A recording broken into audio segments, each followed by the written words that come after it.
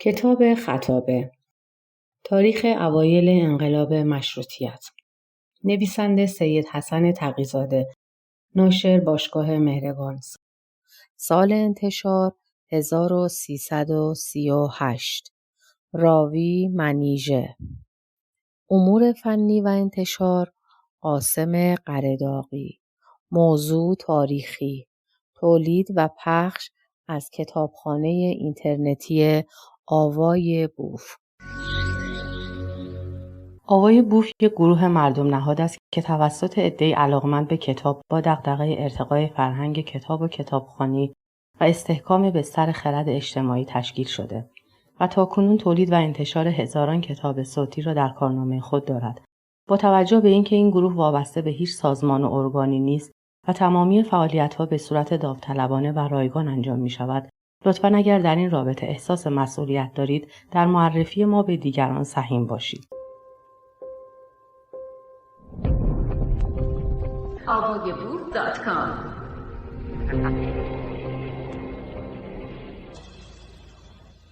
خطابه اول. آقای درخشش به نام این مجمع و ظاهراً از طرف اعضای محترم آن از این جانب تقاضا فرمودند که در اینجا روزی صحبتی بکنم و در واقع منظور ایراد خطابه‌ای بود در یک موضوعی که مورد علاقه آقایان تواند بود. با وجود نهایت میل به اجابت تقاضای ایشان، حقیقت آن است که در انتخاب موضوع خود من حیران بودم و ایشان از راه فرط ادب جبلی انتخاب موضوع را به خود این جانب واگذاشتند. لکن خود این مطلب موجب اشکال شد. من در هیچ موضوع خاصی به جز یکی دو مسئله غیر عادی و شاذ راجع به بعضی امور تاریخ قدیم ایران یا قسمتی از تاریخ اسلام مطالعه وافی و کافی ندارم و در هیچ رشته از رشته‌های معرفت مایه‌ای نداشته و تهیدستم. لذا مطالبی با اهمیت یا دلکش که مستمعان را به کار آید و حاضرین آن را بهتر از بنده ندانند نداشتم و نتوانستم چیزی پیدا کنم که اهل علم و ادب که این مجمع را تشکیل دادند بدان علاقه پیدا کنند. عاقبت مثل موارد متعدد دیگری نظیر این مورد فکر پیشنهاد کننده محترم با استفاده از کهولت و شیخوخت من منتقل شده و از من خواستند که از مشهودات و سرگذشت خود مخصوصاً آنچه را که در تاریخ انقلاب ایران شخصاً شاهد بودم مجملی سخن گویم. من این پیشنهاد را پذیرفتم زیرا که سه علت مهم و نادرالوجود مؤید انتخاب این موضوع توانستی بشود. یکی حافظه من که موهبتی الهی در حق من است و البته شایسته شکر من است و مخصوصاً در نقل وقایع از خلط و اشتباه تا حدی مصونم. دوم تقید افراطی است که بر رعایت حقیقت و بی‌طرفی به حد کمال و بی‌غرضی و احتراز کامل از مبالغه دارم و آنچه بگویم مطلقاً آفاقی و ابجکتیو است و رخنه‌ای از جنبه‌های انفسی یا سابجکتیو در آن نیست. سوم بیخبری نسل کنونی از بسیاری از مطالب تاریخی عهد گذشته حتی نیم قرن قبل و استیلای فراموشی بر قسمتی از تاریخ معاصر ایران. به این جهت من پیشنهاد صحبت از تاریخ مشروطیت و مخصوصا مراحل بدوی آن را که مقرون به افتخاراتی نیز برای ملت ما بود پذیرفتیم. برای سخن گفتن از تاریخ مشروطیت در ایران و توضیح کامل مطلب و تقریب موضوع به اذهان شاید مناسب و حتی مقتضی باشد از تاریخ و سابقه این لفظ و این شکل حکومت و شاید هم از تاریخ خود حکومت در میان نوع بشر مختصری به طور اجمال بیان شود. این عطف نظر به سابقه و ریشه هر مطلبی حالا در بین محققین خیلی مرسوم شده و به انگلیسی آن را بک‌گراند گویند، یعنی زمینه قبلی یا مقدمه هر امر یا تاریخ واقعی قبل از خط بدایت معروف و مشهور و آشکار آنکه میتوان آن را در اصطلاح خودمان فجر یا ظهورات قبل از طلوع نامید. البته مشروطیت نوعی از انواع حکومت است و ابتدای حکومت در نوع بشر پس از آنکه عائله به وجود آمده و تجمع انسانها در یک حوزه آغاز شده است، بنابر بعضی فرضیه‌ها در مراحل ابتدایی در بعضی نواحی حکومت مادر بود در خانواده که به فرنگی به آن ماتریارکیت گفتند مرحله بعدی خصوصا پس از افزایش عده افراد اجتماع حکومت پدران بوده که آثار مثبوت آن در داستان‌های بنی اسرائیل و شاید بنی اسماء بطون عرب قدیم مثل بنو قحطان و بنو عدنان و غیره باقی مانده است. کم کم اجتماعات به نسب بزرگتری به وجود آمد و مساکن جمعی عده معتد به یک در ناحیه پیدا شد که یک طایفه یا قبیله و عشیره و به اصطلاح فرنگی کلان را تشکیل می‌دادند و کمال این مرحله بیشتر در دوره سنگ صیقلی یا نئولیت پس از اهلی کردن بعضی از حیوانات و اشتغال به زراعت و صنعت ساختن ظروف سفالین و آلات سنگی ظریف‌تر با بناء مساکن بود که آغاز تمدن باید نامید و این تمدن ابتدایی بیشتر و بدبن در سواحل رودخانه‌های بزرگ ظهور یافته است و مخصوصاً در دره نیل و سواحل فرات و دجله و شط العرب و سواحل شرقی چین و سواحل غربی امریکای جنوبی و مرکزی و همچنین در سند وجود داشته است. در این ادوار مراحل ابتدایی و اولی زبان و وسایل تفاهم و احساسات و تفکرات دینی نیز شروع به حدوث و انبساط کرده است. به اقتضای به وجود آمدن این اجتماعات انسانی، فکر تشکیلات اجتماعی و نظم و امنیت و همچنین پرستش و ستایش و تأسیس معابد و ترتیب عبادت اجتماعی و سپردن سرپرستی نظم مدنی و امور روحانی و اشخاص یا طبقاتی از جماعت پیدا شده و افرادی به زور بازو و یا به ادعای ارتباط با ارواح علوی بر جمع تسلط پیدا کردند. در بین بعضی اقوام رؤسای متنفذ پرزور حکمران حوزه خود می شوند که همین سنت منتهی به امارت و سلطنت می شود و در بعضی دیگر مانند بابل و شاید یمن نخست دوره حکومت کاهنان برقرار بود و بعدها امارت و سلطنت پیدا می شود. تمام تاریخ بشر بین اجتماعات مختلف عالم قدرت مطلقه و حکومت بازورمندان بوده و شدت و یا کمی ستمکاری و بی‌عدالتی فقط بسته به فطرت حکمران بوده و افراط طمع و شهوات یا خداپرستی آنان در سرنوشت مردم تأثیر داشت. حکومت‌ها همه استبدادی بود و اگر گاهی امیری عادل ظهور می‌کرد، آن عدالت نیز بسته به دلخواه و سلیقه او بود، نه از عدم قدرت بر ظلم و مقاومت مظلومی. البته در اسلام در عهد خلفای راشدین افکار عامه مسلمین دخالت و تأثیر معتد در روش امرا داشته و داستان بیانات عمر بن الخطاب در موقع جلوس به مسند خلافت معروف است که گفت این امر را به من تفویض کردید و من بهترین شما نیستم و اگر در روش من کجی دیدید آن را راست کنید. و عربی بلند شد و شمشیر از نیام کشید و گفت اگر ما در تو انحرافی دیدیم آن را با شمشیرهای خود راست می کنیم. و عمر گفت شکر می کنم خدای تعالی را که در امت محمد هستند کسانی که انحراف عمر را با شمشیر راست می کنند. در تاریخ قرون اولی و قرون وسطی جز از حکومت استبدادی چیزی وجود نداشته مگر در بعضی ادوار در یونان و روم، یعنی در قرن 5 قبل از میلاد مسیح و بلافاصله بعد از آن. دانایان گفته و نوشته‌اند که دموکراسی یا حکومت ملی نتیجه و مال آن است که بر حسب نمو و انبساط معرفت و رشد انسانی مستمرا و دائما مجاهدت برای وسعت دادن به مبانی قدرت سیاسی در مملکت دوام داشته است و به این سبب تاریخ دموکراسی تاریخ تمدن بشری است و به مرور زمان با تکامل تمدن معنوی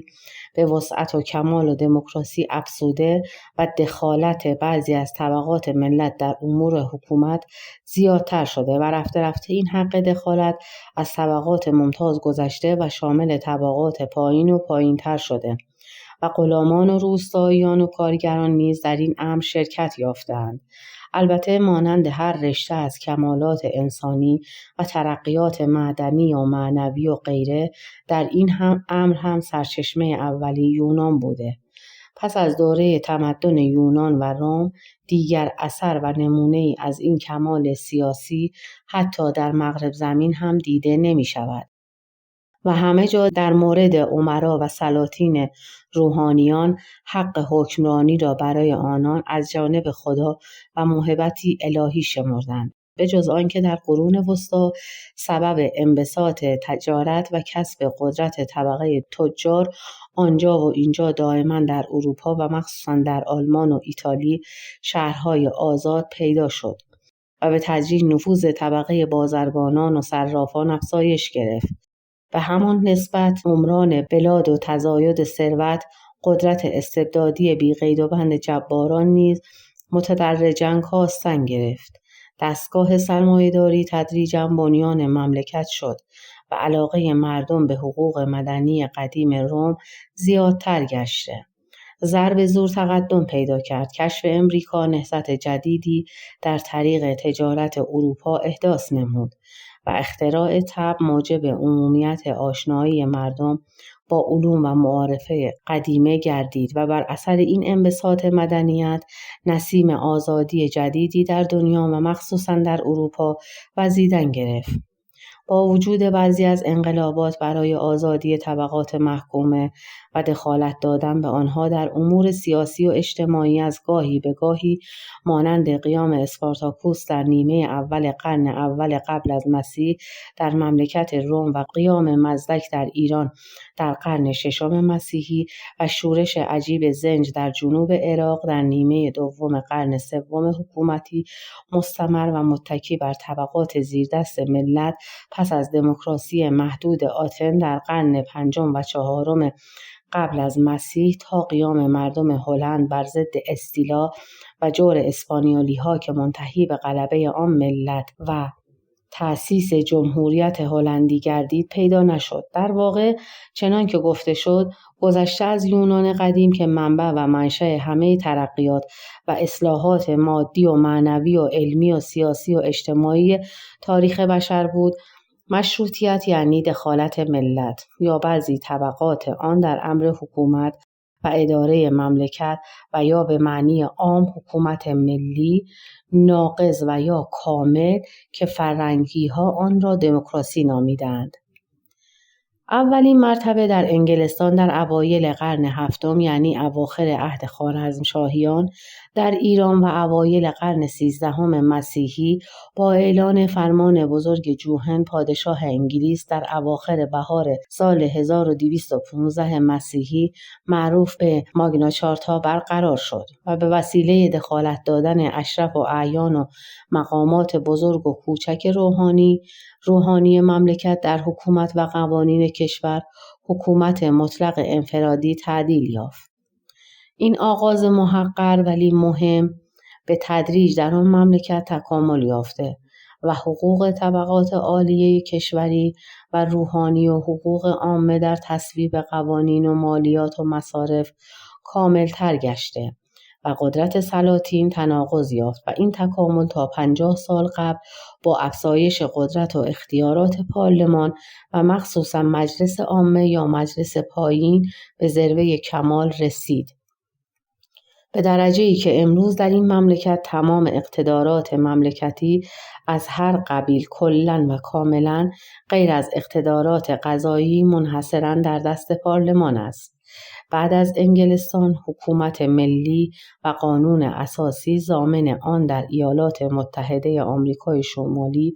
به وجود آمد و آن در اولین سال قرن 13 بود که مطابق سال 1787 مسیحی باشد. قبل از این تاریخ یکی از سیاسیون نامدار انگلیسی به اسم لارد چسترفیلد که 14 سال پیش از به وجود آمدن آن قانون اساسی آمریکایی مرد، گفته است که انگلیس تنها مملکت پادشاهی است در عالم که میتوان به حقیقت گفت صاحب یک قانون اساسی یعنی مشروطیت است. مفسرین انگلیسی قول او را چنین معنی کردند که در همه ممالک به جز انگلستان در آن زمان حکمران یا سلطان بالاتر از قانون بود و به همین جهت انقلاب کبیر فرانسه در سالهای اول قرن 13 یا به طور تحقیق در سال 1203 به عمل آمد و بر اثر آن به تدریج در ممالک دیگر اروپا و مخصوصاً انقلاب آلمان و غیره در سال 1264 یا 1848 مسیحی اساس حکومت ملی را در اروپا برقرار ساخت و پیشرفت این نهضت‌ها و افکار کم کم به ممالک شرق هم رسید. ولی البته با بطو و مواجه شدن با مقاومت‌های گوناگون. گمان نمی رود نه در موقع انقلاب فرانسه و حتی نه در موقع انقلاب آلمان خبری از این احوال و نهضت‌ها به ایران رسیده بوده است و حدس خیالی یکی از نویسندگان روسی معاصر که بین انقلاب مشروطیت در آلمان و ظهور باب و نهضت بابیه در ایران ارتباطی قائل شده ظاهراً اساسی ندارد. به طور کلی انقلاب سیاسی انگلیس در سال 1642 و 1688 مسیحی و قیام استقلال طلبی آمریکا و تأسیس حکومت ملی مبنی بر اساس آزادی در سال 1776 مسیحی و انقلاب فرانسه در سنه 1789 مسیحی و انقلابات سالهای 1830 و 1848 مسیحی در اروپا شالوده حکومت ملی را برقرار ساخت. قبل از انقلاب بزرگ فرانسه در آن مملکت نه از آزادی سیاسی و نه از مساوات اجتماعی خبر و اثری نبود، ولی یک نهضت فکری و فلسفی عظیمی در کار نضج و تکامل بود و نوشته‌های نویسندگان بزرگ آن ملت مانند روسو، ولتر و مونتسکیو تأثیر بزرگی در افکار عامه نموده و مبارزه شدید نیرومندی بر ضد استبداد جسمانی و روحانی، یعنی حکمرانان و روحانیان کاتولیک برپا ساخته بود که انقلاب تا حدی نتیجه این انتباه عمومی بود و مرام عمده سیاسی آن کسب حقوق برای طبقات پایین عامه بود که کامیابی حاصل شد. در قرن گذشته که انقلاب فرانسه در سال سوم آن واقع شد، آثار تحولات مدنی و سیاسی اروپا به تدریج و البته با نهایت بطو و تدریج به ممالک شرق نیز نفوذ کرد و تمدن معنوی ممالک مغرب زمین همقدم با ترقیات مادی آن سامان به تدریج و تأنی به سوی مشرق اسلامی رخنه کرد و بعضی آثار آن مدنیت ابتدا در مملکت عثمانی از عهد سلطان محمود در نیمه اول قرن 13 مشهود گردید. در آن مملکت که مرکز خلافت اسلامی هم بود، عناصر مخالف تجدد از علمای روحانی و قشون چریک معروف به ینیچری به شدت مانع هر نوع افکار و اصلاحات جدید بوده و آنها را بدعت و تشبه به کفار می شمردند تا عاقبت در 20 ذوالقعده در سال 1241 ریشه آن قشون چریک که قرنها در آنجا تسلط داشته و سلاطین را مقهور خود ساخته بودند کند و برانداخته شد و سلطان نظام جدید را برقرار نمود و قشون را به اصول اروپایی تنظیم نمود. این اقدامات بی‌شباهت به ایجاد نظام جدید در ایران از طرف عباس میرزا نایب السلطنه قاجار نبود. اعتصاب و انقلاب سوخته‌ها یا سوفته‌ها و خط شریف گلخانه و تنظیمات خیریه در عهد سلطان مجید در 25 شعبان 1255 که به موجب آن فرمان برقرار شد و تأسیس مدارس عسکریه و رشدیه و ملکیه و انبساط متوالی و تدریجی این کارها منتهی شد. به اصلاحات مدحت پاشا که شباهت زیادی به میرزا تقی‌خان امیر نظام دارد و عاقبت منتهی به مشروطیت شد. گفته شده که کلمه مشروطیت از لغت شارت فرنگی به معنی فرمان و قرارداد اخذ شده و در مشرق زمین هم لفظ مشروطیت و هم اصطلاح قانون اساسی و هم خود شکل حکومت معروف به این اسم به ایران از مملکت عثمانی آمد و از آنجا اقتباس شده است و چنان که شاید آقایان می‌دانند بر اثر انتشار افکار جدید و مغربی در آن مملکت، پیشروان سیاسی متجدد و آشنا به اوضاع اروپا که در رأس آنها رجل بزرگ مشرق زمین مدحت پاشا و اعوان بلافصل او مانند نابغه عثمانی، نامق کمال، شاعر بزرگ و ضیا پاشا و احمد مدحت و سایر آزادی طلبان که تحت تأثیر تبلیغات جمعیت سری عثمانیان جوان درآمده بودند، عزم تأسیس حکومت مشروطه نموده و به علت عدم رضایت از سلطان عبدالعزیز که پس از مرگ وزرا و رجال دانا و بزرگ عثمانی عالی پاشا و فؤاد پاشا بر استبداد خود افزوده و اشخاص خیرخواه مملکت را بی محاکمه تبعید می‌کرد، به حکم فتوایی که از مقامات عالی روحانی گرفتند، سلطان را در سال 1293 خلع نموده و برادرش سلطان مراد را که ولیعهد بود به جای او نشاندند. سلطان مراد هم پس از چند ماه سلطنت اختلال مشاعر پیدا کرده و باز خلع شد و سلطان عبدالحمید ثانی جای او را گرفت و به زودی در 6 از ذی‌حجه 1293 قانون اساسی را که به دست مدحت پاشا صدر اعظم تهیه شده بود اعلان کرد و حکومت مملکت عثمانی سلطنت مشروطه شد. اگرچه این مشروطیت دوام نکرده و عبدالحمید که سرمشق بسیار ظالم و بدجنس محمد علی شاه قاجار بود، مجددا حکومت استبدادی را از بدترین نوع آن در این مملکت برقرار نموده و قریب 32 سال به آن روش حکمرانی کرد. این مشروطیت اولی که نخستین حکومت ملی در مشرق بود، در اذهان مسلمین عدالت دوست و آزادیخواه مشرق به یاد ماند و چون تأسیسات مدنی جدید و مغربی و اصلاحات سیاسی و کشوری و لشکری در سیر از ممالک اروپا به سوی ممالک اسلامی مشرق نخست به ممالک عثمانی و مصر وارد شد و نفوذ کرد و از آنجا به تدریج به سایر ممالک اسلامی و از آن جمله به ایران راه یافته است. طبعا در نهضت اصلاح و تجدد سیاسی و نهضت آزادی طلبی و تغییر شکل حکومت و تأسیس عدالت و حکومت ملی نیست که از اوایل قرن 14 به تدریج در ایران به ظهور آمد، مملکت عثمانی تا حدی سرمشق بود. البته سیر افکار انقلابی علمی و مدنی و اجتماعی و سیاسی مغرب زمین به سوی ممالک اسلامی مشرق قطعی بود و به مقتضای موقع جغرافیایی نخست به عثمانی و مصر نفوذ کرد و بعضی رفت و آمدهای اروپاییان به ایران تأثیر مدنی که امروز به آن مغربی شدن گفته می شود نداده است. مخصوصاً روابط ایران با ملل و دول اروپایی قبل از عهد فتحعلی شاه قاجار ظاهراً دارای هیچ گونه تأثیر مدنی و فکری در ایران نبوده است.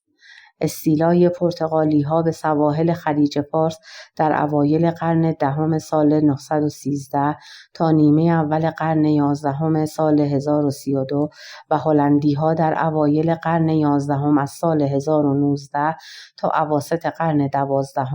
و مراودات آنها منشأ چنان تأثیرات و نتایجی نبوده و البته استیلای انگلیس‌ها به هندوستان از اواخر قرن 12 به این طرف و پیشرفت روس‌ها در شمال کوههای قفقاز و سواحل دریای سیاه و جنگل‌های آن با عثمانی‌ها مانند امواجی که از دور مشاهده شود در ایران، یعنی در محافل هیئت حاکمه، به کلی خالی از اثر نبوده است. سیاست پرتغالی‌ها در ایران و خاصه در خلیج فارس با خشونت و متجاوزانه بوده است، ولی روش هلندی‌ها عاقلانه و هم با قدرت بیشتر و هم با دوام بوده و معامله آنها نسبتاً عادلانه بوده و نشانه آن امتیازات و حقوقی است که آن دولت در خاک خودش به موجب فرمان مورخه 2 رجب 1040 به اتباع ایران داده است که آن امتیازات کاپیتولاسیون نامیده می شود.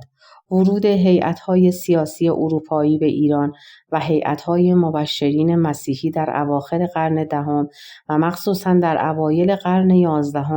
و همچنین چند نفر از سیاحان اروپایی معروف و دانا مانند شاردن و دیگران و استقرار بعضی از آن هیئت‌ها در اصفهان در عهد صفویه و فعالیت‌های مدنی معتاد در آنجا در دربار صفویان بی اثر نبود، ولی تأثیری در حوزه عامه نداشت. هیئت‌های سیاسی نیز از طرف دول مختلف فرنگستان بیشتر به قصد استفاده از نزاع و خصومت ایران با عثمانی‌ها به این مملکت آمدند و در آن میان آمدن برادران شرلی انگلیسی در حدود سال 1007 با 26 نفر از یارانش و دخول آنها در خدمت پادشاه ایران و کمک آنها در تنظیم قشون ایران و در استقرار روابط سیاسی ایران با دول اروپا خود داستان مفصل و دلکشی دارد. مبشرین کاتولیک مسیحی هم پی در پی به اصفهان آمده و تشکیلاتی برقرار کردند. از آن جمله میسیون اوگوستین‌های پرتغالی در سال 1007 مسیحی از گوا مستملکه پرتغالی‌ها در هند و پس از آنها کرملی‌های اصلاح شده در سال 1016 و بعد فرقه کاپوسین‌های فرانسه در سال 1038 و فرقه پسوئیین در سال 1064 و کمی بعد از آن دومینیکن‌ها در اصفهان مستقر و مشغول کار شدند. یکی از آثار خیر مدنی کرملی‌های اصلاحی آوردن مطبعه سربی و حروف عربی بود و طبع بعضی اوراق در اصفهان که ذکر آن در کتابی برای یاد گرفتن زبان فارسی به نام لغت فرنگیان در 3 زبان لاتینی و فرانسه و فارسی تألیف آنژه دو سنت جوزف از مبشرین و پادریان آن طایفه که در حدود سنه 1081 تألیف کرده و در سنه 1096 چاپ شده آمده است و در آنجا گوید که پدران ما در میدان میر اصفهان به سمه خانه دایر کرده بودند. شرح فعالیت فرقه کرملی در بصره و ایران اخیراً با تفصیل در کتاب قطوری در 2 جلد به انگلیسی به طبع رسیده است. کلمه باسمه برای چاپ از ترکی است که به معنی طبع است و این کلمه حتی در قرن 15 مسیحی در تواریخ روسی در شرح سرکشی ایوان سوم پادشاه روسیه مسکو از اطاعتخان تاتار قزل اردوی قازان یعنی احمدخان پادشاه مغولی مقیم شهر سرای و خروج از باجگذاری به آن دولت که تا آن وقت در تبعیت او بودند آمده است که گوید وقتی که سفیر احمدخان برای مطالبه اخراج مقرر در سال 1475 مسیحی به حضور ایوان رسید وی به قیز آمده باسم خان را زیر پای خود انداخت، یعنی تصویر چاپی او و سفیر را. کشت این مطلب در تاریخ عمومی لاویس به فرانسه جلد 4 صفحه 665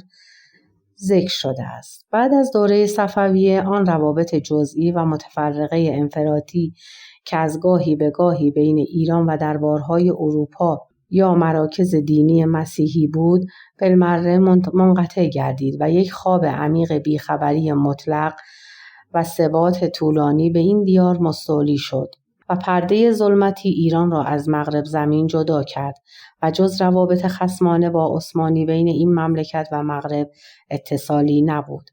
تحولات مدنی و اصلاحات و ترقیات اساسی ممالک اروپا یا مراکز دینی مسیحی بود بالمره منقطع گردید و یک خواب عمیق بیخبری مطلق و ثبات طولانی به این دیار مستولی شد و پرده ظلمتی ایران را از مغرب زمین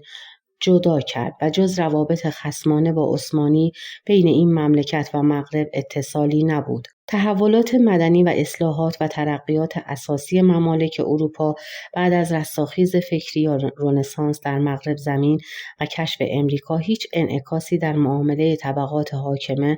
با طبقات رعایا در بلاد مشرق پیدا نکرد و همچنین نه کتب آداب الملوک و سیاست مدرن از حکما و علما مانند فارابی و مسکویه و نظام الملک و نصیرالدین طوسی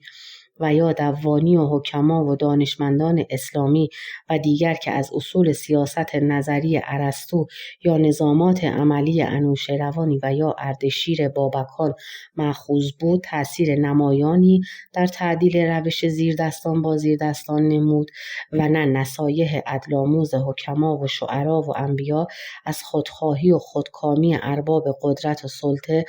به قدر کافی و مطلوب کاست، مگر نادراً و در موارد منفرد اتفاقی مانند تأثیر اسلامی و دینداری و خداترسی در قازان در اوایل قرن 8 و یا حکامی که سیرت خلفای راشدین یا عمر بن عبدالعزیز را سرمشق خود ساخته بودند که بسیار نادر بود. نصایح بسیار دلکش و دلاویز و با جرأت بلکه متحورانه سخنوران بزرگ را که بهتر از آن نتوان تصور کرد می‌خوانیم، ولی اثری حقیقی و باطنی از آنها نمی‌توانیم درک کنیم، جز گاهی خودداری اختیاری تفضلی و ترحمی از تجاوز بر زیردستان. چه بهتر از خطاب سعدی به امرای وقت می‌توان پیدا کرد که می‌گوید: تو کی بشنوی ناله دادخواه، به کیوان برد کله خوابگاه. چنان خسب کآید فغانت به گوش، اگر دادخواهی برآرد خروش. که نالد ز ظالم که در دور توست، که هر جورگو می‌کند جور توست. نه سگ دامن کاروانی درید، که دهقان نادان که سگ پرورید. دلیر آمدی سعدیا در سخن، چو تیغت به دستت فتحی بکن. بگوی آنچه دانی که حق گفته به، نه رشوت ستانی و نه رشوه ده. طمع بند و دفتر ز حکمت بشوی، طمع بگسل و هر چه خواهی بگوی. و بسیاری ابیات دیگر و همچنین کلمات چندین نفر از شعرای دیگر. اتابک ابوبکر سعد که ممدوح سعدی بود، بایستی علاوه بر دوشیدن رعایای فارس برای تمتع کامل خودش آنقدر از دار و ندار سکنه آن ناحیه به جور بستاند و برای ایلخان مغول مالک الرقاب خودش که باجگزار او بود بفرستد که فارس را از شر یغما و چپاول بی‌حساب مغول‌ها در امان نگه دارد. و مصداق شعر سعدی واقع شود که گوید: سکندر ز دیوار رویین و سنگ، بکرد از جهان راه یأجوج تنگ. تو را سد یأجوج کفر از ز راست، نه رویین چو دیوار اسکندر است. یکی از داناترین رجال ایران میرزا ملکم خان در قریب 70 سال قبل یا بیشتر نوشته است: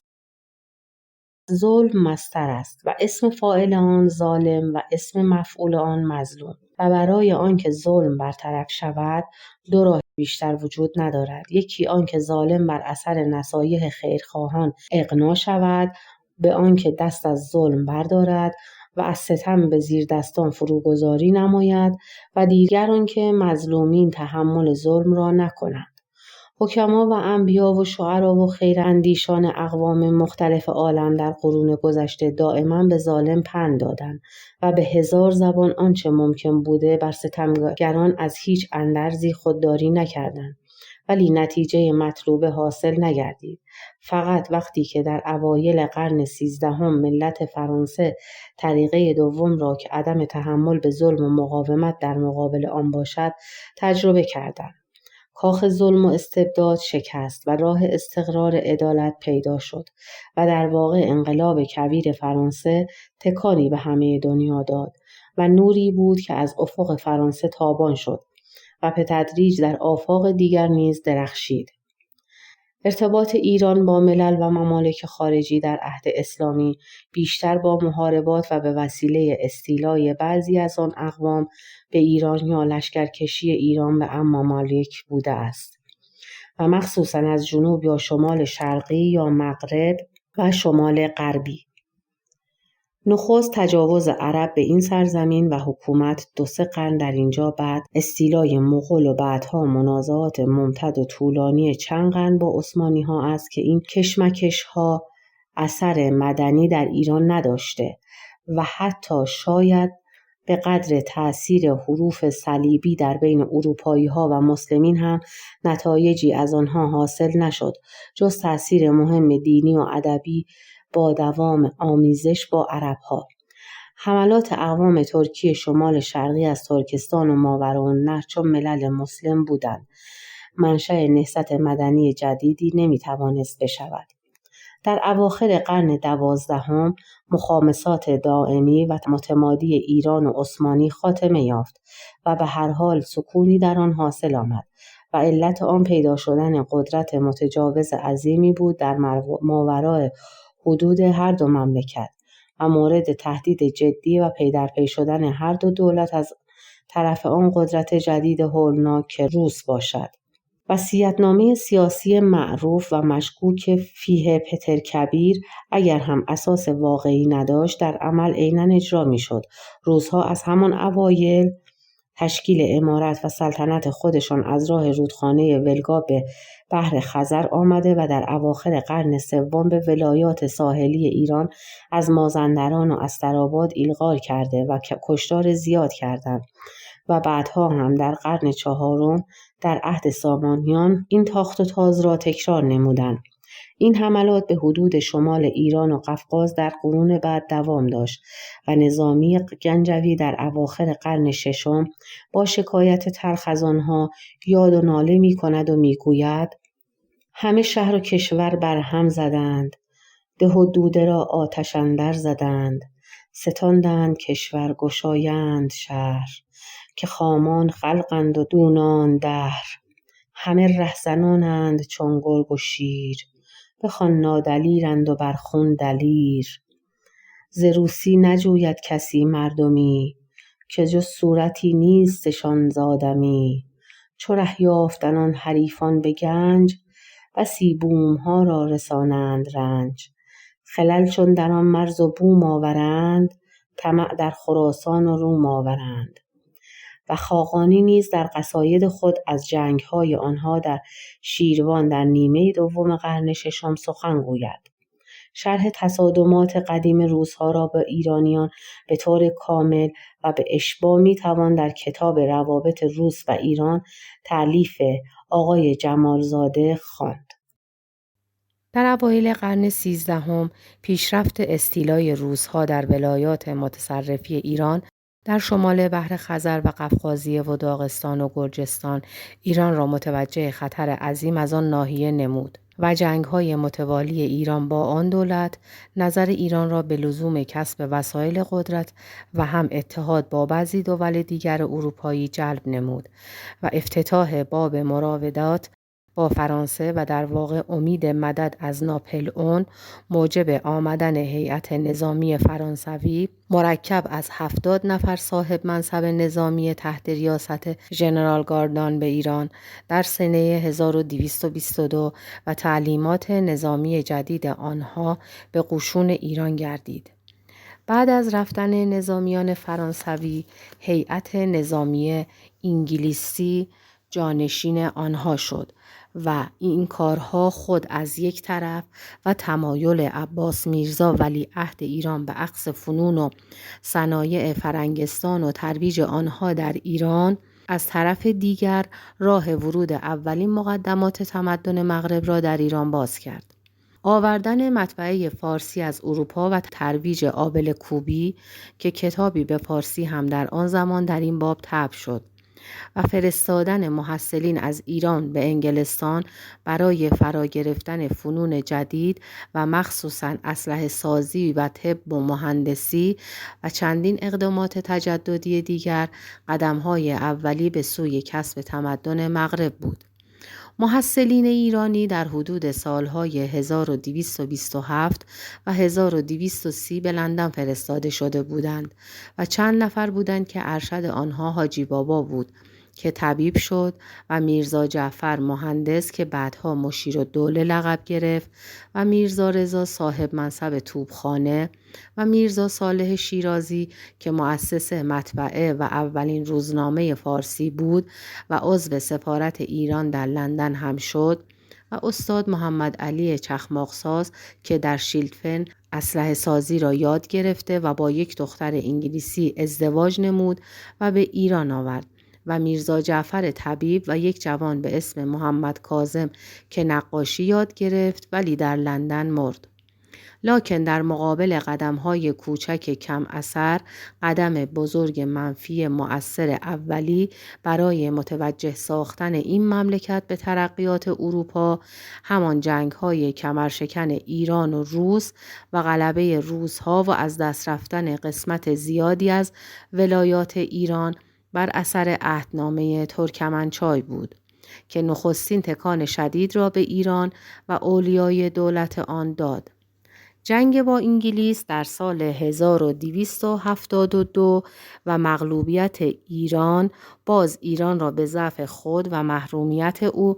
از وسایل مبارزات جدید متوجه ساخت. البته تاریخ مشروطیت ایران باید با مقدمات آن شروع شود. اگر مقدمه بلافصل آن با نهضت انقلاب ربع اول قرن 14 آغاز می شود، مقدمات ابتدایی انتباه ملی تدریجی و نفوذ تمدن اروپایی در ایران را که زمینه را برای تحول مدنی عصری مهیا نمود، در واقع از اوایل قرن 13 به این طرف باید جست. در دوره سلطنت زندیه و اوایل قاجاریه ایران تماسی با اروپا پیدا نکرد و چنان که گفته شد مراودات متفرقه هیئت‌های سفارتی دول اروپا و سیاحان فرنگی و مبشرین مذهبی مسیحی و یا دستاندازی‌های شرکت‌های تجارتی پرتغالی‌ها و هلندی‌ها و فرانسوی‌ها و انگلیس‌ها در خلیج فارس و غیره در قرن 11 و 12 نتیجه ارتباط مدنی نداشت و فقط نفوذ متزاید و متصاعد اروپاییان از دهه دوم قرن 13 آغاز شده و به تدریج و به طور بطیئی تأثیر در رشته‌های مختلف شؤون مملکتی حاصل کرده است. این تأثیرات را می توان بر دو نوع دانست. یکی تأثیرات منفی و به وسیله عوامل منفی و دیگر تأثیرات و عوامل مثبت و البته بعضی از انفعالات قوی و تکان دهنده بود و بعضی دیگر منشأ حرکت‌هایی با پله‌هایی کوچک و قدم‌های کم نمایان بود. عوامل منفی با الحاق گرجستان به روسیه در سنه 1212 و پیشرفت تدریجی روس در ماوراء حدود شمال ایران شروع شد و بعد جنگ‌های روس و ایران در نیمه اول قرن 13 و مغلوبیت ایران و از دست دادن بسیاری از ولایات خود به وسیله عهدنامه گلستان در سال 1227 و ترکمنچای در سال 1242 تکان عظیمی به ایران داده است. دولت ایران به طور واضح متوجه ضعف خود در مقابل قوای اروپاییان و محرومیت خود از وسایل قدرت و تمدن و ترقی گردید. چنانکه گفته شد بعدها در نتیجه جنگ با انگلیس در سنه 1272 و صلح سنه 1273 این انتباه و احساس زبونی بیشتر شد. تجاوزات نظامی روس بعدها با تصرف آشوراده و تسخیر بخارا و خیوه و مرو و خوقند و ولایات ترکستان تا حدود خراسان و عهدنامه رسمی تفویض آن ولایات اخیر به روس در سنه 1298 و تجاوزات بسیار کمرشکن پی در پی روس به حقوق ایران و سلب حاکمیت آن با فشارهای فوق‌العاده پایمال کن و امتیازات بیشمار معدوم کننده رمق ایران را نزدیک به فنا رسانیده بود. این سلسله تضییقات که روز به روز افزایش گرفت و خود داستان بسیار مفصلی دارد، البته موجب تأثیر شدید روحی در ملت ایران می شد و مملکت خود را به رأی العین رو به فنا و انقراض می دیدند. همسایه دیگر ایران یعنی انگلیس نیز همین نوع تضییقات را تا حدی نسبت به ایران داشت. چون شرح تفصیلی تمام این زجرها و فشارها بسیار طولانی می شود و فصول آنها را می توان در کتاب بسیار مفید ویلهلم لیتن آلمانی که جامع همه مداخلات امتیازات خارجی در ایران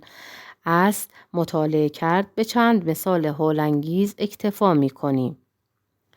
یکی از بدترین کل صدمات وارد کاپیتولاسیون بود که عهدنامه ترکمنچای برای روس برقرار کرده بود و غالب دول دیگر نیز به حکم دول کاملة الوداد شریک آن حق شده بودند و این ظلم و تجاوز بر حق استقلال ایران در اواخر قرن 13 و اوایل 14 به جایی رسیده بود که حکومت را در ایران ناتوان ساخته بود و بسیاری از اشخاص با نفوذ و با ثروت تحت حمایت خارجی ها در آمده بودند، به حدی که مدیونین به بانک روس هم دارایی خود را در حمایت روس و خارج از تسلط دولت ایران قرار داده بودند، که مثال بارز آن حمایت املاک شعاع السلطنه برادر محمد علی شاه بود در مقابل شستر آمریکایی و مطالبه مالیات و منتهی شدن آن واقعه به قشونکشی روس و تقاضای عزل و اخراج شستر. روس‌ها مانع هر قدم اصلاحی و ترقی مدنی در ایران می شدند و حتی به قول کرزن در کتاب خود، وقتی که دولت ایران در سنه 1291 به خیال تأسیس پست در ایران افتاد و چند نفر از مأمورین اتریشی را استخدام نمود که به ایران آمده و اداره منظمی برای پست دایر کنند، دولت روس آنچه ممکن بود موانع در راه این کار و پیشرفت کار آنها ایجاد کرد و عاقبت وقتی که پست منظم دایر شد و دولت ایران تقاضای الحاق به پست بین المللی نمود که مرکز آن در برن است، دولت روس اقدامات سیاسی به عمل آوردند که این الحاق به عمل نیاید. امتیازات اقتصادی از هر نوع دست و پای ایران را با زنجیرهای سختی بسته و مجال حرکت و تنفس نمیداد و یکی از عجیبترین این امتیازات تعهد اجباری بود که روس‌ها در 27 ربیع الاول 1308 از دولت ایران گرفتند که تا مدت معینی در ایران راه آهنی احداث نشود، یعنی نه امتیازی به خارجی برای ایجاد راه آهن داده شود و نه خود دولت ایران راه آهنی بکشد. و در انقضای مدت تعهد باز همان تعهد را تمدید و تجدید کردند که تا چند سال از دوره مشروطیت را نیز شامل بود. این سختگیری و توهین و تهدید و زورگویی و خشونت‌ها حتی بعد از مشروطیت که به واسطه بی‌پرده واقع شدن آنها بایستی قدری مورد ملاحظه از افکار عامه دنیا و باعث اعتدال شود نیز جریان داشت و در عهد دوره مجلس دوم، یعنی سالهای 1327 تا 1329 بود که سفارت روس در مراسله رسمی به وزارت خارجه ایران به جای عبارت معمول تشریفاتی و با نزاکت که می نوشتند مراسله محترمه آن جناب جلالت المآب واصل انامل احترام و موجب تشکر گردید یا وصول مراسله شریفه را اشعار می دارد، نوشته بود مراسله آن جانب رسید و موجب تحیر و تمسخر گردید. و یک بار هم در جواب مراسله وزیر خارجه در باب مطلبی که نوشته بود، ضمناً این موضوع به شارژدافر ایران در پترزبورگ نیز تلگراف شد که او نیز آنجا مذاکره کند. سفارت روس نوشت تا ببینیم آن یگان دیپلمات دوران چه خواهد کرد. دول اروپایی دیگر نیز در زورگویی در ایران پیرو روس بودند. فرانسه ها امتیاز حق انحصاری حفریات آثار عتیقه را در تمام قلمرو مملکت ایران برای مدتی برای خود گرفته و مانع تحقیقات علمای دیگر دنیا بودند و خودشان هم جز در یک قطعه کوچکی مثلا خوزستان کاری نمی کردند و راه علم را محدود ساخته و امتیاز خود را هم خوابانیده بودند. تاریخ یک قرارداد 17 ذوالقعده 1312 و قرارداد دیگر باز برای همان منظور در جمادی 1315 بود. چند سال بعد در ربیع الثانی 1318 باز آن قرارداد سابق را تمدید کردند، با این تفاوت که در امتیاز اولی دادن قسمتی از حاصل حفریات به ایران شرط شده بود و مدت هم داشت و در امتیازنامه اخیر هیچ حقی برای ایران شرط نشده بود و امتیاز را بقیه الالعبد و بدون مدت گرفته بودند. نظایر این تجاوزات شدید و فوق‌العاده و سختگیری‌ها زیاد و متعدد است و شمردن آنها پایان ندارد. از زمان عهدنامه ترکمانچای تا اواخر قرن 13 با وجود تسلط و فشار فوق‌العاده روس تا حدی دربار و دولت ایران رعایت موازنه را بین دو همسایه زورمند خود می کرد. لکن به تدریج میزان قهاریت و سلطه سیاسی روس و زبون ساختنش حکومت مرکزی ایران را خیلی بالا گرفت و دایره پیشرفت اقتصادی و تجارتی روس در ایران به تدریج رو به جنوب جلوتر رفت تا جایی که بنابر مشاهده شخصی خود من حتی در اوایل قرن کنونی مال التجاره فرنگی در بازار تبریز با امتعه شبیه روسی مقابله می کرد و بلکه جلوتر بود. لکن پس از مجاهدات مستمر و متوالی روسیه برای بسط روزافزون تجارت خود، مخصوصاً پس از تأسیس بانک استقراضی روس در ایران در سال 1316 و 2 فقره قرض سالهای 1317 و 20 با شرایط سیاسی و مالی بسیار سنگین و عقد عهدنامه جدید گمرکی سری بین روس و ایران در سنه 1319 کفه استیلای اقتصادی و تجارتی روسی خیلی سنگین شد و در آغاز انقلاب ایران بیش از 160 و حتی 164 تجارت ایران با روسیه بود و بدین طریق کار اسیر کردن و زنجیربند کامل نمودن ایران بر طبق نقشه منظم طویل المدت و به اصطلاح فرنگی سیستماتیک و قدم به قدم روزافزون پیش می رفت و بی‌شباهت به اظهار سفیر مقیم روس در بخارا در اواخر قرن گذشته در مصاحبه با یکی از رجال سیاسی نبود که می گفت ما در اینجا مشغول فصل تدریجی بخارا هستیم و کم کم و مرتباً خون او را می گیریم تا کاملا تمام شود. در جهت سیاسی هم مظفرالدین شاه و صدر اعظم او امین‌السلطان کاملا تابع و منقاد روس بودند و دومی مخصوصاً از تاریخ 12 رجب 1309 رسما سرسپرده سیاست روس شد و خود به سفارت روس رفته قول اطاعت و انقیاد مطلق نسبت به تقاضاها و تمایلات آنها داد. وی قبلا ارتباط زیاد و خاصی با انگلیس ها داشت و شاید به همین جهت در ملاقات با سفیر روس گفت من میدانم که هرچه من بگویم از قول و عهد و دوستی با شما شاید باور نکنید ولی عمل به شما ثابت خواهد کرد. این شهر را دکتر فوریه طبیب فرانسوی ناصرالدین شاه که خیلی دشمن انگلیس هم بود در کتاب خود تحت تاریخ فوق با خوشحالی خود ثبت کرده است.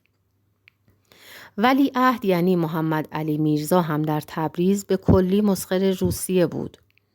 این شاهزاده روز به روز تحت نفوذ کامل آنها درآمد و معلمی برای یاد گرفتن زبان روسی برای خودش از روسیه خواست که یکی از اعضای وزارت خارجه روس برای این کار انتخاب شد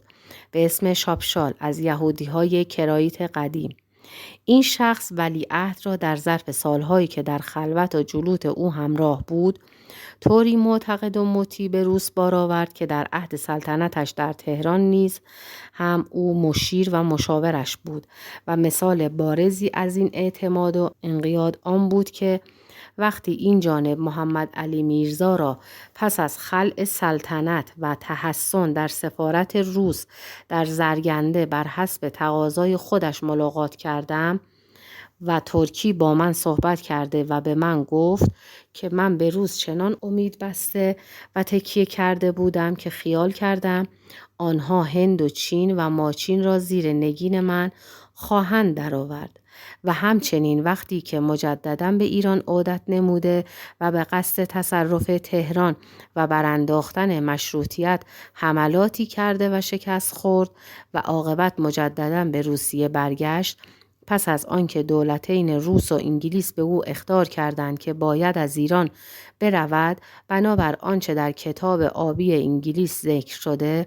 وی در موقعی که کنسول روس در استراباد این پیام قطعی را به او داد، بر حسب گزارش کنسول پترزبورگ بسیار تکان خورد و گفت که او به همراهی و غمخواری روسیه امیدوار بود و اگر مجدداً تاج و تخت را به دست می آورد، در اعمال و روش خود پیرو خواستها و تقاضای روس می شد و حالا حاضر است اگر امپراتور مایل باشد از ایران حرکت کند و به هر حال منتظر اوامر امپراتور خواهد بود. ذکر این مطالب مستقیما با تاریخ مشروطیت مربوط است که این همه مقدمات منفی انقلاب بود و از ملاحظه آنها دیده می شود که کار مملکت ایران و استقلال آن به کجا و چه حال و زبونی و حقارت و وهن و انحلال و در شرف اسمحلال و انقراض رسیده بود که ملت مسلمان ایران صبرش به پایان رسیده و ماده تعلم و انفعال او منفجر گردید.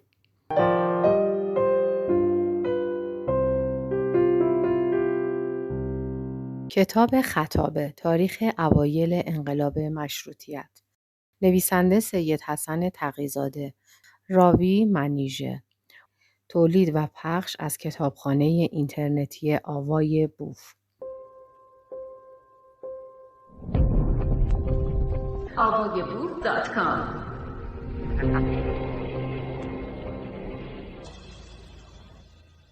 خطابه دوم. البته زجر و فشار و تحقیر به ایران و سلب حقوق او منحصر به روس نبود، بلکه اگرچه قسمت خیلی زیادی از این تعدیات از آن ناحیه بود، دول اروپایی دیگر هم در این گونه تعدیات بی سهم نبودند. محض اشاره به یک سلسله تجاوزات و زیاده روی‌ها و توهینات از طرف دولت همسایه جنوبی ایران نیز به یک مثال اکتفا می‌کنیم. در سفر دوم فرنگستان مظفرالدین شاه، وقتی که وی در جمادی الاولی سنه 1320 به لندن رسید و در یک پذیرایی با حضور پادشاه انگلیس که بعضی رجال مملکت انگلیس هم به شاه معرفی می شدند، یکی از آنها اگر اشتباه نکرده باشم جوزف چمبرلین از رجال قدیمی و درجه اول انگلیس جلو آمد. وقتی که شاه دست به سوی او دراز کرد، وی دست خود را عقب کشید و به شاه گفت: میخواهم نصیحتی به شما بدهم و آن این است که شما با خود عهد کنید که پس از آن که به کشور خودتان برگشتید دیگر دروغ نگویید. مترجم شاه که مرحوم حسین قلی خان نواب بود و روایت کننده به من هم خود او بود، این حرف بی‌ادبانه را برای شاه ترجمه نکرد، ولی پس از عودت به منزل به او گفت: در اواخر عهد مظفرالدین کار بی‌عزتی ایران به جایی رسیده بود که بنابر حکایت دکتر قاضی کردستانی از اهل ساوج بلاغ آذربایجان که شاید بعضی از آقایان او را می شناختند و گویا همین چند سال اخیر وفات کرده و در تهران در عدلیه بود، وقتی یکی از مستشرقین آلمان به نام اسکورمان که متخصص زبان کردی بود به ایران آمده بود، وقتی که به ساوج بلاغ رفته بود و حاکم آنجا او را پیش خود پذیرفته بود، او با لباس ژاکت و غیره رفته بود. در ابتدای کلام خود گفته بود که افتخار دارم عرض کنم که اگر امپراتور آلمان 5000 قشون آلمان به من بدهد، من تمام ایران را تسخیر توانم کرد. این جمله از زبونی خارجی و داخلی ایران و ضعف و مسلوب الحقوق شدن و ذلت و حقارت و ناتوانی و وهن بین المللی از یک طرف و هم بی‌عدالتی داخلی و استبداد و ظلم و پریشانی و آشفتگی و اغتشاش فوق‌العاده اداری و سیاست داخلی از طرف دیگر که عیناً و کاملاً اوضاع آن از هر جهت مانند قرون وسطی و عهد غزنویان یا ایلخانان مغول مانده و هیچ فرقی نکرده بود مگر در قرن اخیر که توپ و تفنگ و ساعت و تلگراف پیدا شده بود. عوامل منفی انقلاب ایران و مقدمات بیداری و کم کم لبریز شدن پیمانه تحمل ملت ایران بود. اما عوامل مثبت انتباه تدریجی گذشته از بعضی قدم‌های ابتدایی که عباس میرزا نایب السلطنه در اخذ بعضی فنون و آداب اروپا مانند تأسیس بعضی کارخانجات و فرستادن چند نفر محصل برای تحصیل در انگلستان که ذکرش گذشت و دایر کردن مطبعه و آبل کوبی و تنظیم قشون به اصول جدید مغربی و مراوده با فرنگی ها و پذیرفتن سفرای فرنگی در ایران و فرستادن سفرا به فرنگستان برداشت و تأثیر هیئت‌های معلمین نظامی فرانسوی و انگلیسی در قشون ایران بزرگترین همه اقدامات و در واقع اولین قدم معتد به همانا تأثیر دارالفنون بود.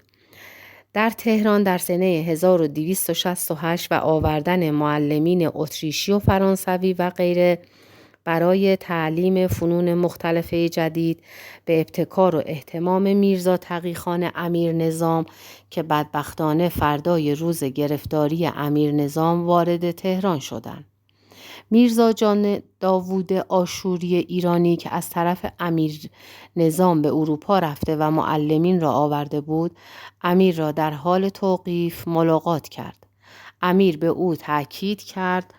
که به معلمین فرنگی دلداری بدهد و نگذارد آنها دلسرد شوند. ولی میرزا آقاخان نوری صدر اعظم جدید بعد جان داوود را احضار نمود و گفت این فرنگی ها را راه بنداز برگردند به مملکت خودشان و آنچه مخارج این کار باشد می دهیم. لکن ناصرالدین شاه موافقت نکرد. این شرح را دکتر بولاک که یکی از معلمین بود در کتاب خود نوشته است. مؤسس این دارالعلم و بعضی اصلاحات مدنی دیگر میرزا تقی‌خان امیر نظام بود. اعزام عده‌ای محصل گویا 42 نفر به فرانسه ظاهراً در اواخر قرن 13 نیز قدم خوبی در راه کسب تمدن بود. اگرچه از آنها بعد از فارغ التحصیل شدن استفاده شایسته نشد و 2 نفر از آنان میرزا محمود خان مشاورالملک که تحصیل علم نجوم کرده بود و احسن الدوله که تحصیل فلاحت کرده بود از اعضای مجلس شورای ملی اول بودند. اولی را بعد از عودت از تحصیل در تلگراف خانه گذاشتند و بعد کنسول ایران در بغداد شد و دومی را در پستخانه گذاشتند. بعدها با تأسیس خطوط تلگرافی در ایران از سال 1280 به این طرف تأثیر زیادی در تمرکز حکومت داشت و در واقع عامل عمده نفوذ و قدرت دولت مرکزی را در کناف مملکت تلگراف و توپ را میتوان شمرد و از اشخاص مؤثر درجه اول در بیداری ایران و پاشیدن تخم نهضت انقلابی میرزا ملکم خان ارمنی اصفهانی پسر میرزا یعقوب خان بود که به عقیده شخص این جانب نوشته های او مؤثرین کتب و مقالات بود. روزنامه قانون او که در لندن طبع میشد و رساله های متعدد بسیار پرمعنی که وی تألیف و نشر میکرد انقلابی در افکار ایرانیان به وجود می آورد. پس از آن کتب حاج میرزا عبدالرحیم نجارزاده طالبوف تبریزی مانند کتاب احمد و مسالک المحسنین و مسائل الحیات و غیره تأثیری به سزا داشت و دایره انتشار آنها بسیار وسیع بود و همچنین سیاحتنامه ابراهیم بیک و غیره و جراید فارسی منتشر در مصر و هند و مخصوصاً ثریا و پرورش و حکمت و حبل المتین و غیره ها هم سهم مغتنمی در روشنی افکار عامه داشتند. آمدن سید جمال الدین معروف به افغانی به ایران در سنه 1304 و مجدداً در سنه 1307 و تبلیغات شفاهی که بر ضد استبداد و لزوم اصلاحات کرد و جمعی را مجذوب نمود نیست تا حدی، ولی نه به درجه‌ای که بعضی اوقات در آن مبالغه شده، اثری در ایران گذاشت. مخصوصاً واقعه راهگذاری امتیاز تنباکو در 16 رجب سنه 1307 به یک شرکت انگلیسی و ایجاد انحصار دخانیات موجب بزرگترین و اولین قیام ملی بر ضد حکومت بود که به قیادت علما همه مردم ایران با اتحاد کامل مقاومت نموده و عاقبت پیش بردند و امتیاز را ملغا کردند. قتل ناصرالدین شاه در سنه 1313 باعث تکانی در افکار گردید. سستی مظفرالدین شاه و حصول اندکی آزادی برای فعالیت اصلاح طلبان از یک طرف و افراط او در اصراف مالیه مملکت و فروختن منابع عایدات مملکت به خارجی ها از طرف دیگر که باعث عدم رضایت مردم شد، تأثیر متحدی در افکار داشت. پس از استقراضات پی در پی از روس و دادن امتیاز متوالی به روس و دول دیگر، ناراحتی فکری و هیجانی باطنی و انتباه سیاسی در تهران قوت گرفت، مخصوصاً شدت استبداد و ظلم و بی‌حسابی اعمال دولت و خود صدر اعظم عین الدوله و جنگ روس و ژاپن و شکست فاحش روسیه که نسبت به ایران بزرگترین قدرت جبار بود و انعکاس عظیم و تکان دهنده‌ای در ایران داشت و بلافاصله انقلاب داخلی روسیه و ایجاد دومای روس آخرین و مؤثرترین عوامل بلافصل در 10 سال ماقبل مشروطیت ایران بود. و نیز تا حدی جنگ انگلیس با 2 جمهوری ترانسوال و اورانج در آفریقای جنوبی در سالهای 1316 تا 1320 و مقاومت بوئرهای هلندی الاصل آن ممالک با قلت عدد در برابر انگلیس تا حدی بی اثر نبود.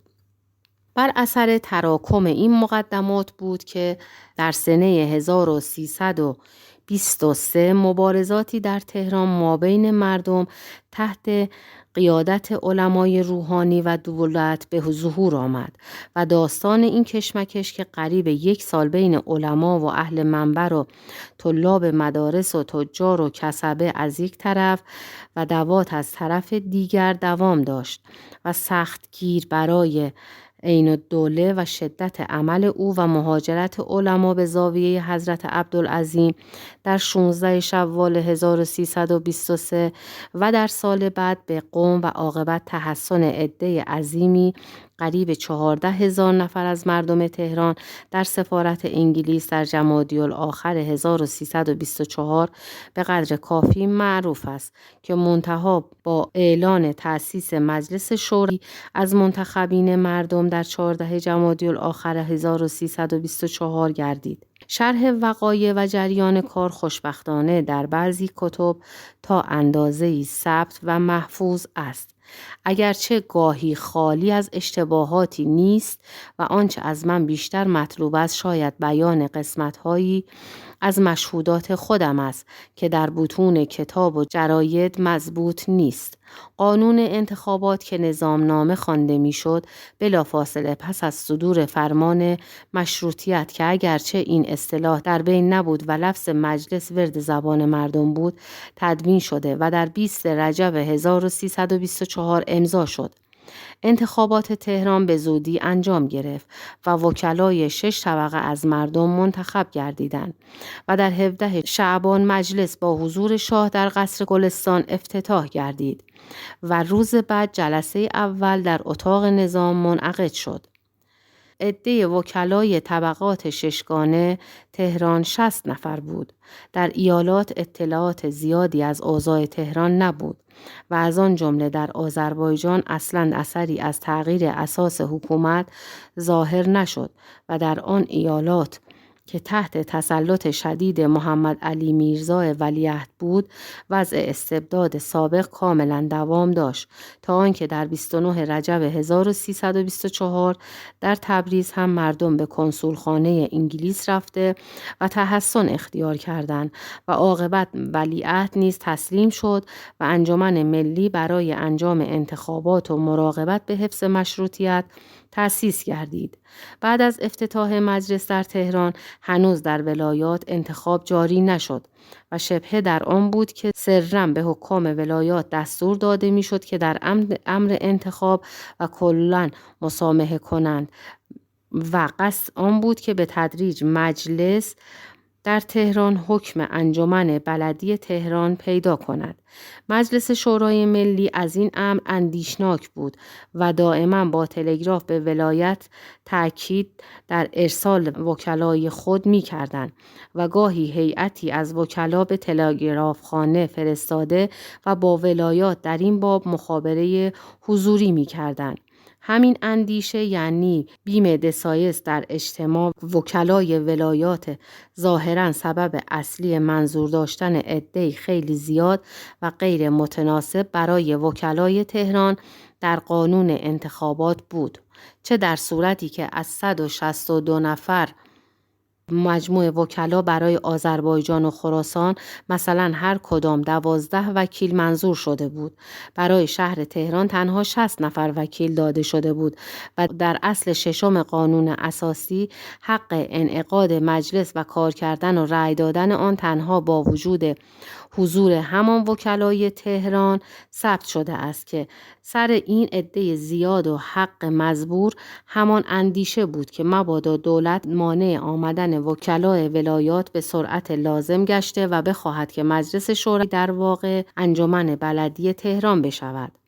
تا 2 ماه بعد از افتتاح مجلس هنوز وکلای ولایات نیامده بودند و گذشته از 1 نفر که بنابر معروف به وسیله تلگراف قوام الملک از شیراز به وکالت فارس تعیین شده و مجلس هم به هر جهتی بود او را قبول کرده بود، فقط از همدان به اهتمام حاکم آنجا ظهیرالدوله وکیلی انتخاب شده و به تهران رسید که وکیل الرعایا بود. وی اولین وکیل ولایتی شمرده می شد. دومین وکیل ولایت من بودم که از تبریز انتخاب شده و در اواسط شوال 1324 وارد مجلس شدم. من قبل از انقلاب به علت یأس از وضع تبریز در ماه رجب از آنجا به سوی تهران حرکت کرده بودم. ولی به علت طول مسافرت در قفقاز و داغستان در روز 3 رمضان وارد رشت و در 10 رمضان به تهران رسیدم و تقریبا هر روز جزو تماشاچیان مجلس بودم که صف به صف پشت صف پایینی وکلا می نشستند تا در یکی از روزهای نیمه شوال به موجب تلگرافی که از تبریز مبنی بر انتخاب من رسید وارد مجلس شدم. چنانکه آقایان می دانند انتخابات صنفی و طبقاتی بود از 6 طبقه و من از طرف تجار تبریز با 51 رأی انتخاب شده بودم. در تهران شور زیادی در مردم بود و دائما مراقب جریان اوضاع و تقویت مجلس بودند. قانون اساسی یعنی 51 اصل اولی تدوین شد ولی به علت رد و بحث زیاد بین مجلس و دربار امضای آن به اتمام نرسید و تا روزهای آخر زندگی مظفرالدین شاه این کار تأخیر یافت تا عاقبت در 14 ذوالقعده امضا شد. در این بین ولیعهد به تهران آمده بود و اندکی بعد در 23 ذوالقعده شاه وفات کرد. چون نسبت به پادشاه تازه سوء ظن مفرطی بین ملت وجود داشت، لذا یک اضطراب و نگرانی و هیجان دائمی هر روز نمایان بود. موضوع استقراض 400,000 لیره از انگلیس و روس که چندی تحت مذاکره بود و توافق بین آنها و دولت ایران حاصل شده بود. در همان اوایل انعقاد مجلس برای تصویب به مجلس تقدیم شد و پس از چند جلسه مباحثات زیاد مجلس آن را رد کرد. تکیهگاه بزرگ مجلس و مایه قوت و قدرت آن علمای بزرگ تهران بود که در رأس آنها آقا سید عبدالله بهبهانی و آقا میر سید محمد طباطبایی و حاج شیخ فضل الله نوری بودند. کم کم انجمنهای ایالتی و ویالتی تأسیس شد که مدافع مجلس بودند.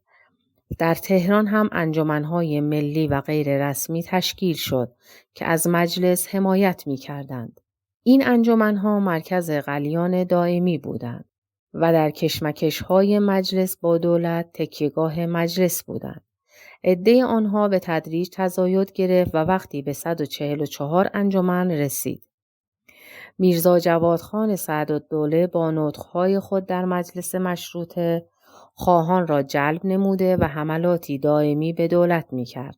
و مخصوصاً کوشش فوق‌العاده در اخراج مأمورین بلژیکی و رئیس آنها میسیونوژ از گمرکات داشت.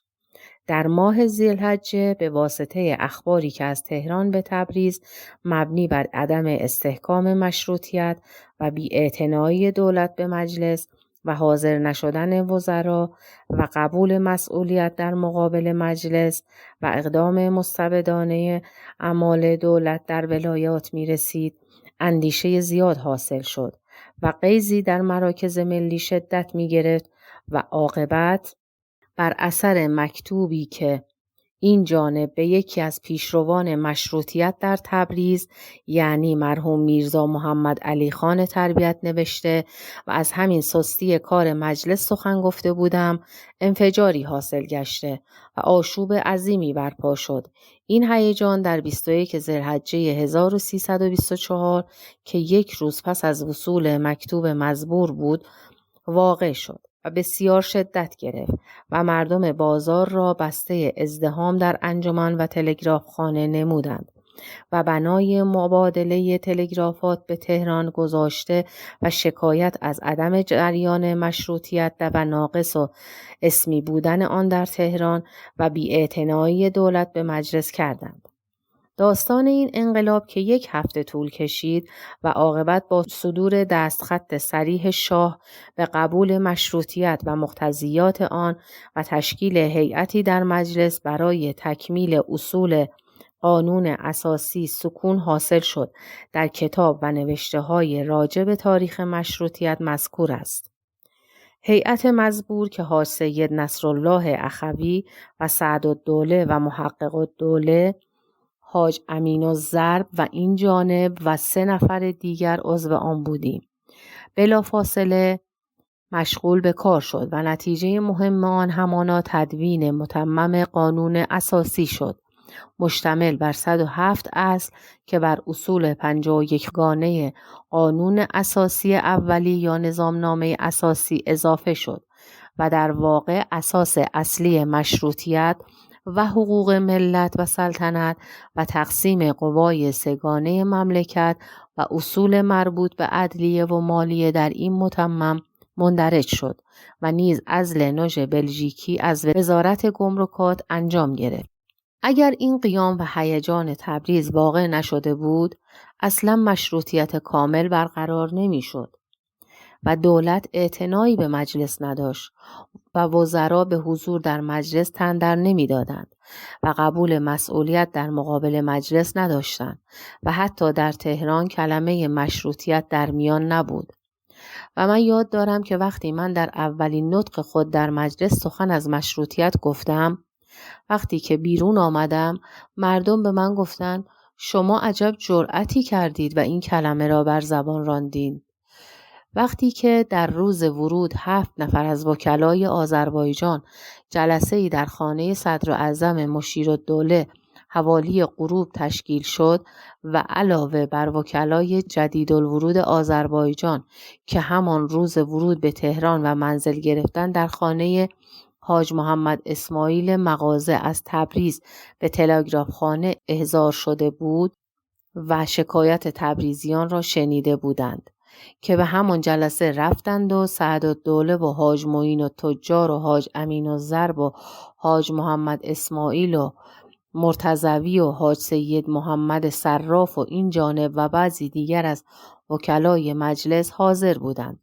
و در مقابل حرف یکی از حاضرین که گفت مگر ما دولت مشروطه نداریم و چرا به مقتضیات مشروطیت عمل نمی شود؟ مشیرالدوله یا همان میرزا نصرالله خان گفت خیر اینجا مشروطه نیست و شاه فقط مجلسی به شما داده که بنشینید و در قوانین مملکتی شور کنید. و این حرف او باعث شدت فوق‌العاده هیجان گردید و در لفظ مشروطه اصرار شد و همانجا حاج سید محمد صراف بلند شد و گفت قربان در دولت خواهی عرض می کنم که اگر امشب این کار اصلاح نشود فردا تهران هم مثل تبریز خواهد شد. مشیرالدوله متغیر شده و گفت نیکی نیست که از دستتان بر نیاید. داستان دوره اول مشروطیت طولانی است و پر از وقایع مهم و انقلابی. جای آرزوست که تاریخ این دوره و همچنین مجلس دوم تا اولتیماتوم روس در سنه 1329 و اخراج شوستر از ایران به دقت و صحت تدوین می شد. من فعلا در این صحبت قادر به حکایت و بیان کامل این تاریخ حتی به تلخیص نیستم و تصور می کنم ادای حق مطلب بر وجه کامل ولو به اختصار لااقل محتاج به 7 الی 10 خطابه 1 ساعتی است که مطالب با حذف حشو و زواید غیر مهم بیان شود و کاش سلسله دروسی در یکی از مدارس مخصوصا برای این قسمت تاریخ برقرار گردد که مطالب صحیح بیان و تدوین شود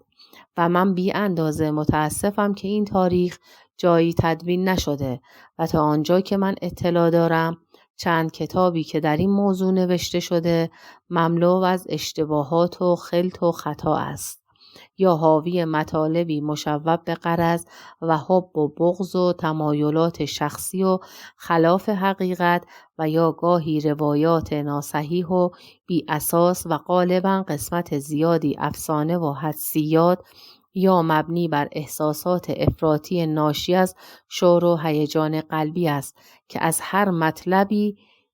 آنچه را که با میل شخصی نویسنده موافق است با مبالغه و بدون تقید به حقیقت درج می کند و بسا اوقات شخص خود نویسنده و خانواده او مرکز دایره جریان امور و مصدر و منشأ غالب وقایع قرار داده می شود و به علاوه عقاید سیاسی و تصورات انفسی خود را دخالت می دهند و به هر حال بدبختانه و هم و ساده لوحی یا مسموعات افسانه آموز در مندرجات آنها غالب است. از نوشته‌های فارسی کتاب تاریخ مشروطیت مرحوم کسروی از حیث ثبت تاریخ روز و ماه و سال وقایع سودمند است، اگرچه با ساده لوحی تاریخ‌ها را به قهقرا بر طبق سال و ماه شمسی معمولی فعلی برگردانیده است، ولی بسیاری از مندرجات آن خلاف حقیقت است و پر از اشتباه و بیان تفصیلی این مطلب موجب اطناب می شود. لکن از مطالبی که خود این جانب شاهد عینی آنها بودم و آنجا به کلی برخلاف حقیقت ثبت شده ممکن نیست متأثر و متأسف نباشم. حتی در باب خود من چیزهایی نوشته که اساس ندارد و یک جا در بخش سوم کتاب صفحه 64 متن تلگرافی را از قول من به انجمن تبریز که به زعم او 1-2 روز قبل از تخریب مجلس اول مخابره شده درج کرده که جای حیرت است و معلوم نیست چه کسی آن را اختراع نموده است. کسروی آن را تلگراف رمز خوانده در صورتی که من در تبریز با کسی رمزی نداشتم و فقط مستشارالدوله مرحوم با ثقة الاسلام و حاج میرزا ابراهیم آقا با بعضی از اعضای انجمن تبریز رمز داشتند و غالباً تلگراف رمز می کردند. البته منظور آن نیست که مطالبی متضمن طعن بر من و بعضی دیگر از آنها که در جریان کار مشروطیت داخل بودند نوشته شده که خردگیری و انتقاد اصلاً هیچ عیبی ندارد و اگر عقایدی در امور اظهار کرده که با عقاید من و دیگران موافق نیست و به تندی آن عقاید را بیان نموده و موجب ایرادی به او نیست و فقط آنچه از جمله‌های اخباریه او مطابق واقع حقیقت نیست موجب تأسف است، بلکه منظور آن است که بعضی از مطالب مطلقاً بی اساس است و نمی‌خواهم وقت آقایان را مشغول بیان صحیح نبودن بعضی مطالب بکنم. و البته باید گفته شود که مرحوم کسروی از حیث فضل و تحقیق شایسته ذکر خیر و قدردانی است. چند کتاب به زبانهای خارجی و بیشتر انگلیسی هم راجع به وقایع عهد مشروطیت ایران موجود است که آنها هم اشتباهات یا مطالب خلاف حقیقت دارند و از آن میان به نظر من کتاب انقلاب ایران تألیف ادوارد براون بهترین همه آن تألیفات است و نیز کتاب آبی انگلیس منتشر در سالهای 1909 تا 1914 مسیحی البته مطابق دقت و صحت است و همچنین شاید تا حدی کتاب نارنجی روس این جمله سخن در این باب یک نتیجه میتواند داشته باشد و آن این است که اگر احیانا با همه انحطاطی که در شوق و علاقه به علم مجرد در ادوار اخیر مشهود است یکی از جوانان یا برنایان پیدا شود که هوس و علاقه‌ای به این امر داشته باشد که تاریخ ادوار اولیه مشروطیت یا به طور کلی تاریخ معاصر ایران را به طور نهایت دقت و صحت و خالی از هر نوع شائبه انحراف و غرض و حدس و قیاس به طور خلاصه به رشته تحریر بکشد و یا رساله اجتهادیه برای خود در این موضوع بنویسد، این جانب حاضرم در این ایام اخیر عمر خودم حقایق تاریخی را با نهایت بی‌طرفی و بی‌غرضی و مطابق عین واقع بدون یک نقطه تعریف بیان و توضیح نموده و با او همکاری کنم بدون انتظار آنکه اسمی از من مطلقاً در ضمن تألیف او برده شود و این کار بلا شک این مزیت فوق‌العاده و استثنایی دارد که من بدون تزکیه نفس توانم گفت که در تقید به حقیقت و دخالت ندادن به هیچ نوع شائبه عقیده شخصی و امیال نفسانی و غرض و طرفگیری به منتهای درجه امکان بشری و غایت القصوای آن برای یک انسان متصور است سائی بوده و اگرچه ادعای آن ندارم که ممتاز و منحصر به فردم، ولی به هر حال مجرد و منزه آزادی حب و بغض و مبالغه و نفوذ و تأثیر اعتقادات اجتماعی و سیاسی و تعصبات دینی هستم و از طرف دیگر حافظه نسبتاً خوب و بلکه بیش از عادی دارم و این دو صفت در مقابل هزاران نقیصه و عیب و جهل مفرط شاید تنها سرمایه من است.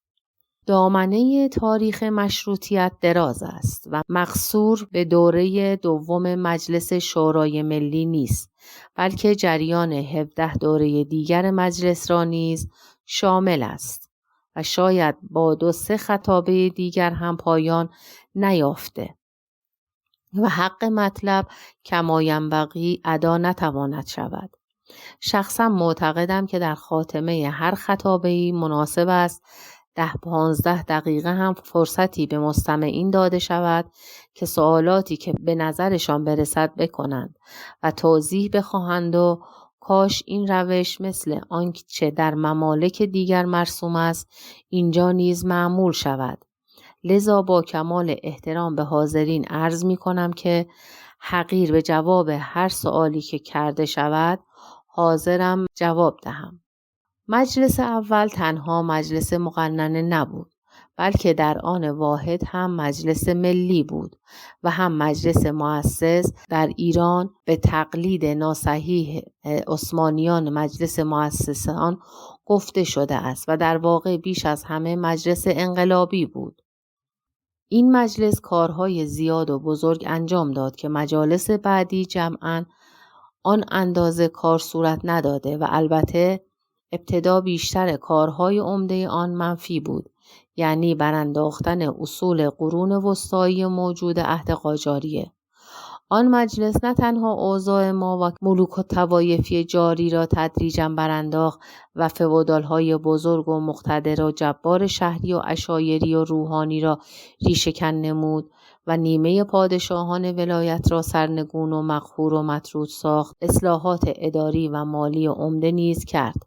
دولت و هیئت وزرا و حکام حقوق بگیر به وجود آورد و وزارت‌های لقبی را مثل وزیر دواب و غیره که گفته شده 57 لقب وزارت بی‌معنی وجود داشته منسوخ نمود. به تأسیس بانک ملی اقدام کرد. بودجه مملکت را که در دوره مظفرالدین شاه به اعلی درجه خرابی و اغتشاش رسیده و مانند زمان حاج میرزا آقاسی شده بود اصلاح و تعدیل نمود و تفاوت عمل را جمع مالیات کرده، تسعیر و تویول را موقوف و منسوخ کرد. بودجه ایران در آن وقت عبارت بود از 7,300,000 تومان عایدات اسمی و 10,300,000 تومان مخارج که بیشتر مخارج هم عبارت بود از مستمریات باطله بائیان و شاهزادگان و بعضی آخوندهای دعاگو و غیر هم. پسران پادشاهان و دختران آنها که عده زیادی بودند مستمریهای گزاف داشتند، در صورتی که مستمریهای متعارفی اشخاص خرده پا غالباً عبارت بود از 10 تومان تا 100 تومان. در سال مستمریهای بزرگان و اعیان و مقربان دربار و رجال تا 2-3 هزار تومان در سال بود. پسران پادشاهان هر یک بیشتر از 20,000 تومان در سال می گرفتند. مثلا به جز ناصرالدین میرزا که تا آنجا که خاطرم می آید 7,000 تومان داشت. باقی بیش از مضاعف این رقم داشتند. 2 نفر از پسران مظفرالدین شاه که حالا هم در قید حیات هستند هر یک 24,000 تومان و کامران میرزا برادر مظفرالدین شاه نقدن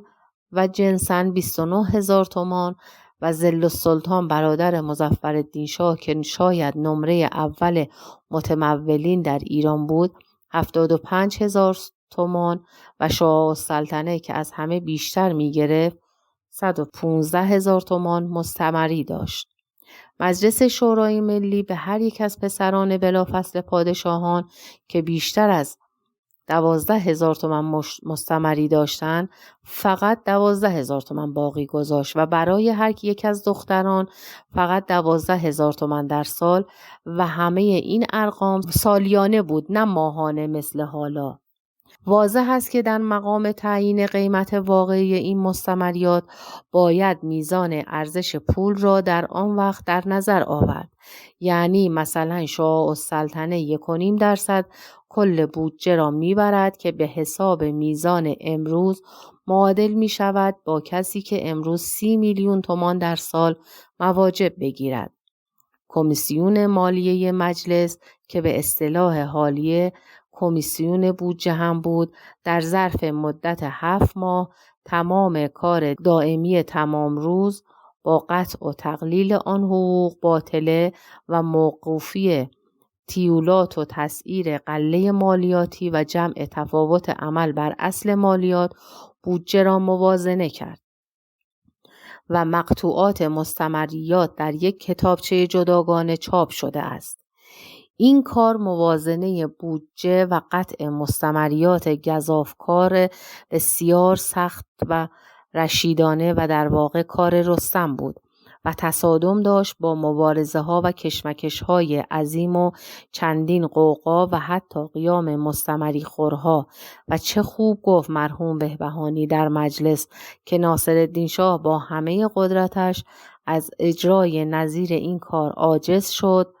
مخصوصا وقتی که برای شاه هم مقرری معین کردند، یعنی 600,000 تومان نقد و 5,000 خروار غله و 10,000 خروار کار در سال.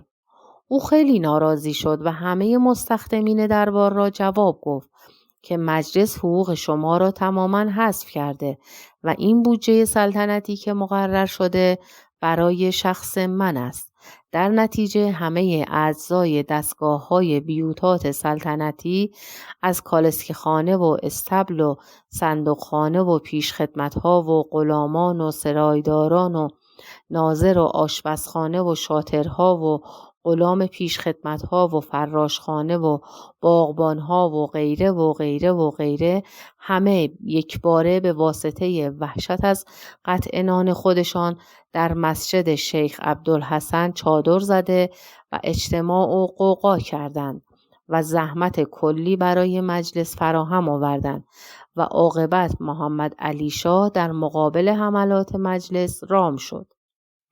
دوره مجلس اول تماما انقلابی بود و هر چند روز و چند هفته یک کشمکش شدیدی بین دربار و مجلس پیش می آمد که حکایت همه آنها و شمردن از گنجایش خطاب خارج است و روی هم رفته به طور کلی کار اساسی و عظیم مجلس استقرار مشروطیت و شکستن سد و طلسم استبداد بود. برای همین لفظ مشروطیت مبارزه شدیدی به وقوع آمد که ذکر شد که مشیرالدوله گفت شاه مشروطه نداده و مجلس مرحمت کرده است و در واقع می‌خواستند مجلس را همان عدالتخانه که اصطلاح اولی بود قرار دهند. در نتیجه قیام آذربایجان که ذکر شد و انقلاب سخت در تبریز و تهران و کشمکش زیاد پادشاه و عدم قبول وی، این کلمه را و اصرار مجلس در حفظ همین لفظ غریب 1 هفته مذاکرات رد و بدل می شد و هر دو طرف ایستادگی می کردند و عاقبت شاه گفت من مشروطه را قبول ندارم و مشروعه می دهم و بدین وسیله اختلافی در خود مجلس ایجاد کرد و علما این پیشنهاد را قبول کردند و تقریباً کم مانده بود که حرف دولتیان پیش برود و آزادی طلبان مجلس هم در مقابل آخوندها عاجز می شدند که از یک گوشه مجلس مشهدی باقر وکیل صنف بقال فریاد سختی برآورد و به علما گفت آقایان قربان شما ما یقه چرکین های عوام این اصطلاحات عربی و اینها سرمان نمی شود. ما جانی کنده و مشروطه گرفته ایم. حالا شما می خواهید آن را فدا کرده و از دست بدهید. ما زیر بار نمی رویم. این نعره وکیل مومن و مقدس آقایان را عقب راند و لفظ مشروطه را نجات داد و عاقبت با دستخط شاه که نزاع حل شد هم لفظ مشروطه و هم کنستیتوسیون هر دو ذکر شد. و در این میان بی مناسب نیست که گفته شود که سعدالدوله هم برخلاف لفظ مشروطه برخاسته و می گفت کلمه مشروطه ترجمه غلطی است از فرانسه که اشتباهاً کنستیتوسیون را کندیسیون خواندند که البته مغالطه بود و صحیح نبود و چنان که گفتیم مشروطه از عثمانی آمده و اصلاً گویا از شارت فرنگی است. این قصه هم بیمزه نیست که در اول امر نهضت مشروطیت در تبریز هم یکی از علما یعنی آقا میرزا صادق آقا مجتهد معروف در مقابل مردم مشروطه طلب که پیش او رفته و اصرار داشتند او هم همراهی کند گفت این چیزی که شما می‌خواهید چیست و معنی آن کدام است؟ وقتی که بیان کردند که منظور حکومت ملی است گفت این چیزی که از ممالک دیگر آمده آیا آنجاها اسمی به زبان خود آنها ندارد؟ وقتی گفتن کنستیتوسیون گفت خوب است همین کلمه را بگیرید که در مرکز اصلی خودش معنی و تعریف جامع ثابت و غیر قابل تغییر دارد و نمیتوان بعدها تحریف و تفسیر ناصحیح کرد. اما اگر کلمه عربی مشروطه بگویید اختیار کار و تفسیر و معنی آن را به دست ما داده اید و ما خواهیم گفت شرط به شرط یشرت و هو شارط و ذاک مشروط. آن وقت روزی میگوییم مشروط به نبودن آزادی یا مشروط به حکم علما و هاکذا. از زحمات خیلی بزرگ و کشمکش ها یکی مقاومت شدید جمعی از علما بر ضد بعضی از اصول متمم قانون اساسی بود و مخصوصاً اصل مربوط به مساوات همه ایرانیان در مقابل قانون که البته شامل مسلم و غیر مسلم هم میشد و اصل مربوط به دیوانخانه عدلیه و مرجع تظلمات بودن آن و در باب اصرار در درج اصل راجع به نظارت علما در قوانین که داستان درازی پیدا کرد و پس از 7 ماه کشمکش که گاهی خیلی شدید بود مجلس با پشتیبانی انجمنهای تهران و اصرار و ایستادگی شدید تبریز و 27 روز بستن بازار در آنجا و تحصن در تلگراف خانه و ماندن وکلا در مجلس و حتی آوردن رخت خواب بهبهانی به مجلس و تحصن انجمن مرکزی تهران که نماینده بیش از 140 عدد از انجمنهای تهران بود در حوضخانه مجلس شوروی چندین روز و اصرار دائمی آنها برای انجام این کار به انجام کار متمم قانون اساسی کامیاب گشت که عاقبت در 29 شعبان 1325 امضا شد. گرفتاری‌ها و اشکالات خارجی مملکت هم کمتر از کشمکش‌های داخلی نبود. تجاوزات سرحدی عثمانی‌ها و تصرف منطقه‌های ایرانی نزدیک به حدود و تجاوز روس‌ها به مغان و فشارهای ناحق آنها به ایران و ائتلاف روس و انگلیس و تقسیم ایران به مناطق نفوذ که ضربت عظیمی به استقلال ایران بود، مجلس را دائما مشغول می داشت که به قدر مقدور مقاومت می کرد و در اضطراب دائمی بود. سلسله انقلابات و منازعات و هیجانات و مبارزات بین ملت و مجلس از طرفی و دربار و عناصر استبدادی بسیار شریر محیط به دربار از طرف دیگر منتهی به حملات مستبدین و عمال دربار در ولایات برای اطفاء شمع آزادی ملت شد. مانند فتنه پسر رحیم خان چلپیانلو در آذربایجان و مقاومت خان ماکو و بعد فتنه میدان توپخانه و اجتماع مخالفین مشروطه در آنجا از الوات و دسته های بسته به دربار و بعضی آخوندها و صف‌آرایی طرفداران مشروطیت در اطراف مجلس در اواخر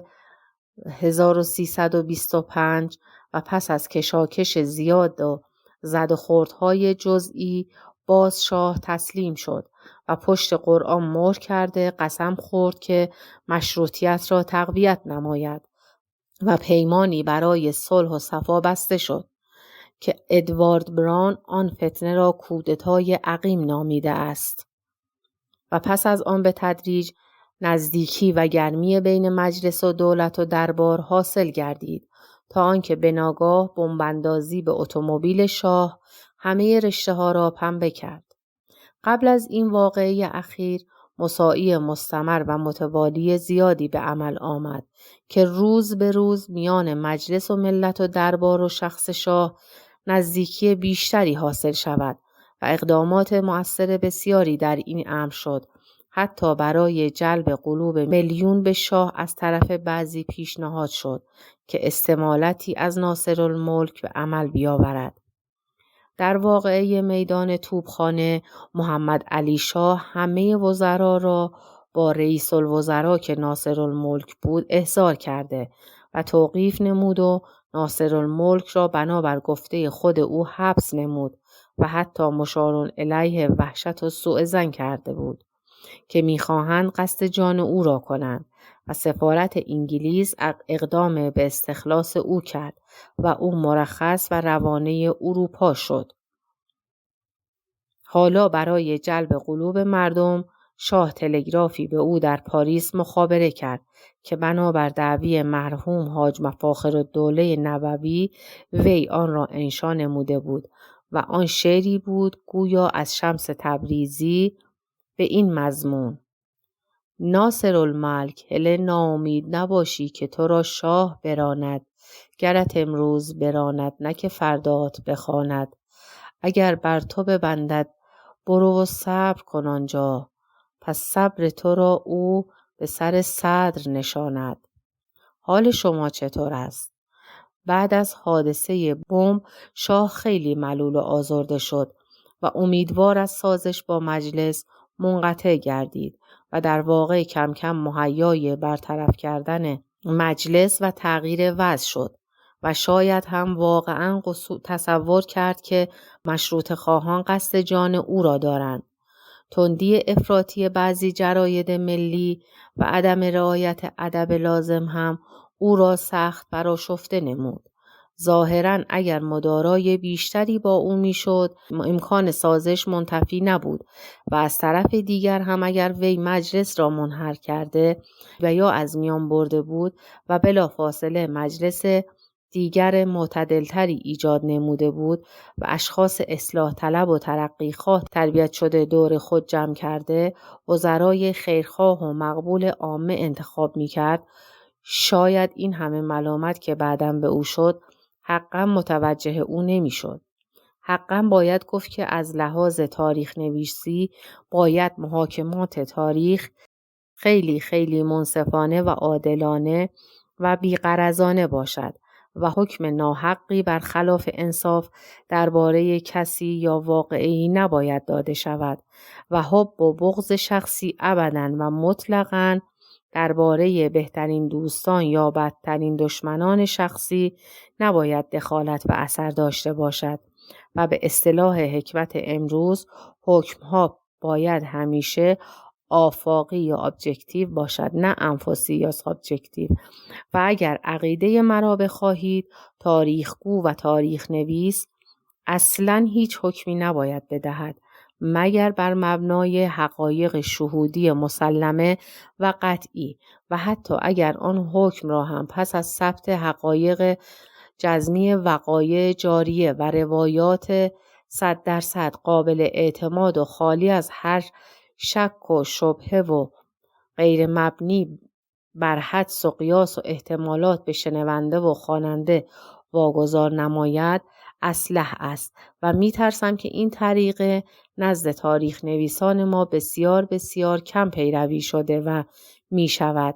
و شاهد آن اجتهادات مرحوم کسروی و سیاست بافی او است که لااقل 3 ربع کتاب او را سست و دور از حقیقت ساخته است. البته ملاحظه فرموده اید که چقدر مجلس را انتقاد و ملامت کرده که ملایمت و مدارا کردند ورنه پیش می بردند و غالب می شدند. بعضی دیگر از تاریخ نویسان هم ساده لوحانه همینطور ادعا کردند و حقیقت آن است که هیچ حرفی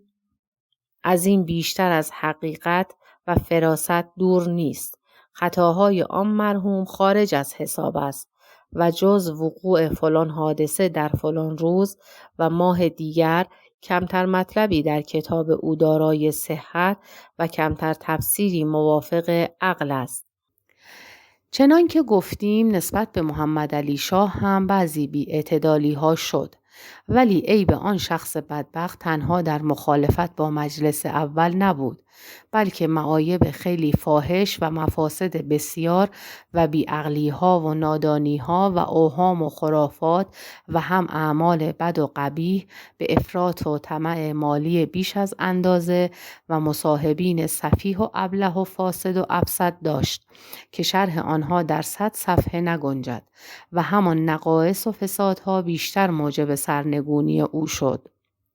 مرحوم امام جمعه خویی گاهی در مواقع صدور حرکت بسیار خلاف از شاه می گفت که باید خدا را شکر کرد که این گونه کارها باعث تقویت مشروطیت می شود. آن بدبخت خیلی هم پیرو خرافات و عقاید عوامانه بود و به آخوندهای نادان و فاسد می گروید. اعمال روزانه‌اش به استخاره انجام می شد و چنان که شاید بعضی از آقایان در مجله یادگار ملاحظه فرموده اند برای مبارزه با مجلس و تخریب آن هم استخاره کرد و وقتی وی در سفارت روس در زرگنده متحسن بود و ما برای عقد مقاوله نامه راجع به کار به اونجا رفتیم، روزی نایب آن سفارت بارانوفسکی گفت که این پادشاه سابق شما از صبح تا شام فال می گشاید و مقصودش همان استخاره بود. مثالی از طمع مفرط او آن است که مرحوم مجیدالملک تبریزی که از نزدیکان درباری وی در عهد ولایت عهدش بود نقل کرد که روزی در باغ شمال تبریز کنار استخر دایره وار ایستاده بودیم. ولی عهد صحبت از آرزوهای اشخاص کرد و گفت بزرگترین آرزوی او آن است که حاکم کرمان بشود و این حرف مثل توهینی به آذربایجان تلقی شد و به ما برخورد و گفتیم قربان این چه فرمایشی است؟ آذربایجان همیشه مقام بزرگی در ایران داشته و ولیعهد نشین بوده است. چرا کرمان را به آن ترجیح می دهید؟ در جواب گفت سفیه مباش، اگر در کرمان پوست مردم را بکنید صدایی در نمی آید، اما اهل این ولایات پرشر و شور هستند و غوغا می کنند. البته مشروطیت ابتدایی ایران و مجلس ملی هم نقائص و معایبی داشت و گاهی حتی معایب فاحشی داشت، ولی مع ذالک هرگز قابل قیاس با حکومت استبدادی نبود و شاید 101 معایب آن نوع اداره را نداشت. صفای ظاهری و آشتی بین شاه و مجلس و ملت بعد از واقعه میدان توپخانه در ذوالقعده 1325 تا اواخر محرم 1326 یعنی حادثه بمب انداختن به شاه دوام کرد و روز به روز بهتر میشد تا آنکه آن واقعه و پیدا نشدن مرتکبین آن به کلی وضع را عوض کرد و محمد علی شاه عاقبت مصمم به تغییر وضع شد و به تدریج تدارک کار را میدید. جمع‌آوری قشون در تهران و مشاورت مفصل او با سران و ارکان استبداد قدیم مانند پدرزن خود کامران میرزا و امیر بهادر جنگ و بعضی از علمای با نفوذ طرفدار استبداد و مخصوصاً تشویق شدن او از طرف شاپشال و به واسطه او ارتباط و مشاوره با سفیر بسیار ارتجاعی روس هارتویک و شاید تا حدی اعتماد به همراهی قلبی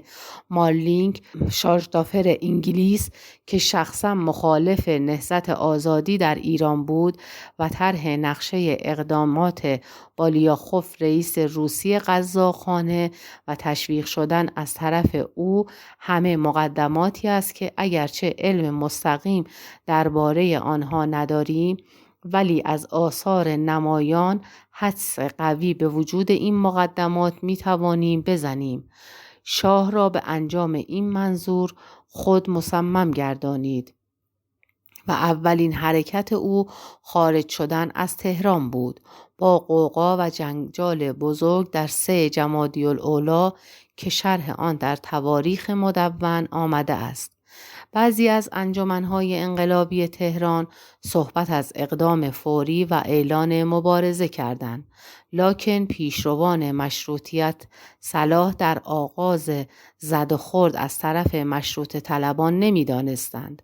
خصوصا که بلافاصله قبل از این واقعه یعنی در 2 جمادی الاولی سفیر روس و انگلیس از شمیران به وزیر امور خارجه مشیرالدوله تلگرافی به زبان فرانسه فرستادند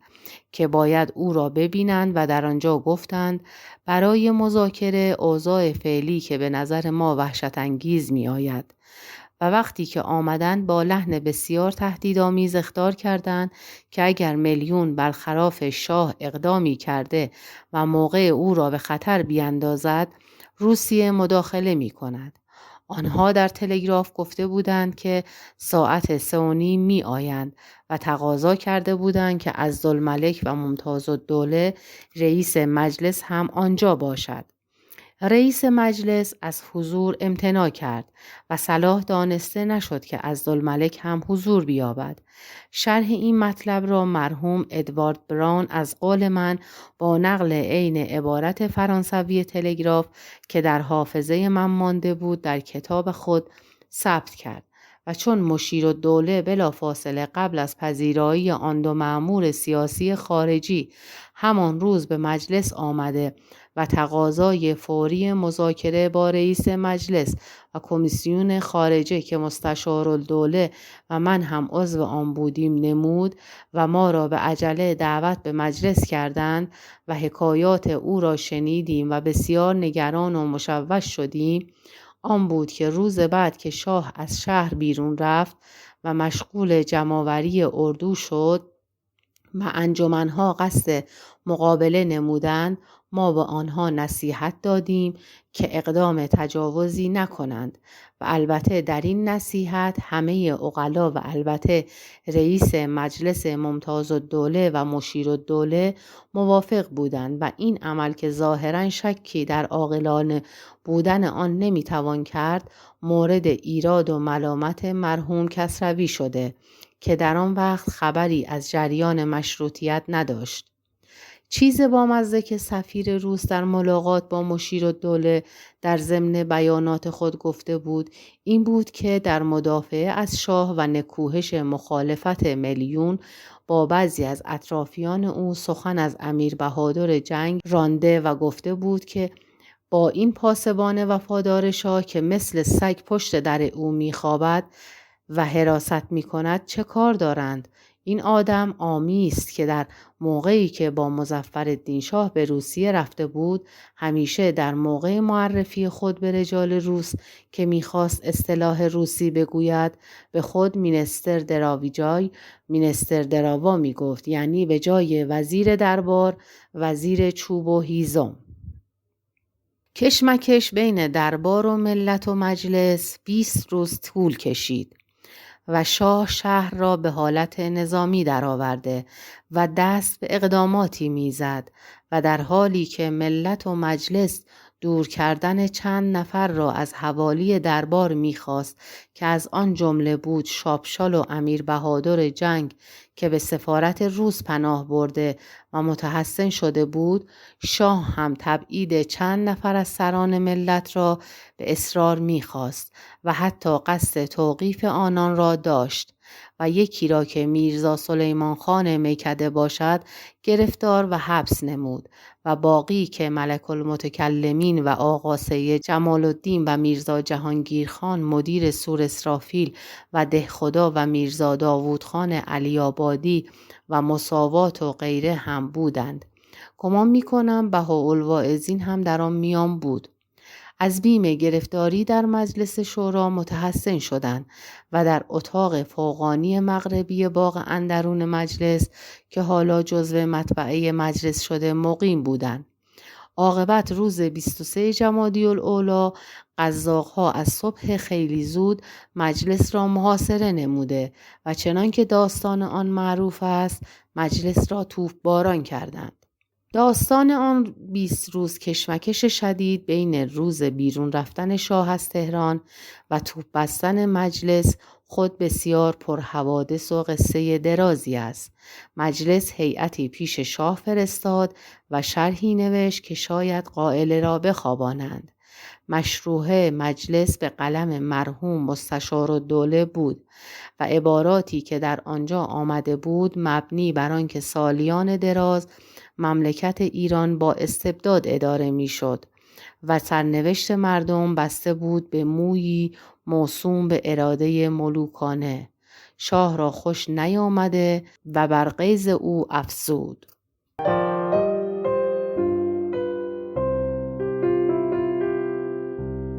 کتاب خطابه، نویسنده سید حسن تقی‌زاده،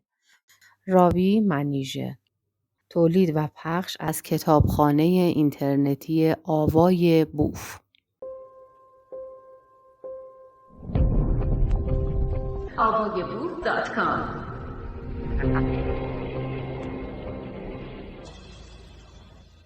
خطابه سوم.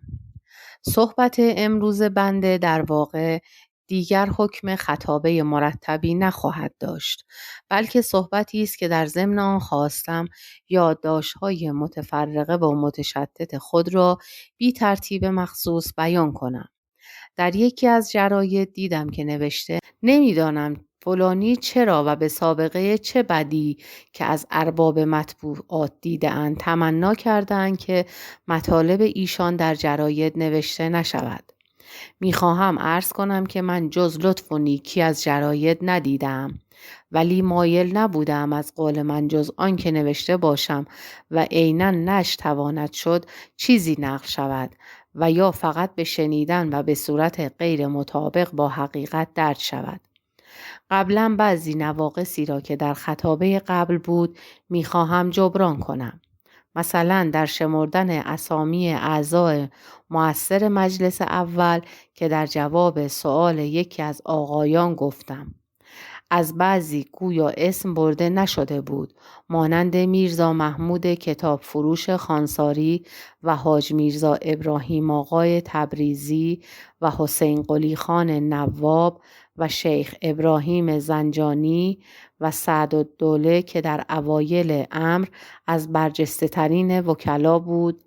و صنیع‌الدوله و احتشام السلطنه و البته بایستی از آقایان سید عبدالله بهبهانی و آقا میر سید محمد طباطبایی نیز به عنوان عضویت مجلس هم اسم برده شود، زیرا که آنها علاوه بر مقام عالی خود که از مؤسسین مجلس بودند،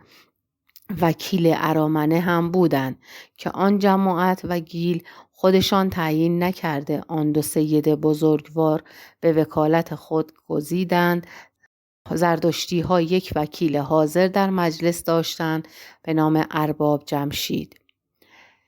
یکی از مستمعین خطابه قبل هم از این جانب توضیح خواست که چرا جزو مؤسسین اولیه مشروطیت اسم مرحوم حاج شیخ فضل الله نوری را نیز بردم، در صورتی که او بعدها عدول کرد. میخواهم عرض کنم که هر موقع از مراحل تاریخ حکمی جداگانه دارد و آن مرحوم در ابتدا با دو عالم بزرگ دیگر متحد بوده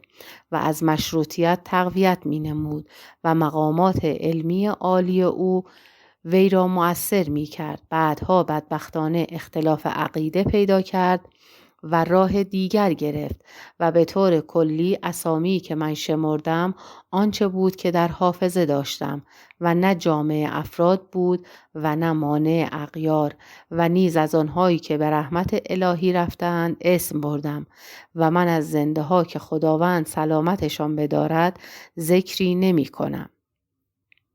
حالا دو نکته مهم را ابتدا می خواهم عرض کنم که یکی آن که چون در این خطابه ها از عوامل آزادی ایران سخن گفته شد، روا نیست که یک عامل خیلی بزرگ و بسیار مهم که نه تنها در آزادی سیاسی داخلی مؤثر بود، بلکه در آزادی خارجی و بقای استقلال ایران مؤثرترین عامل و بزرگترین سبب بود، مذکور نگردد و انصاف مقتضی آن است که حق شناسی لازم را نسبت به آن بکنم و آن انقلاب بزرگ روسیه بود در سال 1335 و 1917 مسیحی که در موقع خود نسبت به ایران نعمت عظما و در واقع یک موهبت الهی بود به این مملکت که از آن راه کرامت شده و اگر از آغاز جنگ اخیر به این طرف یعنی از سال 1320 هجری شمسی به بعد گلمندی هایی به حق از سیاست دولت اتحاد جماهیر شوروی نسبت به ایران داشته باشیم، نمیتوانیم از آن انقلاب و روش دوره 24 سال اول آن مملکت قدرشناسی نکنیم و با همه وقایع نامطلوب و شایان شکایت که در دوره جنگ و بعد از جنگ تا این اواخر پیش آمد و تیرگی روابط را موجب گردید، گمان ندارم کسی وطن دوست در تمام مملکت ایران پیدا شود که اگر امروز او را مخیر بین انتخاب وجود رژیم قدیم و جدید در روسیه بکنند، اولی را ترجیح بدهد و آرزوی عودت آن را بنماید. آن انقلاب و سرنگون شدن رژیم امپراتوری برای ایران بزرگترین واقعه تاریخی 150 سال اخیر بود و هیچ شکی نیست که اگر در پایان جنگ اول جهانی آن انقلاب پیش نیامده بود، امروز نه از ایران و نه از ترکیه اثری وجود نداشت و یک باره به کام اژدها رفته بودند. ترکیه کنونی حالا در آن قسمت کوچکی از ممالک امپراتور عثمانی مستقر است که در تقسیم آن ممالک در جنگ اول بین دول متفق بر ضد آلمان سهم روسیه منظور شده بود و پس از جنگ آن دول سهمهای خیش را بردند و سهم روس برای ترک ها باقی ماند. در ایران هم که تقسیم به مناطق نفوذ شده بود، در زمان جنگ به وسیله یک عهدنامه مخفی در 1916 مسیحی منطقه بیطرف باقی را نیز تقسیم کرده بودند و پس از جنگ تصرف تدریجی می کردند. آن انقلاب در حکم باز کردن طناب از گلوی یک مصلوب در آخرین نفس او بود. علاوه بر الغا و فسخ تمام حقوق امتیازی و ناحق 100 ساله، مخصوصاً الغاء حق کاپیتولاسیون یعنی عدم تبعیت اتباع آن دولت در ایران به قوانین و محاکم و حکومت ایران که اساس استنادی غالب دول دیگر هم در تحصیل نظیر آن حق بود، فرج بعد شده عظیمی برای ایران بود و اگرچه سایر دول به آسانی نمیخواستند با وجود منتفی شدن نقطه استتارشان دست از این حق باطل محض بردارند، ولی پس از صرف نظر روسیه از این ادعا نتوانستند در اصرار خود ثابت بمانند. الغای عهدنامه 1325 قمری روس و انگلیس دایر بر تقسیم ایران به مناطق نفوذ هم که از طرف روسیه اعلان شد، در واقع استقلال ایران را احیا نمود. اگرچه طرف متعاهد دیگر حتی بعد از این الغای روس یعنی شریک خود باز حاضر به فسخ آن نمیشد و اعلام کرد که در حال تغییر این ساسپنس است. فصل 6 عهدنامه ایران و روس هم که حالا از چندی به این طرف سوء تفسیر آن و استناد ناحق به آن، آگاهی آلت مزاحمت و حتی تهدید ایران شده و می شود قریب 20 سال بیشتر مانع عمده و سد یگانه تجاوز و زورگویی دیگران شد. تصدیق این جنبه‌های خوب و سودبخش انقلاب روسیه و عهدنامه مودت با آن دولت جدید مقتضای انصاف و لازمه مورخی است، همانطور هم اظهار این نکته که دوام استقلال ایران در 1.5 قرن گذشته تا حدی مرهون علاقمندی بسیار شدید انگلیسی ها به محافظت هند و ماوراء سرحدات آن از دستبرد دول بزرگ دیگر و در نیم قرن اخیر در نتیجه علاقه آنها به صیانت منافع خودشان در ایران و خاصه در جنوب این مملکت بوده است و همچنین کمک منفی آنها به مشروطیت در جلوگیری از مداخله خارجی بر ضد مجاهدین در تبریز و گیلان و سد راه رسیدن پول به محمد علی شاه در عهد استبداد صغیر که ذکرش گذشت باز مقتضیات حقیقت گویی است و البته تصدیق هیچ کدام از این حقها منافاتی با بعضی شکایات گذشته و حال ندارد. و دیگر آنکه این مسئله که آیا حکومت ملی مطلقاً و فی حد ذاته بر حکومت انفرادی یا استبدادی ترجیح دارد یا نه خود نظری است و البته نمیتوان گفت که هر نوع حکومت ملی که حالا دموکراسی مینامند از هر قسم حکومت انفرادی بهتر است و حقیقت آن است که شکل حکومت به همه حال با رشد ملت و عقل و پختگی و خامی او و افراط یا اعتدال حساسیت و جوش و هیجان نفسانی یا سکون و طمأنینه و تأمل و روش عاقلانه متناسب است. ولی به طور کلی تجربه عملی بشر خصوصا در قریب 2 قرن گذشته کم و بیش ثابت کرده است که همکاری افراد اهل مملکت و بحث و مشاوره و تصادم افکار و وصول به تصمیمات قابل اجرا بر اثر مباحثات بر موکول بودن کل امور عامه و سرنوشت جماعات به عقل انفرادی و تصمیم یک شخص واحد هر قدر هم با فهم و حتی خوشنیت باشد مرجع است، چه عملاً غیر ممکن است و دیده نشده که قدرت مطلقه منتهی به سوء استعمالات و طمع مالی و دخالت شهوات نفسانی و هوا و هوس و تسلط بستگان و مقربین و خویشان و اشخاص مورد لطف جبار قهار بر نفوس و اموال و حتی ناموس مردم نشود، ولو آنکه فرقی در درجات مفاسد آن نوع حکومت وجود داشته باشد. البته دموکراسی خام هم با مدیران فاسد یا عوام فریب و سوق شدن نهضت به ظاهر ملی با دست قوقا و رجاله و جوش و خروش افراطی یا منتهی شدن به خروج زمام امور از دست عقلا نیز متضمن مفاسدی تواند شد که به ملت و مملکت صدمه میزند. لکن حکومت ملی با تکامل و پیمودن طبیعی راه بحث و استدلال اصلاح پذیر است، ولی روش استبدادی و تسلط مطلق فردی جز با انقلاب خونین مضر یا جنگ با ممالک خارجی از راه خطاکاری خود منحرف نمی شود. مقصود از حکومت ملی و دموکراسی در بحث ما دموکراسی حقیقی است، نه اسمی که شبیه آن در بعضی ممالک و از آن جمله در 2 مملکت اروپایی جدید بعد از جنگ بزرگ جهانی اول، یعنی از 40 سال قبل معمول و مرسوم شد و ظاهراً مرتبه اول در ایتالیا اختراع شد، به این نحو که با اینکه شخص واحدی حکم مطلق عام و غیر قابل مداخله دیگران در همه امور دارد، صورت پارلمانی یعنی شکل و صورت مجالس مقننه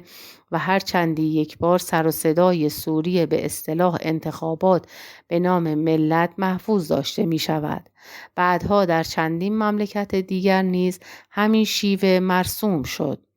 و سبب حفظ این صورت برای من درست مفهوم نیست، چه با آنکه حقیقت امر بر همه از خواص و عوام روشن و بدیهی است و کسی گول نمیخورد. این مجالس که بی جهت موجب مخارجی کلی هم از خزانه مملکت بوده و تحمیلی بر مالیات دهنده بود که خود دخالتی در امر نداشت، معلوم نیست به چه جهت تشکیل میشد، جز آن که شاید منظور آن بوده که اگر کالبد بیجان باقی بماند، وقتی در آینده بر اثر تحول اوضاع میتوان روحی در آن قالب دمید، در صورتی که پس از نسخ کامل صورت و معنی ایجاد و ابداع جدید مشکل می شود.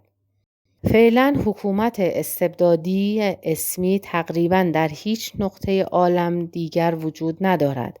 و اسماً همه ممالک دنیا دموکراتیک است. اگرچه حقیقت این معنی در بعضی موجود است و در بعضی دیگر نهایت نقض و ضعف دارد و در بعضی هم اصلاً اثری از آن نیست، مثلا فعلا حکومت در 13 مملکت اروپا بر اساس دموکراسی به معنی صحیح و کامل آن است و در 10 مملکت بزرگ و کوچک دنیا که اسماً حکومت برزگران و کارگران برپاست و طبقات دیگر مردم یا وجود ندارد و یا رو به فناست، عملاً حکومت مطلقه بلا منازع و معارض در دست یک حزب سیاسی و در واقع و حقیقت در دست افراد رئیسه آن حزب است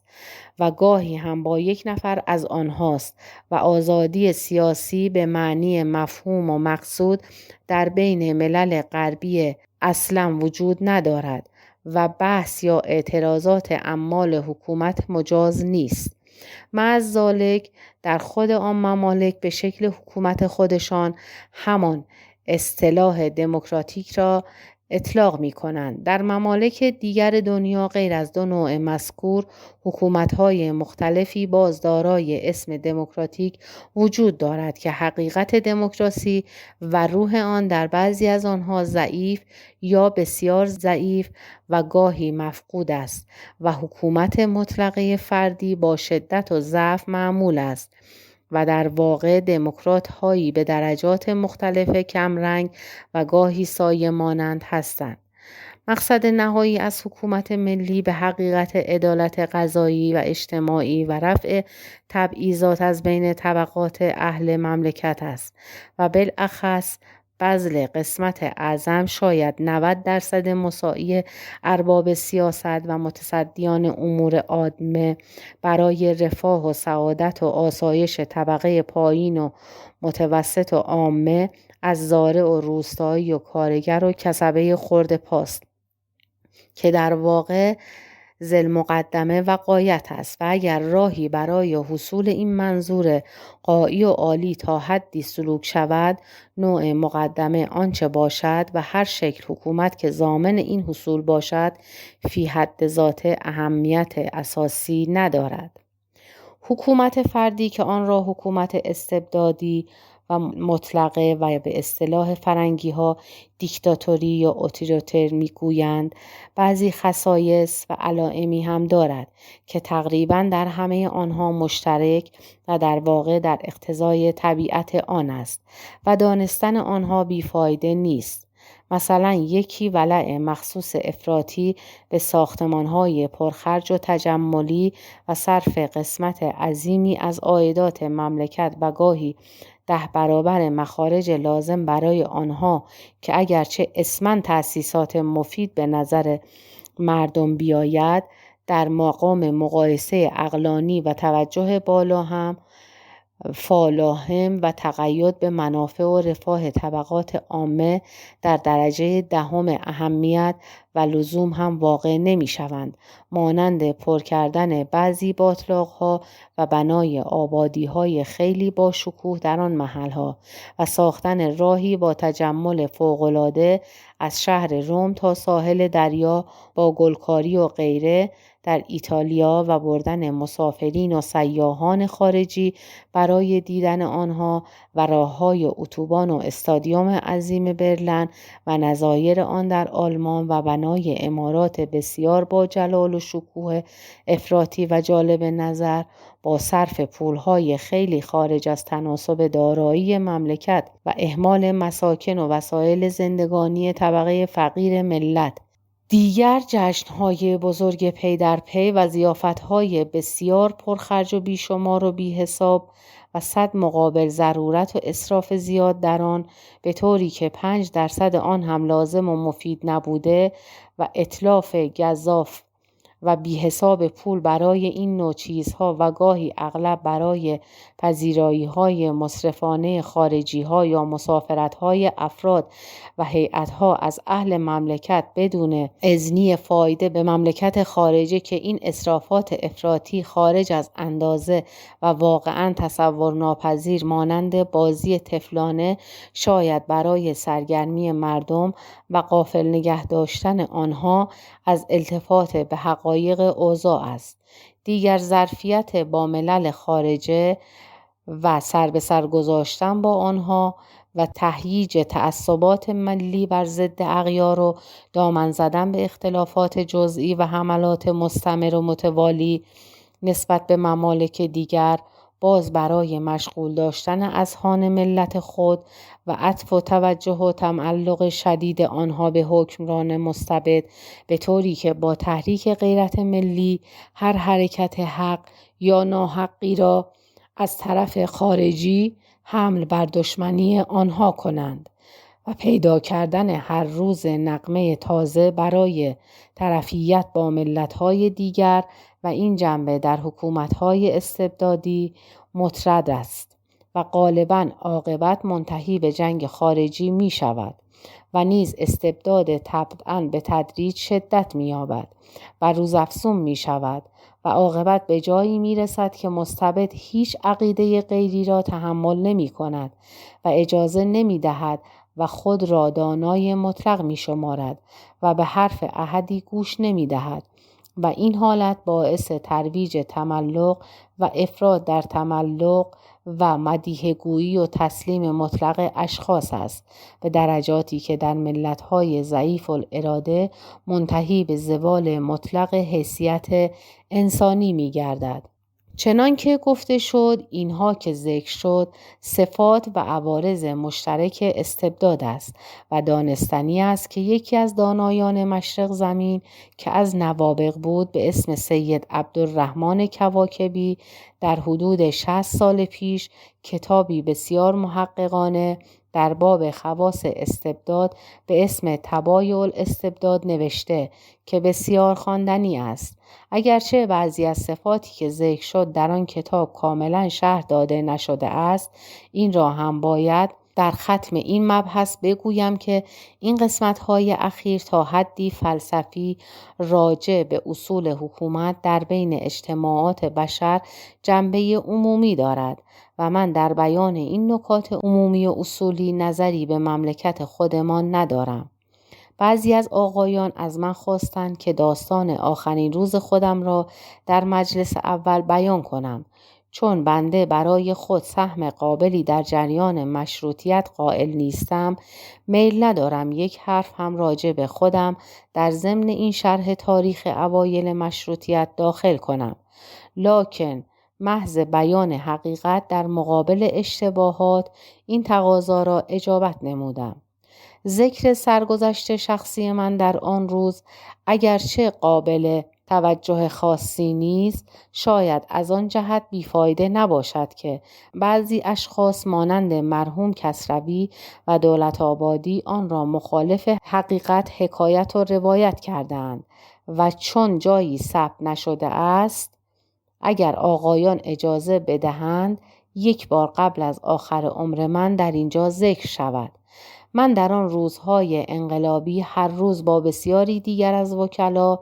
از صبح تا پاسی از شب گذشته در فعالیت بودم و در روزهای آخر بدبختانه مبتلای تب و توبه شدید شدم، به حدی که گاهی در یک اتاق مجلس می‌خوابیدم و در یکی از این روزها مرحوم آقا سید عبدالله بهبهانی که غالباً در مجلس و مراقب کار بود نیز اندک کسالتی داشت و در یکی از خیابان‌های باغ بیرونی مجلس فرشی گسترده بود و روی دوشکی در آنجا تکیه به متکایی داده بود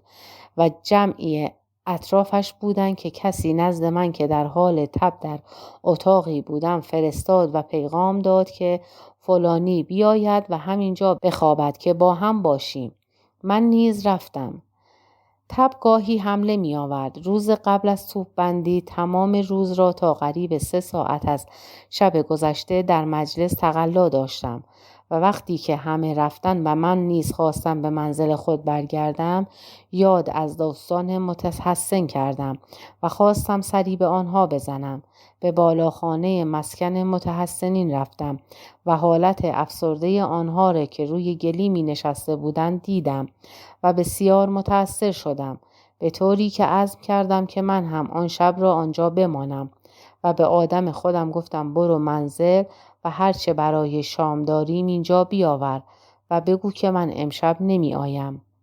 مرحوم آقا سید جمال الدین از این حرف متغیر شد و با تشدد به من گفت شما ابداً این کار را نکنید، شما وکیل مجلس هستید و به شما این کار برمیخورد که با ما که دولت مقصر شمرده و اینجا بس نشسته ایم بمانید و اصرار شدید کرد که من منزل بروم و دیگران هم همین عقیده را اظهار کردند. ناچار با 2-3 نفر از همراهان به منزل که نزدیک و پشت مجلس سپهسالار بود رفتم و از کسانی که با من آمدند مرحوم دهخدا بود که برادرش یحیی خان که هنوز زنده است آنجا منزل ماندند. در بین راه از مجلس تا منزل حمله شدیدی از تب و لرز برای من آمد و وقتی که به منزل رسیدم افتادم و بی خود شدم و شامی هم نخوردم و تا فردا حدود ساعت 8 یا 9 صبح در حالت کسالت و خواب سخت بودم تا صدای تفنگ مرا بیدار کرد و پرسیدم چیست؟ گفتند از آنها که بر بام مسجد سپهسالار سنگر داشتند پرسیدیم و از آن میان میرزا جهانگیرخان گفت چیزی نیست، قزاق‌ها مجلس را محاصره کردند و تصادمی شده. از منزل ما با بام مسجد می توانستند صحبت کنند. آن وقت خواستیم خبر بگیریم که آیا در مجلس اشخاصی هستند یا نه. جواب آوردند که بعضی وکلا و آقایان بهبهانی و طباطبایی آمدند.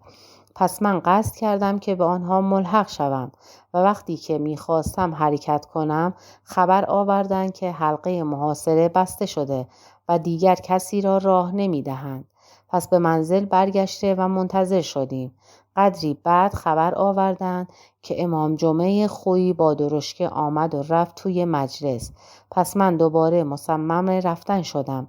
ولی همراهان ما باز خبر دادند که دیگر اصلا کسی را راه نمی‌دهند. پس با کمال اضطراب و مایوسی از ورود به مجلس در خانه ماندیم و قریب 10 نفر بودیم که از آن جمله بودند مرحوم خلخالی و دهخدا و برادرش و مرحوم امیر حشمت پدر آقای نیساری وزیر فعلی و برادر او مشکات و میرزا محمود صراف و مرحوم میرزا علی محمد خان برادر مرحوم تربیت که در قالب کتب و مقالات او را به خطا همشیرزاده من خواندند و برادر خودم و 1-2 نفر دیگر که فعلا خوب در خاطر ندارم. تا ظهر صدای توپ و جنگ بود و شرایط به حیاط خانه ما میریخت و بعد از ظهر هم تا غروب در اندیشه پیدا کردن پناهگاهی گذراندیم و در این اثنا از در عقبی خانه که به کوچه باریکی باز میشد به خانه مقابل در همان کوچه که مال مرحوم میرزا علی خان روحانی بود رفته آنجا در اتاق کوچک تاریکی ماندیم و در صدد یافتن محلی که آنجا برویم بودیم. بعضی از همراهان صلاح می دیدند که به نحوی خود را به حضرت عبدالعظیم برسانیم. در این بین به خاطر رسید که اگر بتوانیم راهی برای رفتن به یکی از سفارتخانه‌های خارجی پیدا کنیم، ولی چون شخصا احدی از خارجی ها را نمی شناختم، بنابر آن گذاشتم که کاغذی به یک سفارتخانه لاعلالتعبین به طور مبهم بنویسم و آن کاغذ را به اردشیر جه زردشتی یا میرزا یانس ارمنی برسانیم که او به سفارتی برساند. رساندن این نامه را مرحوم میرزا علی محمد خان به عهده گرفت و رفت، ولی آنچه منتظر شدیم او بر نگشت تا پاسی از غروب گذشت و ما تقریبا مایوس شدیم و دست و پای خود را جمع کرده عازم رفتن به حضرت عبدالعظیم شدیم که به ناگهان در خانه به شدت تمام زده شد و وقتی که در باز شد میرزا علی محمد خان بود که با یک درشکه کرایه‌ای و با نهایت عجله و حول بیاندازه مرا صدا کرده و گفت هرچه زودتر بیایید که قزاق از طرف دیگر می آید و من و خلخالی و دهخدا و به اصرار او برادرش نیز سوار شدیم و میرزا علی محمد خان پهلوی درشکچی نشست و از طرف پشت به خیابان عین‌الدوله، خیابان ایران فعلی و خیابان دوشان تپه، خیابان ژاله فعلی و کوچه مریضخانه آمریکایی و از بالای آنجا به طرف سفارت انگلیس رفتیم و با درشکه وارد آنجا شدیم و سربازان قراول دم در سفارت هم چون به غارت مجلس و خانه ظل السلطان رفته و به سربازان غارتگر دیگر دولتی ملحق شده و مقداری اسباب و دوسیه‌های مجلس را آورده بودند، آتاشه نظامی انگلیسی متغیر شده آنها را جواب گفته و بیرون کرده بود و مراسله به وزارت جنگ نوشته بود که یک دسته سرباز دیگر که به غارت نیالوده بودند بفرستند. لذا در سفارت هم مخلاوبی مستحفظ بود. خود اعضای سفارت کلاً در قلهک بودند و سفارتخانه شهر به کلی خالی بود و فقط آتاشه نظامی همان روز به شهر آمده بود. معلوم شد میرزا علی محمد خان هرچه سعی کرده هیچ یک از آقایان میرزا یانس و اردشیر جی را نیافته و عاقبت خود جرأت کرده و به دلالت آبجو فروش زردشتی مقابل سفارت مستقیما به سفارت انگلیس رفته و تقاضای دیدن یکی از اعضا را کرده و چون آتاشه نظامی در حمام بود به او گفتند که کاغذ را بده تا برسانیم، ولی او گفته باید خودم مستقیم بدهم. ناچار او را توی حمام بردند و آتاشه مزبور که مشغول استحمام بوده کاغذ را گرفته و خوانده و گفته حضرات بیایند، مانعی نیست. آتاشه نظامی ماژور استوکس نام داشت و فارسی خوب می‌دانست. کمی بعد بقیه همراهان ما که در منزل من مانده بودند و از آن جمله برادرم و امیر حشمت و برادرش و یکی دو نفر دیگر پیاده آمدند و در سفارت به ما ملحق شدند. بعد از اندکی چند نفر هم که از آن جمله بود میرزا سید حسن مدبر حبل المتین کلکته و میرزا مرتضی قلی خان ناینی وکیل اصفهان و پدر آقای دکتر طبا و معاضدالسلطنه و غیره هم باز به سفارت وارد شدند. فردا صبح باز به تدریج جمعی آمدند تا 70 نفر و بعد بر اثر اعتراض دولت دیگر راه ندادند. داستان متحسنین طولانی می شود و پس از توقف 25 روز در سفارت خارج شدند و درباره 2 نفر از آنها که یکی هم من بودم 1.5 سال و نسبت به 3 نفر دیگر 1 سال تبعید از ایران مقرر شد. مرحوم دولت‌آبادی در کتاب تاریخ خود البته اشتباهاً و بدون سوء نیتی نسبت داده که قبلاً این پناهگاه را بنده تهیه دیده بودم و حتی ارتباطی با انگلیسی‌ها داشته و رابطه بین آنها و پیشروان تندرو مشروطه بودم. حاجت به ذکر نیست که حرفی از این افسانه مبنی بر اساس نیست. کاملا خلاف حقیقت است و من در تمام مدت دوره اول مجلس با احدی از خارجیان آشنا نبوده و ارتباط معمولی هم با کسی از آنان نداشتم. همچنین آنچه کسروی نوشته که من خواهان جنگ بودم و آدم در خانه این و آن فرستادم و پیغام دادند که بیایند امروز جنگ خواهد شد هیچ اساسی ندارد. بلکه مطلب عکس آن است و من مانع تندروی مدافعین مشروطیت بودم. حکایت وقایع تاریخی بعد از توپ بستن مجلس و قریب 1 سالی که آن را استبداد صغیر نامیدند بسیار طولانی است و تا حدی در بعضی کتب ثبت شده و شاید از من آن اندازه مطلوب باشد که بعضی مطالب را در آن قسمت خاصی بیان کنم که خود شخصا شاهد و گاهی تا حدی عامل قسمتی از آن وقایع بودم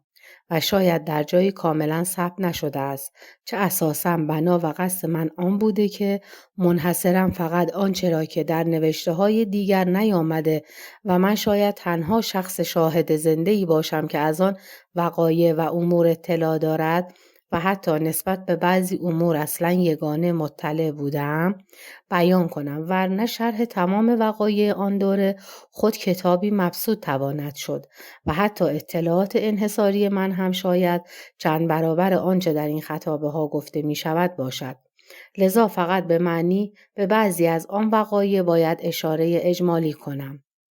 این را هم خوب است عرض کنم که من شخصاً خود را دارای نقش عمده و سهم مهمی در جریان مشروطیت نمی‌دانم و اسامی اشخاصی را که به عقیده من از همه بیشتر سهم داشتند و در درجه اول مؤثر در این شخص در آن امر بوده و قریب 12 نفر بودند در صحبت گذشته در جواب سوالی عرض کردم. داستان‌های عمده استبداد صغیر عبارت است از مقاومت و مبارزات تبریز بر ضد حکومت شاه قریب 10 ماه و انقلاب اصفهان و قیام بختیاری‌ها ذی‌حجه 1326 و جریان بعدی آن و قیام گیلان در 16 محرم 1327 و اوضاع تهران و جریان حکومت آن در آن مدت و فعالیت‌های سری مشروطه خواهان در پایتخت و بسنشینی جمعی از محترمین در سفارت عثمانی و تحسن جمعی از علماء غیر هم در زاویه حضرت عبدالعظیم و فعالیت مشروطه طلبان ایرانی در خارج از ایران، مثلا در استانبول پس از اعلان مشروطیت در عثمانی در اواخر جمادی الاخر 1326 و در نجف و کربلا و در پاریس و لندن و سوئیس و غیره. چنانکه معلوم است تبریز بلافاصله بعد از توپ بستن مجلس قیام مسلحانه کرد و با قوای استبداد جنگید و شرح آن مجاهدات خود کتابی جداگانه تواند شد و در بعضی کتاب‌ها ثبت شده است که اگرچه شاید کامل نیستند ولی به بسیاری از مطالب را شاملند.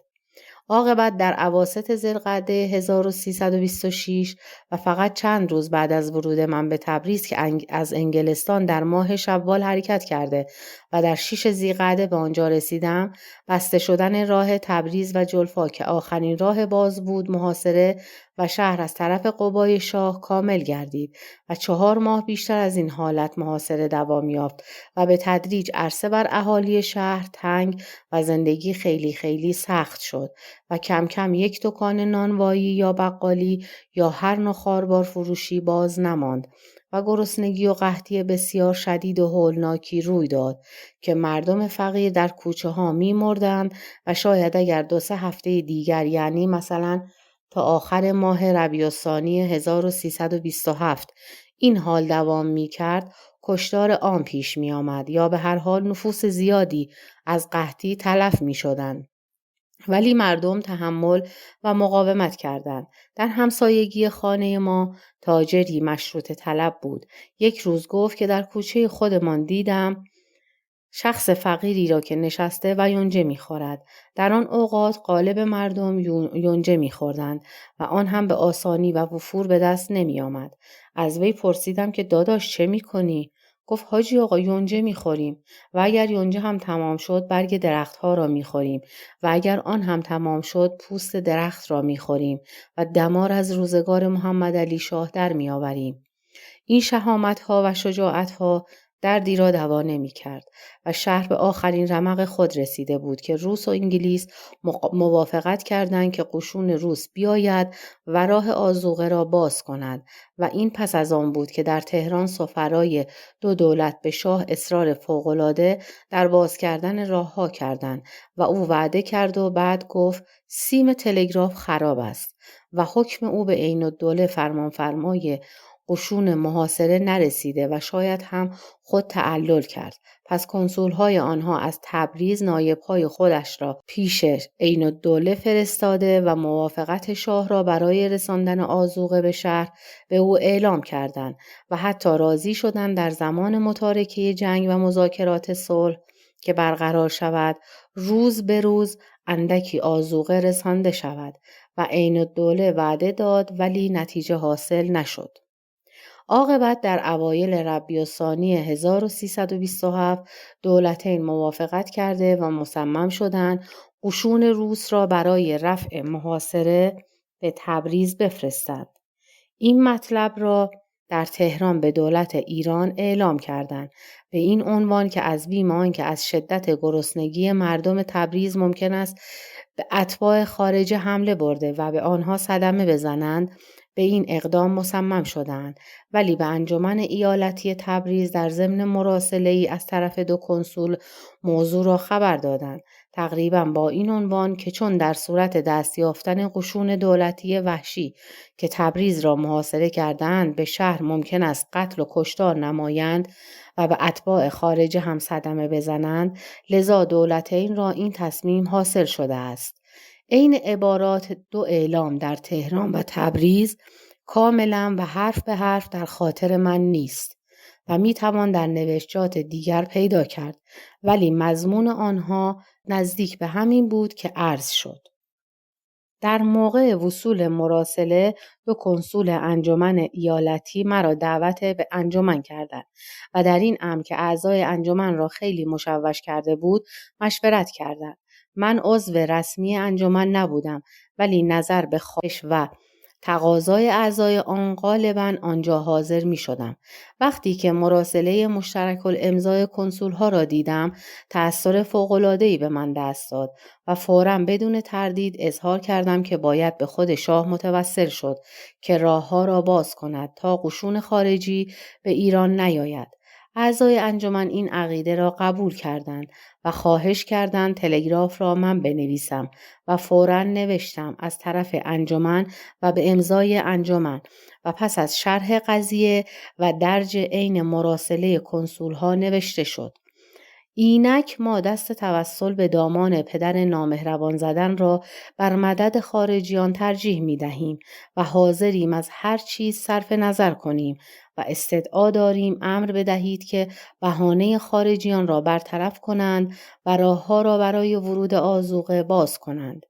این تلگراف فداکاری خیلی بزرگی بود از طرف مردمی که حاضر شدند حتی غایت و مرامی را که 1 سال برای آن جنگیده و قربانی ها داده‌اند برای احتراز از مداخله خارجی فدا کنند. چون سیم تلگراف تهران به تبریز وصل نبود و آن را بریده به مرکز حکومت عین‌الدوله در باسمنج نصب کرده بودند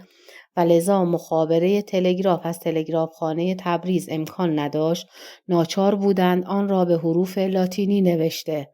و از سیم کمپانی هندو و اروپا از تبریز به تهران مخابره کنند. این نوع کار را مرحوم معتمدالتجار از اعضای انجمن که تنها کسی بود که آشنا به زبان و خط خارجی همیشه به عهده داشت و او فوراً مشغول تبدیل به حروف لاتینی شد که البته 2-3 ساعتی طول داشت و من برای ملاقات کنسول جنرال عثمانی که تقاضای دیدن مرا کرده بود بیرون رفتم و ساعتی از شب رفته به انجمن برگشتم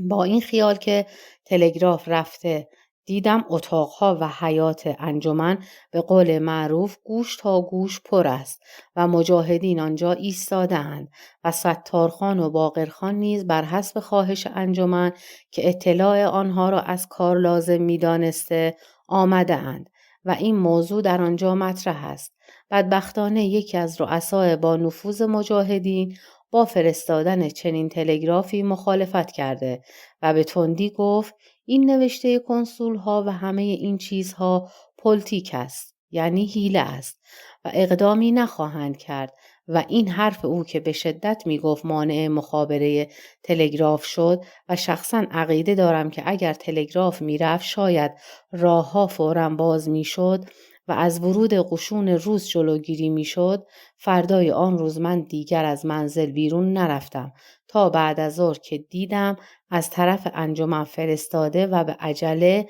مرا دعوت می کنند. وقتی که رفتم دیدم انجمنی ها خیلی آشفتند و معلوم شد از آنان که صبح به بازار رفتم بعد از تجار فرنگی و اعضای بانک و غیره را دیدند و آنها با اظهار خوشبختی و تبریک برای خبر خوش به آقایان گفتند خب الحمدلله که دیگر راه آذوقه فردا پس فردا باز می شود و گفتند که روزها می آیند پس هر چند ساعتی که از روز گذشته ظن آقایان قویتر و عاقبت نزدیک به ظهر برای آنان به یقین حاصل شده که این حرفها لاف تو خالی نیست و واقعا قشون خارجی وارد ایران می شود. پس مجددا با من مشورت نموده و از من رأی خواستند و بنده همان عقیده دیروزی را تکرار کردم. اگرچه گفتم می ترسم دیر شده باشد پس به هر حال تلگراف را فرستادند و مخبر روزنامه تایمز در تهران خبر داده که با وصول تلگراف به دست شاه اشک از چشمان او جاری شده بود. فوراً همان غروبی اعضای انجمن را برای مخابره حضوری به تلگراف خانه خواستند که من هم میان آنها بودم و در تهران در تلگراف خانه دربار تا آنجا که خاطرم مانده اگر اشتباه نکنم سعدالدوله و کامران میرزا و حشمتالدوله و حاج امام جمعه خویی بودند که از طرف شاه و به حکم او برای مذاکره تلگرافی آمده بودند و پس از قدری مذاکره چون شب دیر شده بود قرار شد صبح هم آنها و هم ما مجدداً به تلگراف خانه آمده و مذاکره کنیم. صبح ما به تلگراف خانه کمپانی رفتیم و تلگرافاتی از شاه و به امضای او و به توسط انجمن جدا جدا خطاب به رؤسای اردوهای اطراف تبریز از شمال و جنوب رسید، یعنی به رحیم خان چلبیانلو که راه جلفا را گرفته بود و به صمد خان شجاع‌الدوله که راه طرف مراغه و غیره دست او بود و همچنین به دیگران به وسیله این تلگرافات حکم داده شده بود که فوراً راهها را باز کنند و از انجمن تبریز تقاضا شد هر یک از آنها تلگراف‌های شاه را توسط سواری به سردار مخاطب برسانند. وقتی که این تلگراف‌ها فرستاده شد و یا در حال ارسال بود تلفنی از جلفا به انجمن در تلگرافخانه رسید که قشون روس از پل ارس گذشته و 350 نفر وارد خاک ایران شدند. برای حاضرین تلگرافخانه تعلم فوق تصور دست داد و در جواب تلگرافات تهران انجمن که دست و دلش سرد شده بود نوشت کان الذی خفت ان یکونا انا الی الله راجعون و گفتند این خبر که از جلفا رسید دیگر ما را به قدری دگرگون کرد که حال مخابره نداریم و خداحافظی می‌کنیم. شاه در جواب تلگراف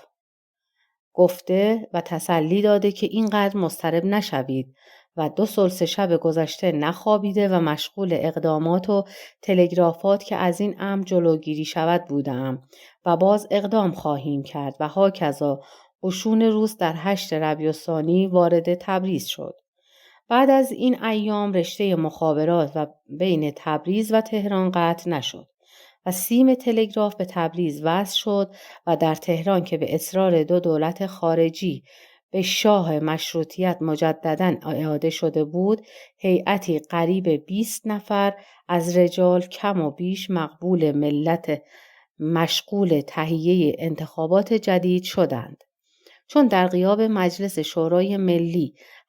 حق وضع قانون یا تغییر قانون قدیم را نداشتند، ناچار مصمم به مراجعه به رأی عمومی ملت شدند و خواستند با مشاوره به انجمنهای ولایت از رشت و اصفهان و مشهد و ولایات دیگری که انجمن ولایتی دایر شده بود، قانون را به تصویب برسانند. لکن همه انجمنهای ایالت و ولایت به انجمن تبریز وکالت دادند که آن انجمن با تهران مذاکره و در موارد قانون جدید موافقت کنند و این امر باعث مخابرات حضوری دائمی قریب 1 ماه از صبح تا شام شد و شاید قریب چندین صد هزار کلمه تلگراف مبادله شد تا قانون انتخابات تهیه و تصویب و به صحه شاه رسید. در این بین اردوی مجاهدین گیلان و اردوی بختیاری از طرف اصفهان رو به سوی تهران حرکت کرد و به واسطه عدم اعتماد به قول شاه عاقبت بر غم تقلای شدید روس و انگلیس برای ممانعت آنان و قشونکشی روس و رسیدن آنها تا قزوین، اردوهای ملیون در 26 جمادی الاخر وارد تهران شدند و شاه در سفارت روس در زرگنده تحصن جسته و به حکم مجلس عالی از سلطنت خلع شد. از وقایع انقلاب در اصفهان و گیلان و لارو غیره چون شاهد حاضر نبودم، لازم نیست به تفصیل سخنی بگویم و در بعضی کتب و نوشته ها ذکر آن وقایع آمده است. در مدت استبداد صغیر در تهران هم فعالیت‌های سری در کار بود و اشخاصی مانند حسین قلی خان نواب و صنیع‌الدوله و بعضی از علما تا می‌توانستند فعالیت می‌کردند و حاج شیخ فضلالله را تیر زدند و نیز اسماعیل خان را گویا به تهمت آنکه حامل بمبی بود گرفتار و به دار زدند. قصه های خیلی شنیدنی مربوط به همین وقایع وجود دارد که محض احتراز از تطویل از ذکر آنها صرف نظر می شود. اگرچه بعضی بکر و ناشنیده هستند، قتل خائنانه مرحوم میرزا مصطفی آشتیانی در حضرت عبدالعظیم هم جزو وقایع همین دوره است. البته در تهران جوش باطنی و بغض و خصومت مردم به دربار و حرکاتی کم و بیش سرن و علنا در کار بود. قصیده حاج سید نصرالله اخوی در طعن بر مستبدین که البته محرمانه بود شنیدنی است که یکی از ابیات آن این است: نگون با تختی که تاج و نگینش محمد علی شاه قاجار دارد. از آثار جنبش علنی تحصن عده‌ای از محترمین بود در سفارت عثمانی که مدتی در آنجا ماندند ولی نتیجه‌ای نداد و دولتین در ضمن اقداماتشان بر ضد متحسنین مقداری مار به باغ سفارت انداختند. فردای روز تحصن محمد علی شاه زرگنده در سفارت روس تحت حمایت روس و انگلیس که به واسطه موافقت قبلی بین دولتین او را هر دو سفارت تحصن داده بودند و به همین جهت در میان سفارت روس بالای عمارت محل اقامت او هر دو بیرق انگلیس و روس افراشته شد، ملیون مجلسی عالی مرکب از علمای بزرگ و اعیان و رجال و بزرگان مملکت و تجار و آنچه از وکلای دوره اول مجلس شورای ملی که دسترسی به آنها داشتند تشکیل شده و رسما محمد علی شاه را از سلطنت خلع و پسرش احمد را به جای وی به سلطنت تعیین کرده و عضدالملک رئیس قاجاریه را به نیابت سلطنت گزیدند و هیئتی تعیین کردند که پیش محمد علی شاه رفته و این موضوع را رسما به او ابلاغ کنند. این هیئت پس از اخبار به سفارتین به زرگنده رفتند، لکن محمد علی شاه به عنوان اینکه همان وقت که تحصن اختیار کرده استعفا کرده و دیگر اعلام خلع لازم نیست، از پذیرفتن هیئات امتناع کرده و مطلب توسط نمایندگان سفارتین با او به پیغام مذاکره شد و او به جدا شدن از احمد میرزا به واسطه محبت مفرط به او تن در نمیداد و پیشنهاد کرد که یا او را به سلطنت پذیرفته و به او بدهند که با خود به خارج ببرد و هر وقت که بالغ شد برگرداند و یا آنکه اگر این کار ممکن نیست پسر دیگرش محمد حسن میرزا را به سلطنت بردارند سفرا ابلاغ پیام اولی را به هیئات ملی اصلا قبول نکردند که معنی نداشت پادشاهی را در خارج تربیت کنند و حاضر شدند مطلب دوم را که نسب پسر کوچکتر به شاهی باشد به هیئت مبعوثه مذاکره کنند. لکن بلا فاصله محمد علی پشیمان شد و به سفرا گفت که حاضر است احمد میرزا را بدهد. البته جدا شدن پدر و مادر از پسر برای آنها بسیار سخت بود و احمد شاه حتی بعد از آنکه به شهر آمده و جلوس کرد آرام نداشت و میخواست در برود و فعلا هم گویا چنان که شنیده شد یک روز سوار الاغی شده راه افتاد که پیش پدر و مادر برود و مراقبین او مطلع شده او را برگرداندند و بعد هم محرمانه کاغذ به پدرش فرستادند و تکلیف خواستند و پدرش نیز از سفارت جواب میفرستاد. البته به وسایل محرمانه و من یک مکتوب محمد علی شاه را دیدم که گرفته بودند و آوردند و شروع می شد به عبارت قربان روی تو احمد و ختم شده بود به عبارت قربان شکل تو احمد و متضمن آن بود که تسلیت میداد و نوشته بود تو جواب کاغذت را میخواهی در صورتی که آن کاغذ به من نرسیده است. این را هم باید بگویم که آن جوان تربیت خوب شد و پادشاه خوبی بود که بعد از عباس میرزا بهترین سلاطین قاجاریه‌اش تواند شمرد. مجلس عالی پس از خلع شاه و نصب شاه جدید برای گردانیدن امور مملکت تا انتخاب مجلس شورای ملی تازه نظر بدان که مجلس عالی از اعضای خیلی زیاد مرکب شده بود کمیسیون به اسم کمیسیون عالی برقرار کرد که هر روز می نشستند و به کارها رسیدگی می کردند و تصمیماتی اتخاذ می نمودند. هیئات وزرایی هم تعیین شد که سپهدار تنکابنی وزیر جنگ و حاج علی قلی خان بختیاری سردار اسعد وزیر داخله و سردار منصور وزیر پست و شاهزاده فرمانفرما وزیر عدلیه آن بود. کمی بعد چون کمیسیون عالی نیز هیئت بزرگ و مشتمل بر عده زیادی از اعضا بود در آخر ماه رجب هیئات کوچکتری مرکب از 20 نفر دارای قوه اجراییه و شبیه به دیکتاتور انقلاب فرانسه انتخاب شد که همان چند نفر وزیر و سران مجاهدین و مرحوم مستشارالدوله و وثوق‌الدوله و حسین قلی خان نواب و من هم که در 30 رجب وارد تهران شده بودم عضو آن بودیم که موسوم شده به هیئت مدیره موقتی.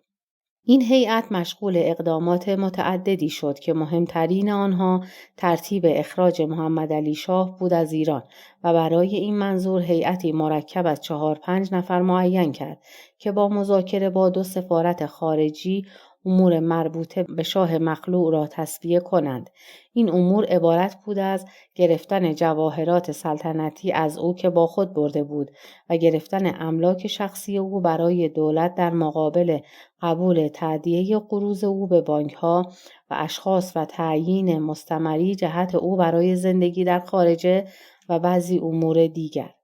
این هیئت که مرکب بود از مرحوم مستشارالدوله و وثوق‌الدوله و نواب و این جانب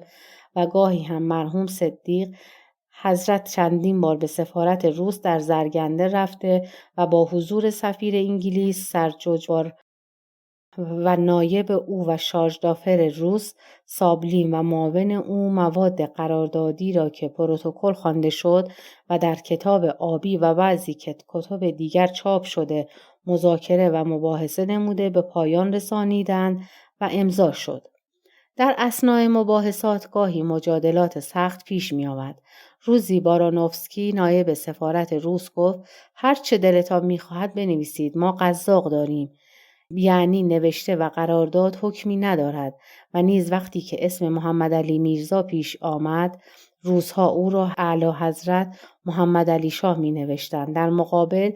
اعتراض سفیر انگلیس که او دیگر چون شاه نیست نباید با این عنوان نوشته شود نماینده روس اصرار کرده و گفت دولت من این عنوان و لقب را برای او محفوظ داشته است و چون موضوع مشاجره فقط لفظی بود سفیر انگلیس اصراری در رد مدعای روس نکرد. هیئت مدیره به واسطه تنگ دستی در دستگاه دولت حکم کرد از عده‌ای از مستبدین با ثروت جریمه‌ای نقدی برای بودجه دولت گرفته شود و گرفته شد و این پولها پیش وکیل الرعایای همدانی جمع می‌شد و به حکم و دستور هیئت مدیره خرج می‌شد و از آن جمله شاهزاده ظل‌السلطان که به شنیدن خبر خلع محمد علی به عجله از اروپا راه تهران پیش گرفت و با اخطار نمایندگان انگلیس و روس که در وین خود را به او رسانیده و به دستور دولت‌های خود او را اکیداً از رفتن به ایران منع کردند، اعتنا نکرده به مجرد پیاده شدن در انزلی گرفتار شد و مجاهدین گیلان او را محبوس نمودند. با وجود سعی انگلیسی‌ها در اختلاس او، مجاهدین برای آنکه اجازه آزادی و عودت به اروپا به او بدهند، او را مجبور به پرداختن 300,000 تومان به همان صندوق جرائم تهران نمود. یکی از کارهای عبرت آمیز هم که در زمان حکومت هیئت مدیره وقوع یافت، اخراج معلم روسی احمد شاه بود از شغل خود و توضیح آنکه محمد علی شاه یک معلم روسی به اسم اسمیرنوف که نظامی روسی بود برای تعلیم روسی به پسرش استخدام کرده بود که در واقع نسخه ثانی شاپشال میشد. به دستور هیئت مدیره آقای حکیم الملک که خوشبختانه حیات دارد مأمور اصلاح دربار شد و ایشان در ضمن اصلاحات مهم معلم روسی را هم جواب گفت و همچنین به خدمت 3 نفر طبیب دربار هم که یکی روسی، یکی انگلیسی و دیگری فرانسوی بود خاتمه داده شد که آن هم داستانی دارد. روس‌ها از عزل معلم روسی فوق‌العاده برآشفته و بنای دوندگی و تقلا گذاشتند و حتی نماینده سیاسی روس اصرار کرد که به آن معلم اجازه بدهند لااقل هفته 1 ساعت به شاه جوان درسی بدهد و در مقابل وعده می‌دادند که نصف قشون روس را از قزوین برگردانند. مرحوم نواب گفت: عجب، حالا ما فهمیدیم که این معلم به قدر نصف اردوی روس وزن و اهمیت و اثر دارد و ما چطور میتوانیم نصف قشون روس را از قزوین برداشته و در باغ گلستان جا بدهیم؟ بر اثر این رد تقاضای بقای معلم بانک، استقراضی روس رجال مؤثر مملکت را با مطالبه قروض آنها به بانک در 1 روز بمباران کرد و در 1 روز به هر یک از پهدار و سردار منصور و دیگران مراسله‌ای فرستاده تصفیه دیون آنها را که مثلا تا صبح آن روز فلان قدر تومان و قران و دینار بود به فوریت تقاضا کرد و معلوم شد 800,000 تومان و کسری از سپهدار و 350,000 تومان و کسری از سردار منصور و فلان مبلغ و بهمان طلبکارند. از این مطالبه که چون صاعقه آسمانی و سر مدیران مملکت افتاد و وحشت و اضطراب عجیبی دامنگیر آنها شد که وقتی که من آن روز به قصر گلستان که مفر حیات مدیره بود وارد شدم، مرحوم سردار اسعد فریاد کرده و به من گفت بیایید ببینید چه داستانی پیش آمده است. ولی این حال و هراس ها نتیجه ندارد و معلم روسی مرخص شد. این قروض مردم به بانک روس داستان غریب و بسیار عبرت انگیزی دارد و توضیح آنکه روس‌ها پس از تأسیس بانک استقراضی روس در ایران که ذکرش گذشت و شعبه‌ای از وزارت مالیه روس بود و 30 میلیون روبل سرمایه داشت، اعتبار سیاسی دایر کردند و به بزرگان و اعیان و ارباب نفوذ در مملکت و دربار قرض‌های هنگفت بدون محل و بی‌تناسب با اعتبار دارایی آنها داد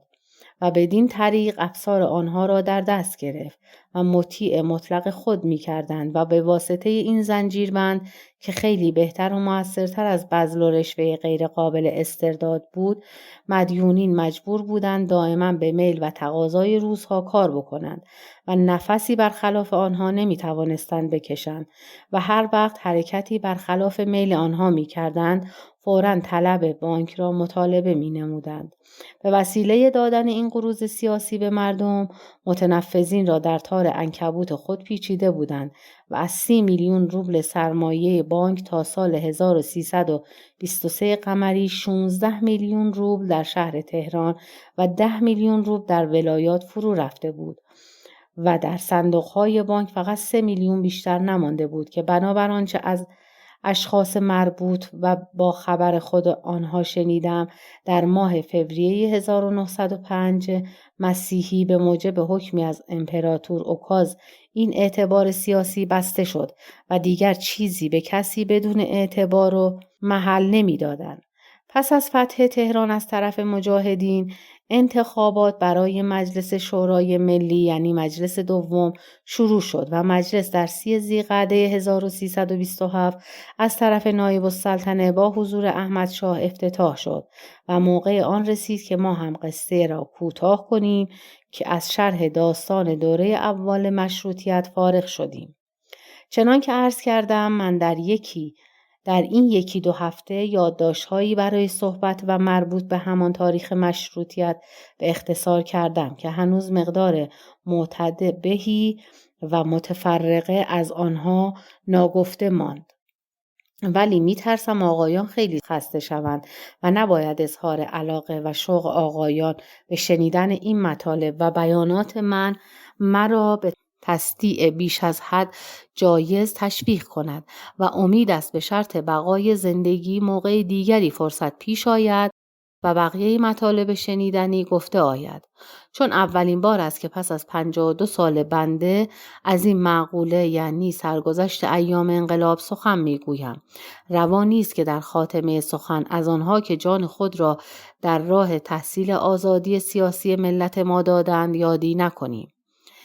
و اگرچه نمیتوانم از همه اسم ببرم ولی میخواهم به ارواح پاک چندین نفری که با خود من یار و همقدم بودند درود بفرستم. نخست نام حاج میرزا ابراهیم آقای تبریزی را که از پاکترین مردان انقلاب بود و در همه دوره مجلس اول نزدیکترین اشخاص به من بود و در پارک امین‌الدوله شهید شد و بعد میرزا جهانگیرخان شیرازی که فرشته آزادی بود و مرحوم آقا سید جمال الدین و ملک المتکلمین را باید ببرم و همچنین شریف زاده و باسکوریل آمریکایی و البته جز از اینها صدها جانبازان در تبریز و تهران و گیلان و سایر ولایات بودند که کاش روزی لوحه‌ای مشتمل بر نامهای همه آنها در صحن بهارستان نصب شود. چنان که قبل از این شاید به تکرار عرض کردم باز برای مرتبه آخر میخواهم بگویم که اولا بیانات من مطلقاً از ابتدا تا انتها منحصراً محدود و مقصور به مشاهدات شخصی و عینی خودم بوده، نه حدس یا فلسفه بافی یا مسموعات مگر در یکی دو مورد با ذکر راوی. و ثانیاً اقصا درجه سعی کردم که آنچه میگویم بی کم و بیش عین حقیقت باشد و در این باب به نهایت حد امکان بشری کوشیدم و چنان که در خاتمه خطابه های خودم در آمریکا به طلاب و اساتید گفتم که من مانند کسی که در محکمه ادای شهادت می کند و بر طبقه مقرر می گوید و قسم می خورد می توانم قسم بخورم که صدق و حقیقت و تمام حقیقت را گفته و هیچ چیزی برخلاف حقیقت نگفتم و هم عقیده و میل و هوا و تعلقات شخصی و ملی و دینی، تأثیرات و حب و بغض شخصی خود را به قدر خردلی در اظهارات خود دخالت نداده و نمیدهم و یک بار در مقام مبالغه در این باب گفتم من کاملا مثل کسی هستم که از کره مریخ به زمین افتاده باشد. در جلسه گذشته به بعضی سوالات جواب دادم و چون نه سوالات و نه جوابهای آنها به تحریر نیامده بود میترسم آنچه از آنها نقل شفاهی یا کتبی در جراید شده کاملا مطابق مقصود نباشد و اگر آن سوال کنندگان یا کسانی دیگر بعداً سوالی خاطرشان آمده باشد و میل داشته باشند سوالات را کتباً برای من بفرستند ممکن است جواب کامل تهیه کنم و در یکی از جراید یا مجلات محض اتمام فایده نشر شود.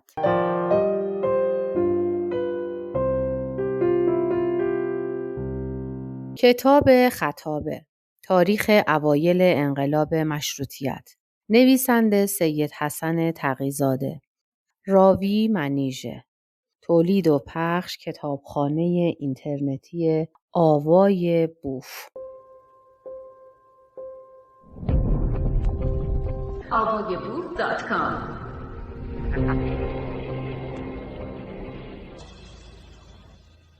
آنچه از بیانات آقای تقی‌زاده در ضمن خطابه سوم خودشان در باشگاه مهرگان در دوشنبه 13 بهمن گفته شد، در روزنامه اطلاعات به تدریج از روی یادداشت‌های نوشته ایشان درج شد، ولی آن روز به واسطه ضیق مجال و تمام شدن وقت مقداری از تتر یادداشت‌ها باقی و ناگفته ماند که ایشان ختم کلام کردند. مسوده آن یادداشت‌ها که قصد داشتند بگویند در دست ایشان ماند و شاید محتاج به نیم ساعت دیگر صحبت و نطق بود که فرصت نشد. مخبر اطلاعات از ایشان تمنا و تقاضا کرد که آن تتمه را نیز ولو آنکه در محضر مستمعین آن روز بیان نشد و تکمیل خطابه ممکن نگردید بدهند، محض اتمام مطلب و تکمیل سخن در دنباله بیانات شفاهی که نشر شده در روزنامه درج شود و ایشان مضایقه ننموده و دادند. اینک عین یادداشت‌ها در ذیل به نظر خوانندگان میرسد. صحبت ما امروز تمام شد و من چیز دیگری ندارم که به رشته تحریر کشیده باشم. فقط بعضی نکته‌های متفرقه از یادداشت‌های من باقی ماند که برخی از آنها شاید شنیدنی و گاهی بکر است و آنها را در یک ورقه قید کردم که اگر فرصتی بشود بدون ترتیب بیان کنم که حتی الامکان فوت نشود. اگرچه مطالب مهم هم خیلی بیش از آن است که بشود به سرعت گفت و گذشت و از ذالک چند فقره از این فرصت استفاده نموده و عرض می کنم برای اینکه جهت تکمیل مطالب به یک خطابه چهارمی حاجت نباشد. 1. در ایام استبداد صغیر که مشروطه خواهان پراکنده در نقاط ممالک خارجه فعالیت زیادی برای استرداد مشروطیت و بر ضد محمد علی شاه داشتند، به شاه ضرر این کار را خصوصا برای ایجاد اشکال در گرفتن قرض و در خارجه خاطر نشان کرده و گفتند خوب است شما هم اقدامی برای تبلیغات در اروپا بکنید. پس وی میرزا محمود خان علاءالملک را که سابقا در پترزبورگ و استانبول سفیر بود برگزید و فرستاد که در ممالک خارجه گردش نموده و برای شاه تبلیغ کند. وی ابتدا به مسکو رسید و به کنسول افتخاری ایران در آنجا میرزا نعمت الله اصفهانی گفت بعضی مدیران یا مخبرین جراید روسی را دعوت کند تا پیش او بیایند. وقتی آمدند به نماینده روزنامه روسکی اسلو که تا حدی آزادی طلب بود و مقالاتی بر ضد توپ بستن مجلس و کشتن پیشروان آزادی طلبان نوشته بود گفت آخر جانم شما که به ملک المتکلمین دلسوزی کرده و بر اعدام او تأسف می کنید. می دانید که او چگونه آدمی بود؟ گفت نه خیر. گفت پس همینقدر می گویم که پس از مرگ او 50 طاق شال کشمیری از خانه‌اش در آمد. آن روزنامه نویس منظور او را نفهمید و گفت خب آدم بسته به دارایی خود میراثی دارد، این چه عیبی دارد؟ گفت نه جانم، اینها که از راه مشروع تحصیل نشده. آن شخص گفت خب آقا آن را از کجا کسی میتواند بداند و چطور میتوان ادعا کرد که نامشروع بوده است؟ آن عالی جناب وقتی که پس از مسکو به پترزبورگ رفت و در آنجا به وزیر خارجه روس ایزولوسکی و به سفیر کبیر انگلیس در آنجا بیاناتی کرده که در گزارش سفیر انگلیس به لندن ثبت و در کتاب آبی انگلیس درج است و در ضمن استدلالات مختلف خود به سفیر انگلیس گفت شماها چرا از مشروطیت در ایران طرفداری می کنید؟ در صورتی که ایران خیلی عقب‌تر از هند است و شما به هندوستان مشروطیت نمی دهید. 2. شنیده شد که پس از خلع محمد علی شاه روس‌ها 3 نفر از رجال ایران را که 2 نفر آنها از شاهزادگان و یکی از علما بود به فرمان امپراتور به تبعیت روس قبول کردند که تجاوز فاحشی به ایران بود. 3. در موقعی که از طرف هیئت مدیره وقتی با نمایندگان روس و انگلیس مشغول مذاکره برای ترتیب قراردادی جهت تسویه امور مربوط به محمد علی شاه بودیم، روزی سابلین شارژدافر روس که به تازگی از آفریقای شمالی به تهران آمده بود، حکایت کرد که در مراکش مردم آنجا تصنیف‌ها و آوازهایی در مدح ستارخان و اعمال او می‌خوانند. این حکایت دلیل عجیبی است بر ارتباط معنوی همه مسلمین در عالم از شرق اقصی تا مغرب الاقصی. 4. در همان زمان هیئت مدیره موقتی که دربار را تحویل گرفته و تفتیش کردند، در خزانه یک صندوق کوچکی پیدا شد که در جوف آن 50,000 اشرفی طلا بود و گمان می رود که با وجود نهایت احتیاج محمد علی شاه به پول، اوضاع به قدری نامرتب بود که از وجود این صندوق غفلت حاصل شده بود. 5. پس از ورود قشون روس به تبریز به عنوان باز کردن راه‌ها برای ورود آذوقه، کم کم متعرض بعضی از آزادیخواهان شدند و از آن جمله ها شیخ علی اصغر را که از اعضای انجمن تبریز بود به عنوان اینکه اصلش از قفقازیه است گرفتند و به روسیه فرستادند و چندی بعد به واسطه بعضی شایعات و مخصوصاً تلگراف رمز مستشارالدوله از تهران که نوشته بود دولت و مخصوصاً سعدالدوله در فرستادن علاءالدوله به حکومت آذربایجان اصرار دارد و مقاومت تبریزی ها در این باب منجر به گرفتاری ستارخان و باقرخان و تقی‌زاده از طرف روس‌ها تواند شد، ستارخان و باقرخان و جمعی از مهاجرین در جنرال کنسولگری عثمانی تحصن اختیار کردند و من به این تلگراف نگرانی بخش ترتیب اثر ندادم. لکن رویتر در تلگراف خود اسم مرا هم جزو متحسنین داده بود و از این جهت در همه کتب و حتی در کتاب انقلاب ایران ادوار براون خبر تحسن من هم درج شده و لازم است در موقعی این افسانه تکذیب شود که به غلط در تاریخ نماند.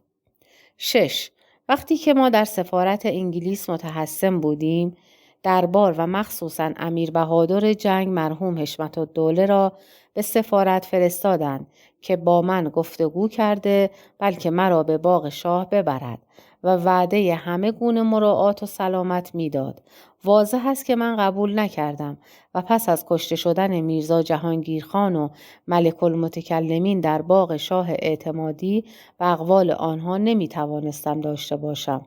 و عجب آن است که مکتوبی از مرحوم مستشارالدوله که خود در آنجا زیر زنجیر بود خطاب به من گرفته و آورده بود که البته اجباری بود و در آن مکتوب آن مرحوم نوشته بود که اگرچه کسی که خود محبوس است نمیتواند به دیگری اطمینان سلامت بدهد، ولی من مطمئن شدم که جناب امیر بهادر با شما خوب رفتار خواهد کرد.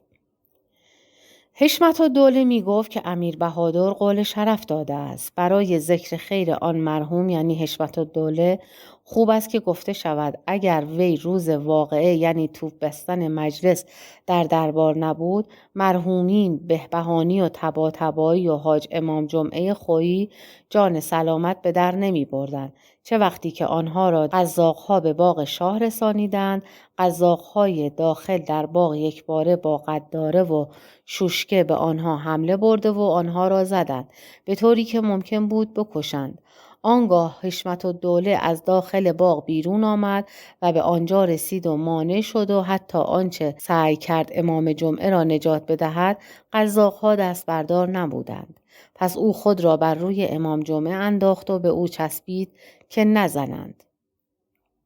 7. البته آقایانی که کتاب آبی انگلیس یا ترجمه فارسی آن را خوانده‌اند و قسمت‌های راجع به قریب 1 ماه بعد از توپ بستن را در آن ملاحظه نموده‌اند و دیده‌اند که بلافاصله بعد از روز تخریب مجلس وقتی که شاه از تحسن جمعی از مشروطه و راهان در سفارت انگلیس مطلع شد، آن روز از صبح تا ظهر در سفارت باز بود و قریب 70 نفر وارد شدند. ظهری بر حسب ایراد دولت درها را بستند و دیگر کسی را راه ندادند. بسیار متغیر شده و تلگرافی به پادشاه انگلیس فرستاده و از شارژدافر انگلیس شکایت کرد که اشرار را به سفارت راه داده است و نیز اطراف سفارت را با قزاق محاصره و مراقبت کردند که کسی نتواند آنجا برود. پادشاه انگلیس جواب تندی داده و در آن اظهارات شاه را مستقیما برخلاف حقیقت خواند که توهین صریحی به محمد علی شاه بود. عین تلگرافات در کتاب آبی مندرج است. مراقبت به سفارت از طرف مأمورین دولت بی اندازه موجب آزردگی انگلیس ها شد و عاقبت منتهی به یک التیماتوم بی مدت شد که در آن تقاضای عذرخواهی وزیر امور خارجه و وزیر دربار با لباس رسمی از سفارت انگلستان کردند و شاه مجبور به قبول آن شده و وزرای مزبور به سفارت رفته و عذرخواهی کردند.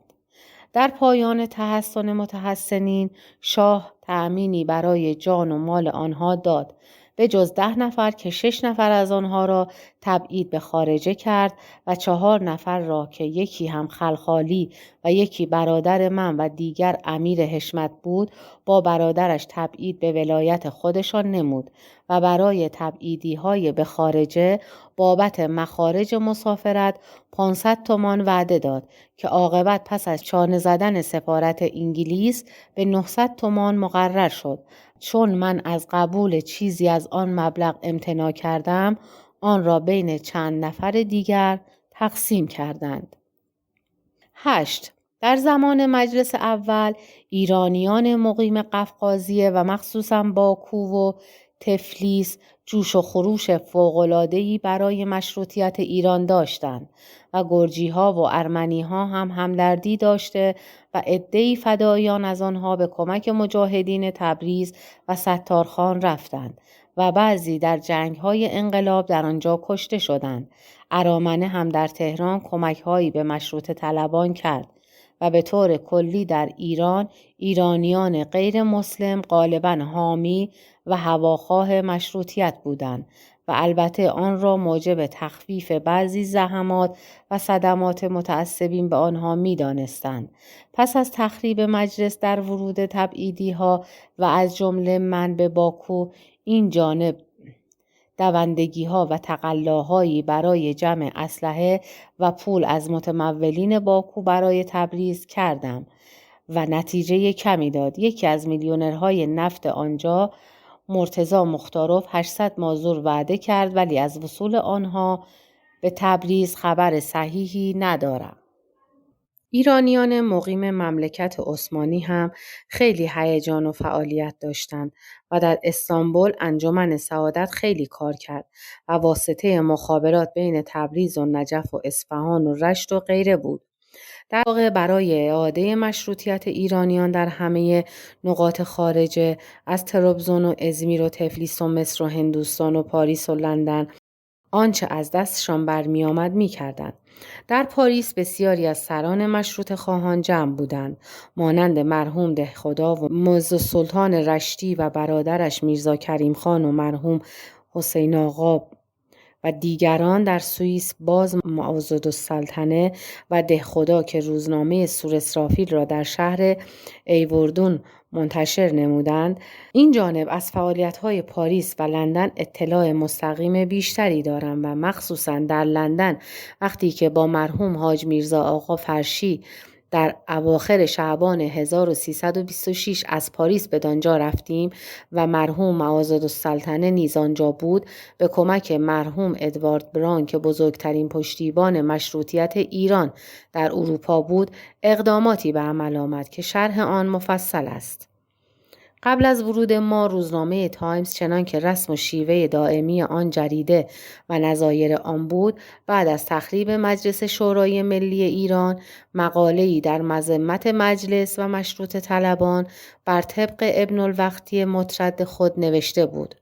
معاضدالسلطنه و من به راهنمایی و همراهی ادوارد براون روزی با تعیین وقت به اداره آن روزنامه رفته و صاحب روزنامه را ملاقات کردیم و سخن گفتیم و از تحریکات روس‌ها در ایران برای برانداختن مشروطیت و یاری و همراهی آنها با مستبدین با وجود عهدنامه که با انگلیس داشتند و تعهد عدم مداخله در مقابل همدیگر نسبت به امور داخلی ایران حرف زدیم. صاحب و مدیر تایمز پرسید: آیا دلیلی برای این اظهارات دارید؟ خوشبختانه من اسنادی داشتم و از آن جمله عکس تلگرافی را که شجاع نظام از تبریز به محمد علی شاه کرده و تقاضا کرده بود به کنسولگری روس در تبریز از طرف سفارتشان دستور داده شود که 20,000 فشنگ ماوز به قشون دولتی بدهند و در تلگراف دیگر وصول آنها اطلاع داده شده بود و علاوه بر این قریب 7 فقره اسناد دیگر ارائه دادیم و بعد بیاننامه‌ای مبنی بر مطالب خود به آن روزنامه دادیم.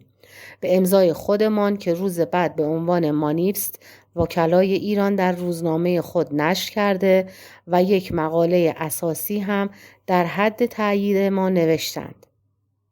اتفاقاً در آن وقت دبیر امور خارجی روزنامه شخصی به نسبت آزادی خواه بود،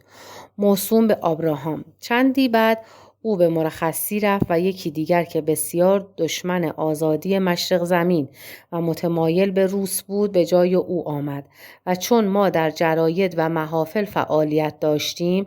به ناگهان مقاله‌ای بر ضد ما در تایمز نوشته شد که اظهارات ما را افسانه پریها نامید و طرفداری از روس می کرد و به سبب عمده آن این بود که روزی در اتاق یکی از کمیسیون‌های مجلس عامه انگلیس هیئتی شاید 40-50 نفر از اعضای پارلمان از هر دو مجلس جمع شدند که بیانات ما را بشنوند و مرحوم معاضدالسلطنه و من در آنجا حاضر شدیم و خطابه‌ای خواندیم که در آن شکایات خودمان را بیان کردیم و آن خطابه به شکل خصوصی طبع و در بین اعضای پارلمان تقسیم شد. در پایان جلسه یک کمیسیونی از اعضای مجلس انتخاب شد به اسم کمیسیون ایران پرشیا کمیتی که ما 2 نفر را هم عضو آن قرار دادند و چون در آن خطابه از مداخلات روس با نام و نشان مشتمل بر 9 فقره سخن رفته بود، دستگاه کهنه‌پرستی و محافل مربوط به آن به غیض آمده بود و منتهی به حمله روزنامه تایمز شده بود و چون در آن روزنامه گفته شده بود که جمعی از اعضای پارلمان خودمان هم فریب این پناهندگان یا فراریان ایرانی را خورده و اظهارات آنان را باور کردند، آن کمیسیون چند نفر را برگزید که جوابی دندان شکن به تایمز بنویسند و به کمک این جانب نوشتند. مرحوم براون هم شرحی جداگانه و خیلی مدلل نوشت که هر دو را تایمز چاپ کرد و باز در رد آنها مقاله نوشت. دنباله این دوندگی مداومت یافت و ما در مجلس عظیمی که از طرف انجمن آسیای مرکزی با حضور عده زیادی از رجال مهم و اعضای مجلس انگلیس و ارباب جراید تشکیل شد سخن گفتیم. این مجلس تحت ریاست لارد رونالدشی منعقد شد. مفسدین بر ضد مقصود ما بعضی مخالفین را تحریک نموده و به آنجا جهت اخلال فرستاده بودند که فعالترین آنها همان دبیر سیاسی معاند تایمز بود که دیوید فریز نام داشت و بعد مخبر تایمز در تهران شد و در موقع فتح تهران از طرف مجاهدین در تهران بود و آنچه توانست بر ضد انقلاب و طرفداری از شاه و روس‌ها تلگرافات و مقالات فرستاد. مشارون الیه پس از ختم خطابه من در موقع سوالات بلند شد و گفت این حرفها که از مشروط خواهی ایرانیان گفته شد اساسی ندارد و من خودم در تهران بودم وقتی که مجلس شورای ملی اقدام به تأسیس بانک ملی کرد و همه گونه مساعی و تبلیغات در باب جمع پول برای بانک کرد. کسی کمکی نکرد به جز خرد پاها و اصناف و غیره که جمعاً 100,000 تومان بیشتر حاصل نشد. من در جواب گفتم بیان این آقا به خیر ما بود، زیرا که اولاً در مملکتی اعیان و اشراف طلب اصلاحات و آزادی باشد و توده مردم نسبت به آن بی قید باشند برای آن مملکت نجاتی نیست، ولی بالعکس اگر عامه ملت و خرد پا شور اصلاح آزادی داشته باشند و طبقه اشراف پوسیده مخالف آن باشند، آن ملک به ساحل نجات میرسد. و ثانیاً حساب ایشان صحیح نیست. چه نه تنها 100 نفر از بزرگان و رجال در تهران هر یک 5,000 تومان امضا کردند که 500,000 تومان می شود و نه تنها 1,000,000 تومان از تبریز وعده کردم. من فقط 2 نفر را نشان می دهم که آن 100,000 تومان رقم ایشان را به تنهایی دادند و آن ظل سلطان بود که 70,000 تومان و مشیرالدوله که 30,000 تومان تعهد کردند. مشارون الیه باز گفت که آیا این پولها نقد بود؟ مرحوم بران به من مجال جواب نداد. گفت آیا پولهایی که بانکهای شما در انگلیس دارند نقد است؟ پس رئیس جلسه مداخله کرده و آن معاند را از دنبال کردن اعتراضات خود منع کرد و بعضی از مهمترین وکلای انگلیس آن شخص را رد کرد و ملامت نمودند. چندی بعد من بر اثر تلگرافی که از آذربایجان به من رسید و دعوت به تبریز کردند عازم حرکت شدم. ولی قبل از حرکت باز مجلسی در کمبریج تشکیل شد که اعلانهای دعوت برای آن که به دیوارها چسبانده شد یک سطر جلی فارسی در بالا داشت که چاپ شده بود: زنده باد مشروطه ایران. در آن مجلس من خطابه‌ای در بیان مقاصد خودمان ایراد کردم. یکی از نکات قابل توجه برای اهل فهم و عمق هم آن است که از اوایل دوره مشروطیت به این طرف و مخصوصا بعد از جنگ اول جهانی به خطا بین نویسندگان و گویندگان سیاست باف ایران به درجه افراطی و مبالغه آمیز مرسوم شده که تمام وقایع و جریانات مملکت ایران را به تأثیرات فعالیت‌های نهانی خارجی‌ها اسناد داده و در کلیه آنچه واقع شده انگشت آنها را می‌بینند و آنها را مسئول همه ناکامی‌ها و بیسامانی امور می‌دانند. افراط در این عقیده و تصورات گاهی به درجات فوق التصور و حتی به حد جنون شدید و هذیان هم رسیده و یقین دارم همه آقایان شواهد این عارضه را بارها و بلکه 1000 بار دیده‌اند که از هر حد معقول بلکه غیر معقول هم تجاوز کرده است. و درد آنجا است که این مرض منحصر به موارد استثنایی نیست، بلکه در بعضی ادوار شدت آن منکرین آن یعنی دارندگان عقل سلیم استثنایی و نادر بودند، مانند مرحوم دکتر مهدی ملکزاده. این هم البته موجب ضرر کلی هم به مملکت بوده است. به اجمال باید بگویم که من حتی به حد کمتری هم معتقد به این اوهام نیستم و در عکس و نقیض آن عقاید افراط دارم و برخلاف عقیده جبری بعضی از آن مسحورین من به تفویض مطلق قائلم و معتقدم که اولیای امور ما در انتخاب و اختیار طریق صواب و ناصواب اختیار کامل مطلق داشته و دارند. مداخلات علنی زورمندان خارجی را در مواردی کسی انکار ندارد، ولی تبعیت به اشاره و ایمای آنها فقط تقصیر خود مردان سوس عنصر خودمان بوده است. 9.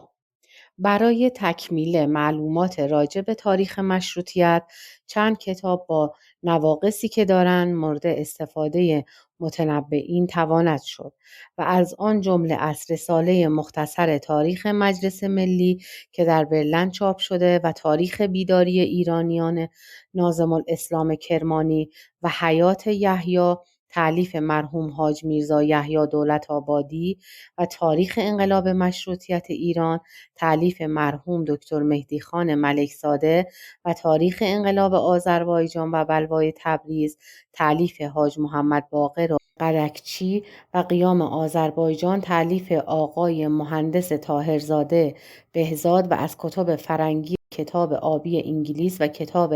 نارنجی روس و کتاب انقلاب ایران مرحوم ادوارد بران و کتاب ماه شب 14 تألیف لوری و کتاب اورینت اکسپرس تألیف آرتور مورو کتاب عثمانی و ایران در انقلاب تألیف دیوید فریزر و کتاب وقایع جدید در ایران تألیف بلفورو، کتاب اختناق ایران تألیف مورگان شوستر آمریکایی و بهتر از همه کتاب انقلاب ایران ادوارد براون و کتب و رسائل متعدده به روسی و فرانسوی که استقراء آنها مطول می شود و البته در میان کتبی که در این 30 سال اخیر در ایران نوشته شده با بعضی نقایصی که دارد کتاب مرحوم کسروی را تاریخ مشروطه ایران و تاریخ انقلاب آذربایجان بهترین آنها تواند شمرد. خوشبختانه امروز پس از 52 سال از اعلان مشروطیت هنوز چند نفری شاهد زنده آن عهد هستند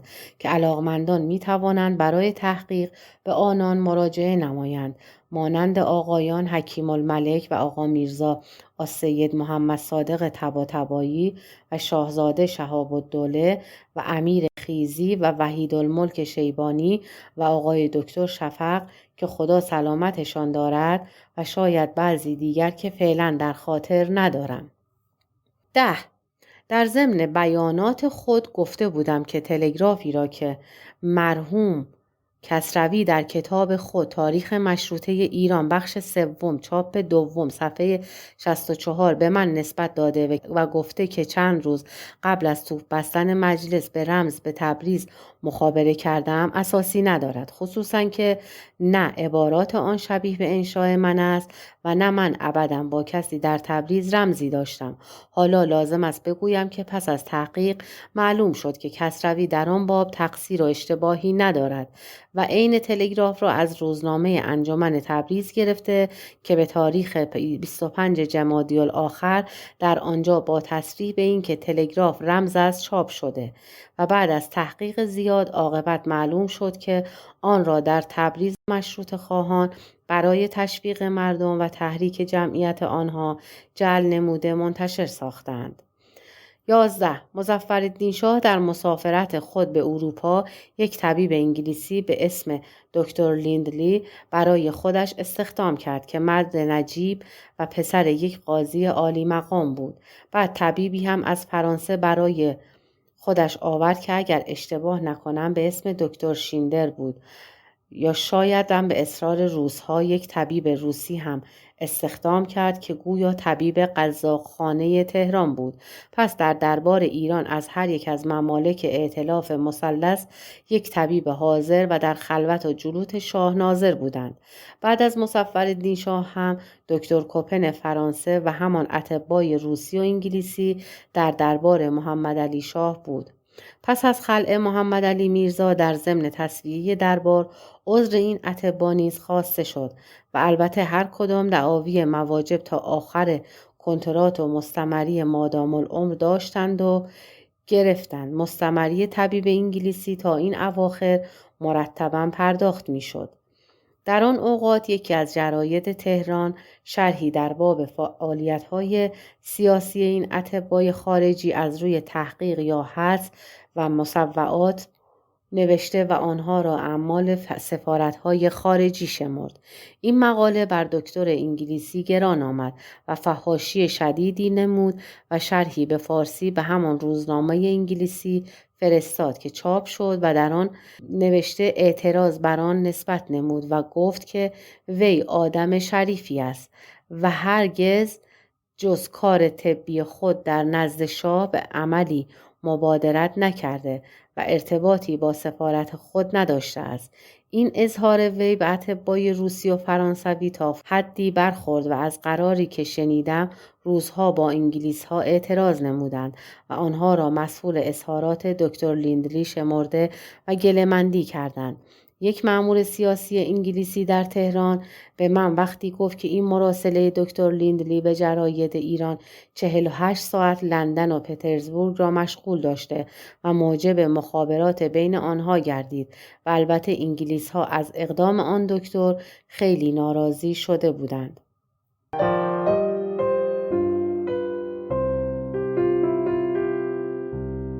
کتاب خطابه، تاریخ اوایل انقلاب مشروطیت، نویسنده سید حسن تقی‌زاده، راوی منیژه، تولید و پخش کتابخانه اینترنتی آوای بوف. avayaboof.com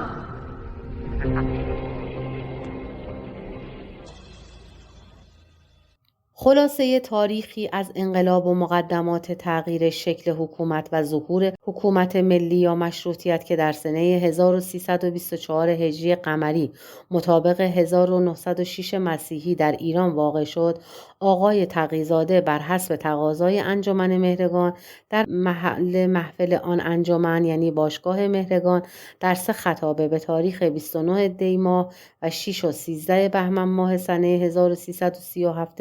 هجری شمسی ایراد نمودند. به واسطه وسعت موضوع که شاید ایفای سخن در آن لااقل محتاج به 10 خطابه بود، فقط مشتمل بر بیان مقدمات تاریخی انقلاب از دهه دوم قرن 13 تا اوایل دهه سوم قرن 14 و داستان اوایل مشروطیت بود تا آغاز مجلس شورای ملی دوم در سنه 1327 بیان شد و فرصتی برای شرح و حکایت تاریخ آن مجلس و مجالس بعدی تا زمان حاضر که دوره 19 مجلس شورا را شامل است نشد و در واقع دنباله سخن نه تنها بایستی مشتمل بر تاریخ جریان مشروطیت تا امروز و داستان مجلس‌های دوم تا 19 و سیر و تکامل یا تناقض حکومت پارلمانی باشد، بلکه به طور کلی و جامع تاریخ سیاسی 49 سال اخیر و اوضاع مملکت از هر حیث و شاید اوضاع اجتماعی و اقتصادی و فرهنگی کشور ایران را بیان نماید و این قسمت‌ها ناگفته ماند و محول به موقع دیگر گردید. پس از ختم هر یک از خطابه‌های سگانه آقای تقی‌زاده فرصتی به حضار داده میشد که هر کدام از مستمعین نسبت به یکی از مطالب بیان شده توضیحی بخواهد یا راجع به مطلبی مربوط به مندرجات خطابه سؤالی بخواهد بکند. اظهار نماید تا ناطق جواب بدهد. بعضی از حاضرین سوالاتی کردند که جواب داده شد و بعضی دیگر به واسطه کمی وقت سوال خودشان را کتباً دادند که بعد در موقع جواب داده شود. اینک برای تکمیل قاعده صلاح دیده شد که آن سوالات و جوابهای آنها نیز در زیر این خطابه ها درج شود. 1. بزرگترین اشخاص مؤثر مشروطیت چه کسانی بودند؟ جواب: این سوال در خاتمه قسمت دوم خطابه ها طرح شده و جواب کامل داده شد و گفته شد که البته همه اشخاص مؤثر را نمیتوان به طور جامع ذکر کرد و در واقع بسیار بودند، ولی به عقیده این جانب مؤثرترین و مهمترین اشخاصی که در درجه اول در استقرار و اعاده مشروطیت حق بزرگی داشتند 12 نفر را میتوان شمرد که در قسمت سیاسی 5 نفر از علما بودند، یعنی 2 مجتهد بزرگ تهران مرحومان آقا سید عبدالله بهبهانی و آقا میر سید محمد طباطبایی و سید عالم بزرگ نجف آخوند ملا کاظم خراسانی و آقا شیخ عبدالله مازندرانی و حاج میرزا حسین پسر حاج میرزا خلیل تهرانی و در قسمت مبارزه مسلح و مجاهدت 2 نفر سردار تبریزی یعنی سردار ملی ستارخان و سالار ملی باقرخان و سپهسالار اردوی مجاهدین بختیاری حاج علی قلی خان سردار اسعد بختیاری و سپهسالار اردوی شمالی مجاهدین مرحوم ولی خان تنکابونی سپهدار و 3 نفر سالاران اردوی گیلان یعنی عبدالحسین خان معزالسلطان و میرزا علی محمد خان تبریزی ویفرم خان و البته هم غیر از اینها اشخاص مهم زیادی بودند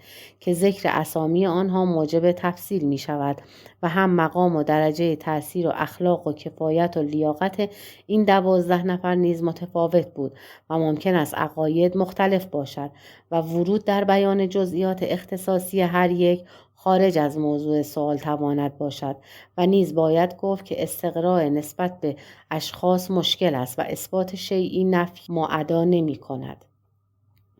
2. اعضای مؤثر و ارکان مهم مجلس اول چه اشخاصی بودند و پیشوایان انقلاب در خارج از مجلس در تهران و ولایات در آن زمان چه اشخاصی بودند؟ جواب: جواب قسمت اول در ضمن خطابه ها داده شد و اسامی معدودی از وکلای مؤثر مجلس اول ذکر شد بدون آنکه جامع افراد و مانع اغیار باشد. در خارج از مجلس می توان از جمله اسامی خطبای درجه اول تهران را مانند سید جمال الدین اصفهانی همدانی الاصل و حاج میرزا نصرالله ملک المتکلمین و ناطق بیمانند تبریز آقا میرزا حسین واعظ و روزنامه نویس‌های مؤثر مانند میرزا جهانگیرخان شیرازی و میرزا علی اکبرخان دهخدا مدیر و دبیر روزنامه سور اسرافیل و مرحوم میرزا سید حسین خان مؤسس روزنامه الحدید و بعدها عدالت که به همین اسم معروف شد و آقا سید محمد رضا برازجانی مدیر روزنامه مساوات و به واسطه فدای جان مدیر روح القدس را در دوره‌های بعد از مجلس اول محمد امین رسولزاده دبیر ایران نو را برد و از اشخاص فعال مشروطیت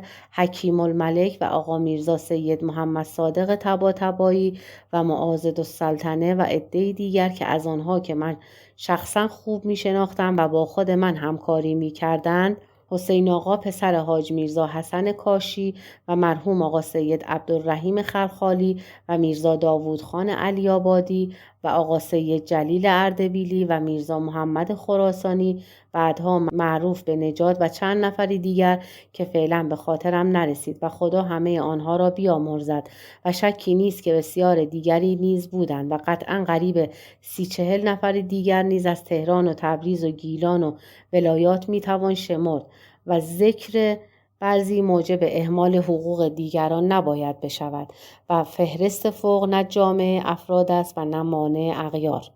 3. آیا مساوات همه ایرانیان در مقابل قانون که در متمم قانون قید شده شامل ایرانیان غیر مسلم نیز بود؟ جواب: البته شامل بود و برهان ساطع آن مجازات شدید قتل ارباب فریدون زرتشتی بود که با وجود حمایت مستبدین از آنها و امید اینها به اینکه مشروطه خواهان در مجازات مسلم به خاطر زردشتی متحیر و مردد خواهند ماند، علمای پشتیبان مشروطیت این مورد را مشمول حکم آیه انما جزاء الذین یحاربون الله و رسوله و یسعون فی الارض فسادا ان یقتلوا و یسلبوا لو تقطع ایدیهم و ارجلهم من خلاف او ینفوا من الارض قرار داد که حکم به مجازات آنها دادند.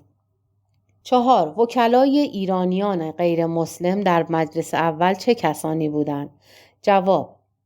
در ضمن خطابه گفته شد که از حق داشتن وکیل در مجلس که به زردشتیان و ارامنه و یهودیان داده شده بود، زردشتیان استفاده کرده و ارباب جمشید را به وکالت خودشان به مجلس فرستادند، ولی ارامنه و یهود استفاده مستقیم نکرده بلکه علمای مجلس یعنی مرحوم بهبهانی و طباطبایی را وکیل خود قرار دادند. در مجلس‌های بعد از هر 3 طایفه وکیل برای مجلس انتخاب شد بلکه به ارامنه حق داشتن 2 وکیل داده شد. 5. اسباب ائتلاف روس و انگلیس و تقسیم ایران به مناطق نفوذ به شکلی که به عمل آمد چه بود؟ جواب این سوال هم تا حدی در ضمن خطابه ها داده شد. سبب اصلی و عمده خارجی بود که تزاید قدرت آلمان بود که موجب شد فرانسه و انگلیس مناقشات قبلی خود را کنار گذاشته در سنه 1904 مسیحی با تقسیم شمال آفریقا میان خود، یعنی بازگذاشتن دست فرانسه در مراکش و دست انگلیس در مصر، انقلاب و در واقع بر ضد آلمان متحد شدند و بعداً تا حدی با وساطت فرانسه که متحد رسمی روس بود، انگلیس و روس با گذاشته شدن تبت و افغانستان و قسمت کوچکی از ایران تحت نفوذ انگلیس و واگذاری قسمت کلی از ایران به روس ائتلاف کردند. در آن موقع پیشرفت و قدرت و نفوذ روس در ایران به اعلی درجه رسیده بود و هم تسلط فوق‌العاده و مانع للغیر در دربار ایران پیدا کرده بودند، به حدی که بیم آن می‌رفت که آنها حتی در جنوب ایران و خلیج فارس نیز راه یافته و دستاندازی نمایند و گاهی شایعه فکر اجاره دادن بندرعباس به روس انتشار یافت و این موجب وحشت فوق‌العاده و تزلزل عظیم انگلیس میشد و پس با واگذاری قسمت اعظم ایران به روس راضی شدند که به واسطه عهد ائتلاف گوشه جنوب شرقی ایران را برای خود، یعنی منطقه نفوذ خود و فارغ از بیم دستاندازی روس به آن نقاط نگه داشته و تأمین کنند و چون بعد از انعقاد عهدنامه ائتلافی 21 رجب 1325 در بعضی محافل انگلستان و هم از طرف بعضی از اعضای مجلس ملی آن مملکت اعتراضاتی در باب کوچک بودن سهم انگلیس، یعنی منطقه نفوذ خاص آنها که داخل خطی از بیرجند تا بندرعباس بود، به عمل آمد و دولت جواب داد که اقتصاد بر این منطقه پس از مشاورات زیاد و مخصوصا مشاوره با ریاست ارکان حزب هندوستان بود که لارد کشینزر رئیس آن اداره این خط را کشید و گفت اگر یک وجب عقب‌تر، یعنی رو به طرف مغرب و شمال اختیار کنید، با تمامی قوا که در اختیار ماست از عهده مدافع آن بر نمی آییم، فقط مهیا هستیم تا این خط دفاع کنیم. البته در سواحل خلیج فارس روسیه منافع مخصوص انگلیسی را شناخت. نفوذ و تسلط روس در دریا دربار به جایی رسیده بود که انگلیس‌ها شبهه داشتند که آنجا با دولت ایران کار دارند و آنچه می‌نویسند دولت ایران نخست از سفارت روس می‌پرسد و بعد جواب می‌دهد و لذا به قول یکی از رجال سیاسی انگلیسی فکر کرد که چرا باید برای جواب گرفتن از روس دولت ایران را واسطه قرار داد و پیش خود گفت من اینقدر حقیر نیستم که به این واسطه متصل شوم، بلکه میتوانم مستقیما به پترزبورگ مراجعه کرده و قراری در کار بدهم. این سوء ظن شدید انگلیس که در واقع همه ایران را در تحت نفوذ و تسلط بلکه تصرف آینده روس میپنداشت، موجب تقویت افغانستان بر ضد ایران برای نگهداری هرات شد که این شهر عاقبت به دست روس نیفتد و باعث خطر هند نشود و همچنین در مناقشات سرحد ایران و عثمانی بیشتر میل داشتند بعضی نقاط مهم به دست عثمانی بماند. سوال 6. آیا در میان تاریخ مشروطیت و وقایع آن خارجی‌ها کم یا بیش دخالتی داشتند یا نه و اگر داشتند تا چه اندازه؟ جواب این سوال هم در ضمن خطابه تا حدی داده شد و گفته شد که به عقیده این جانب دخالت موثری نداشتند و چون این سوال دائما مکرر می شود و در این عهد و در این نسل مخصوصا بعد از جنگ اول بین المللی این وهم با نهایت شدت مثل وبا و طاعون در مغز اکثر سیاست بازان بلکه در 99% از مردم ما استیلای عظیم و مهلک یافته و همه امور را به خارجی ها نسبت می دهند و اسراری در کار می بینند و حتی کتب و نوشته های تاریخی ما هم به جز تاریخ دکتر ملکزاده از این اوهام به شدت غیر قابل تصور پر است. گمان می کنم باید یک بار دیگر نیز گفته شود که این وهم در واقع یک بلای آسمانی است که صلاح کار مملکت عاقبت بسته به خلاصی افراد ملت از این مرض است. اگر مقصود از دخالت تحریکات سری است که قبول و عدم قبول تأثیر اشارات بیگانگان در اختیار خود مردم و اولیای امور بوده است، البته در امر مشروطیت و پیشرفت یا شکست آن روس‌ها مخالف باطنی بلکه گاهی ظاهری هم داشته و انگلیس‌ها به رغم آنها مایل بودند تمرکز قدرت در دربار تابع روس بودند، ولی اختیار طریق عمل بر طبق میل این یا آن با خود مردم بوده است. البته اعمال روس مانند شاپشال و غیره دربار را تشویق به مخالفت با حکومت ملی می کردند، اما فقط تشویق و دربار به طیب نفس نصایح آنها را میپذیرفت و مطابق امیال شخصی خود می‌یافته. انگلیس‌ها هم اگر مایل به عدم قدرت انفرادی سلاطین بودند و از تبعیت کامل رئیس مستبد مملکت به اطرافی‌های فاسد و غیر وطن پرست از روس ناراضی بودند، فقط کاری که می‌توانستند بکنند و می‌کردند جلوگیری از مداخله علنی روس در تقویت دربار بود که چنان که گفته شد در زمان استبداد صغیر به هر وسیله مانع رسیدن پول به دربار در غیاب مجلس و بی تصویب آن شدند و البته به مخالفین عین الدوله تحسن دادند و عاقبت در عودت محمد علی شاه به ایران و هجوم به تهران برای به دست آوردن تاج و تخت و عدم پیشرفت آن رسما اعلان کردند و در مجلس ملی خود و هم به روس‌ها گفتند که هیچ وقت او را به سلطنت نخواهند شناخت. اما این کارها را دخالت خارج از حد نمیتوان شمرد و نمیتوان با این جهات مشروطیت را مخلوق آنها شمرد، چنانکه بعضی مردم مبالغه کار یا انکار سهم ملت خود در انقلاب سعید ملی همه حق را به آنها داده و به پای آنها محسوب می‌دارند و این خطای عظیم و توهین به ملت ایران است. 7. سبب اصلی ناکامیابی محمد علی شاه در حفظ حکومت استبدادی خود چه بود؟ جواب: بیش از هر چیز نادانی و فساد و اختیار طرق خلاف عقل و تمدن و اصلاح و انتخاب بدترین و فاسدترین و نادانترین و احمقترین رجال برای کارهای مملکت و اگر هیچ دلیلی برای ترجیح مشروطیت بر استبداد نبود جز مقایسه بین رجال مشروطیت و رجال استبداد، همان نکته برای اثبات مطلب کافی بود.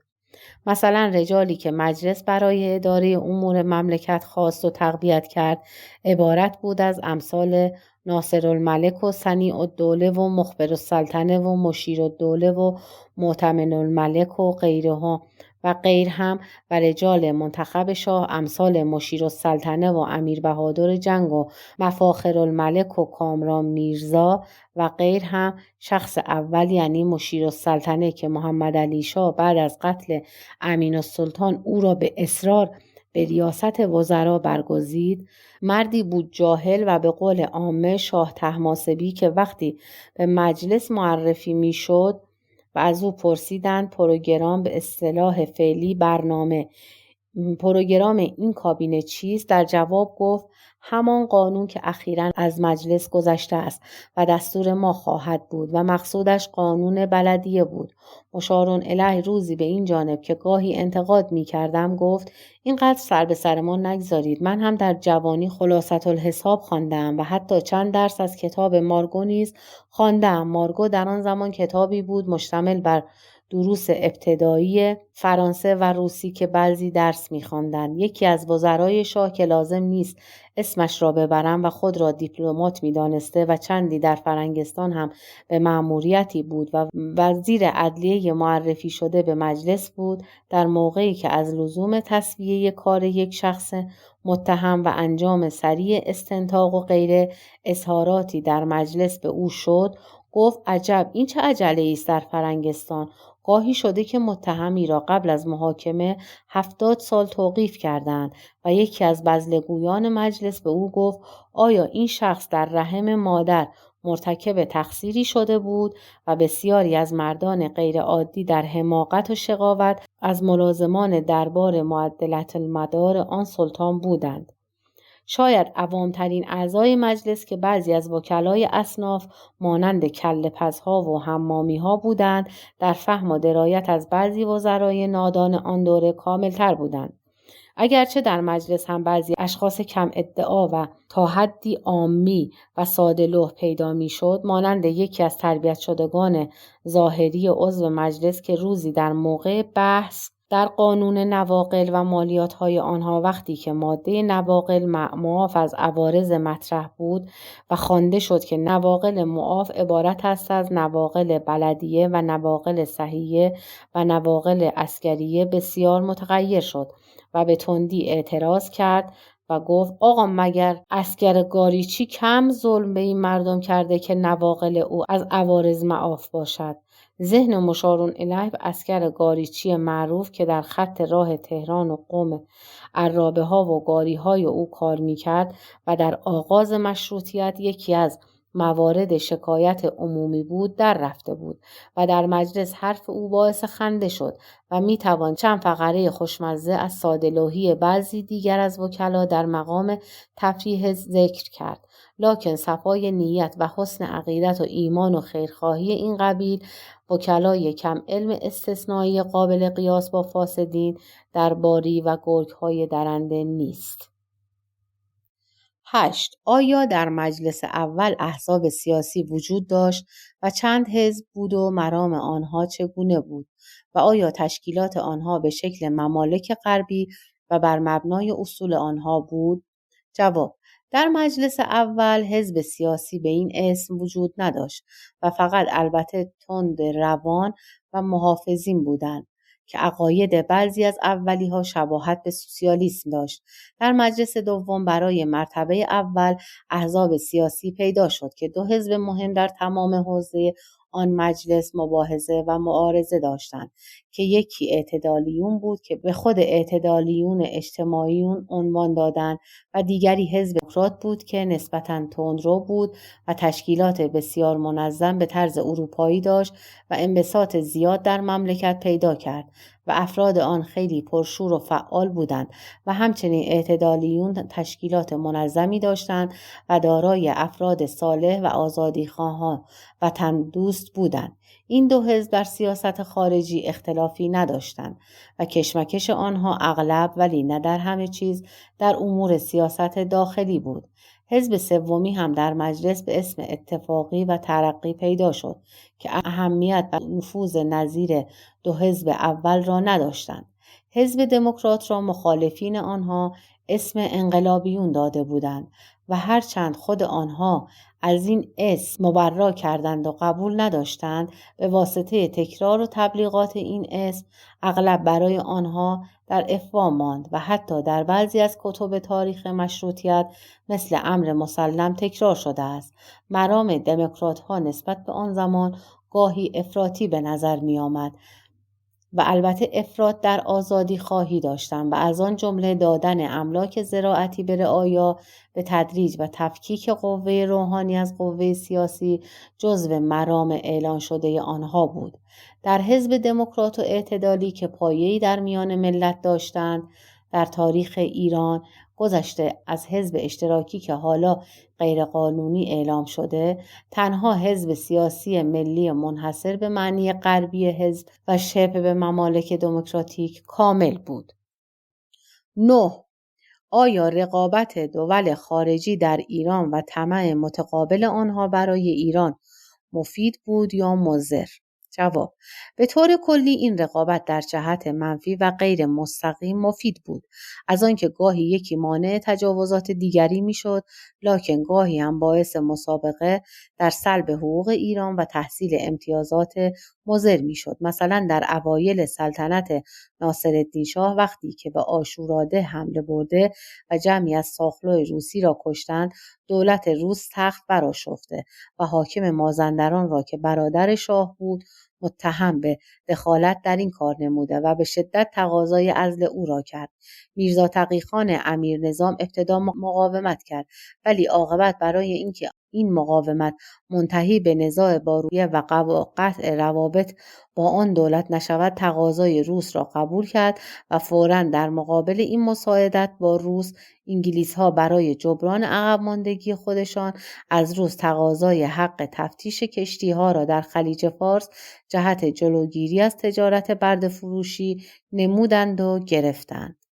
10. اگرچه در ضمن خطاب اشاره کردید که بدترین و سنگین‌ترین قروض ایران همان قروض کمرشکن مظفرالدین شاه از روس بود و گفتید که در آن شرط کرده بود که تا 75 سال دیگر ایران حق قرض کردن از هیچ دولت خارجی نداشته باشد، ولی آیا قبل از آن و بعد از آن ایران قرضهای خارجی نداشته است؟ جواب: البته قرضهای متفرقه از بانک انگلیسی در ایران که همان بانک معروف به بانک شاهنشاهی بود کرده بودند و همچنین قروض جاریه به نصف جزئی از بانک روس کرده بودند که خود تفصیلی دارد.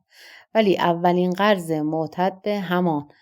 قرضی بود که در سال 1309 قمری از بانک شاهنشاهی برای ادای غرامت به تالبوت نام صاحب امتیاز انحصار دخانیات معروف به روژی استقراض نمودند و این قرض در گردن ایران بود تا سنه 1317 که اولین قرضی که از روس به مبلغ 22 میلیون و نیم روبل گرفتند و از شرایط آن این بود که از همین مبلغ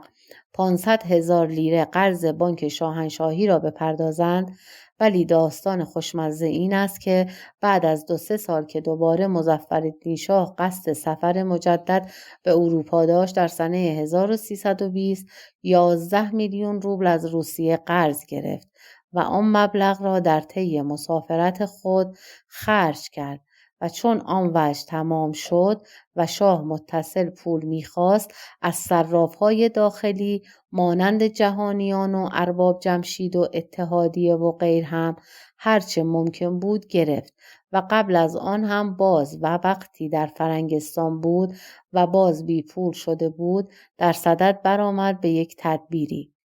از فرانسوی ها مبلغی به دست بیاورد، یعنی به نام قرض پولی بگیرد. سپس به آنها گفت ما توپ شنیدر می خواهیم و بدین ترتیب 3 میلیون و کسری فرانک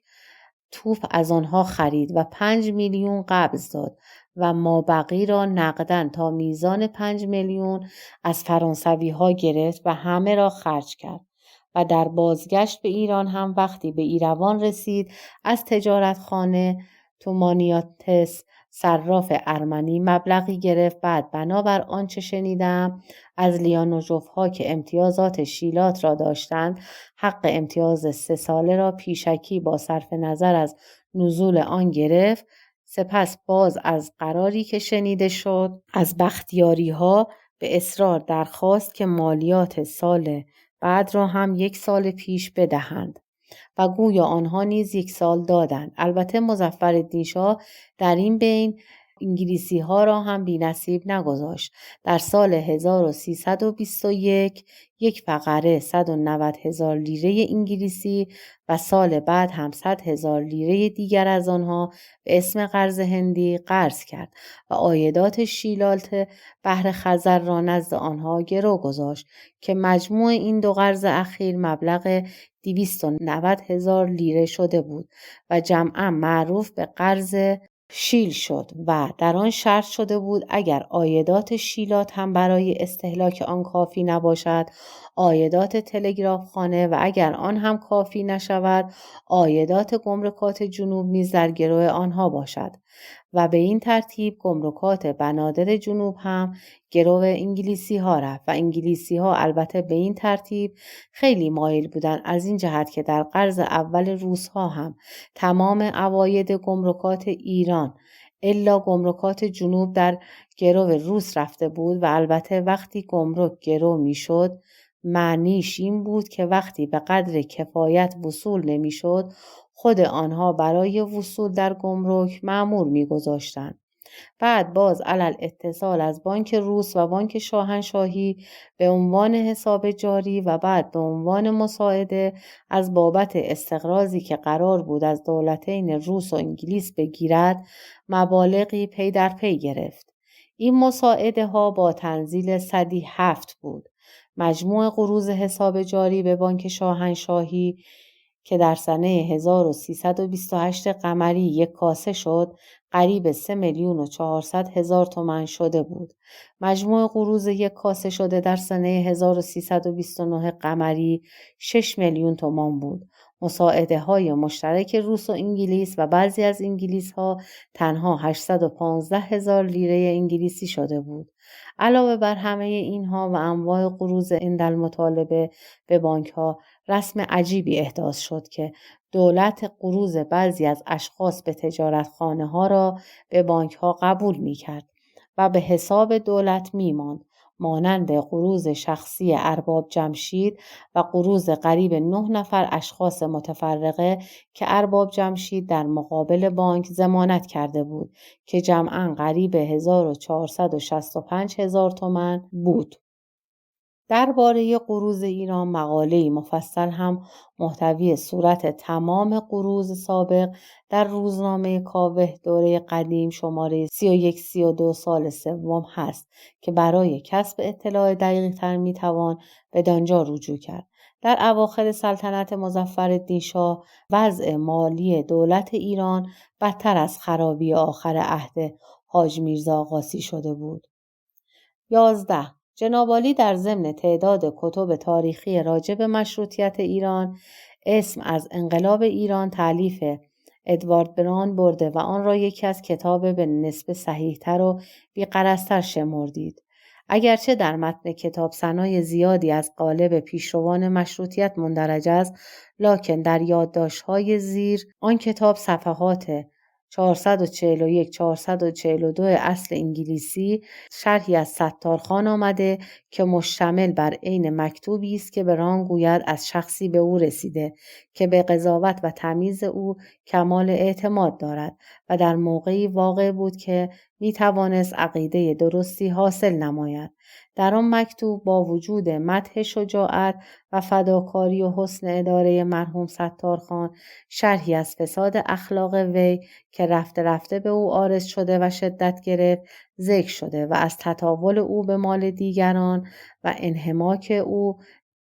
در مستی و غیره انتقاد به عمل آمده و در آخر مکتوب نویسنده گفته که آنچه نوشته شرح احوال منصفانه ایست از ستارخان و وی یقین دارد که تقی‌زاده این شرح را تصدیق خواهد کرد، ولی سایر ملیون در طعن بر اعمال ستارخان افراط بیشتری می کنند و این برخلاف انسانیت است و خدمت حقیقی وی را در اداره اولیه محاصره تبریز فراموش می کنند. می خواهم بپرسم که آیا شما واقعاً معتقد به بعضی از سیئاتی که به ستارخان در آن مکتوب نسبت داده شده هستید؟ جواب: این جانب آن مکتوب را در ذیل کتاب انقلاب ایران دیدم و متاسف هستم که در باب قهرمان شماره اول مشروطیت ایران چنان بیاناتی شده است. من همیشه نسبت به ستارخان اعتقاد خوبی داشتم و وقتی در قسمت وسطی و آخری مبارزات تبریز در آن شهر بودم و مکرر با وی ملاقات داشتم و وی بسیار مؤدب بود و خوی پهلوانی داشت. البته هر کسی به جز معصومی ممکن است جنبه‌های ضعف و نقیصه داشته باشد و او هم از بعضی ضعف‌های بشری خالی نبود، لکن در مملکت ما غالباً فراموش می‌کنند که خداوند برای حسنات و سیئات ترازو قرار داده و حتی حسنات را در حکم جبران کننده سیئات شمرده است، ولی بعضی‌ها یک سیئه یا نقیصه را محو کننده 1000 حسنه قرار داده و به ناحق زبان به طعن می‌گشایند. بعضی استنادات اگر صحیح هم باشد، جلو کشیدن و تکرار آن خارج از انصاف و عدالت است و روان نیست. علاوه بر این من شاهد بعضی از آن استنادات که به ستارخان داده شده نبودم و بلکه بسیار بعید و حتی خلاف واقع می‌دانم، مانند آنچه در آن مکتوب گفته شده که در اتاق پذیرایی ستارخان 11 پیانوی دزدیده شده دیده می شود. من خود در اتاق پذیرایی او بارها بودم و چنان چیزی ندیدم و اصلا شایسته نمی‌دانم شرافت شخصی که صفات و خصائل قهرمانانه او مایه افتخار ایران بود تعنی بشود، حتی ولو آنکه بعضی از خطاهای شخصی داشته بوده باشد. من نمی‌دانم چرا نویسنده مکتوب مرا به شهادت طلبیده است. من گاهی از روی صفا و حقیقت و وظیفه وجدانی بعضی اعمال برخی از مجاهدین را انتقاد نموده و آنها را ملامت کرده بودم و در حضور خود آنها این نوع سرزنش را در مجمع علنی یعنی در انجمن ملی در ورود خود به تبریز کردم، لکن به سران مجاهدت کنندگان طعنی نکردم. البته بعضی از مجاهدین مورد توبیخ رنجش قلبی حاصل کردند و حتی بعضی دوستان را اندیشه حاصل شد و بیانات مرا خطرناک به راه می‌پنداشتند. چنانکه چندی قبل از ورود من به تبریز مرحوم سید حسن شریفزاده در همین بابها مجاهدین را در انجمن ملی ملامت و سرزنش نمود و بلافاصله همان روز او را در خیابان کشتند. قاتل به خانه ستارخان پناه برد، لکن ستارخان او را گرفتار کرد و تحویل انجمن داد و پس از استنطاق واداشت او را در همان محل قتل شریفزاده اعدام کردند. نویسنده مکتوب ما نحن فیه به مرحوم بران بلا شک یک شخص انگلیسی بوده و در این امر ادنی شبه و تردیدی نیست و جای تأسف است که مرحوم کسرفی با سوء ظنی که نسبت به اشخاص غیر مورد لطف خود قرار داشت نوشتن آن نامه را به مرحوم میرزا محمد علی خان تربیت نسبت داده که آیا که با دستور من نوشته است. در واقع تهمتی به شخص بیگناهی زده و گناه این اسناد را به گردن گرفته و تحقیق صحیحی در مطلب نکرده و از قول خدای عزوجل غفلت نموده که فرموده است ان جاءکم فاسق نبی فتبینوا. پایان.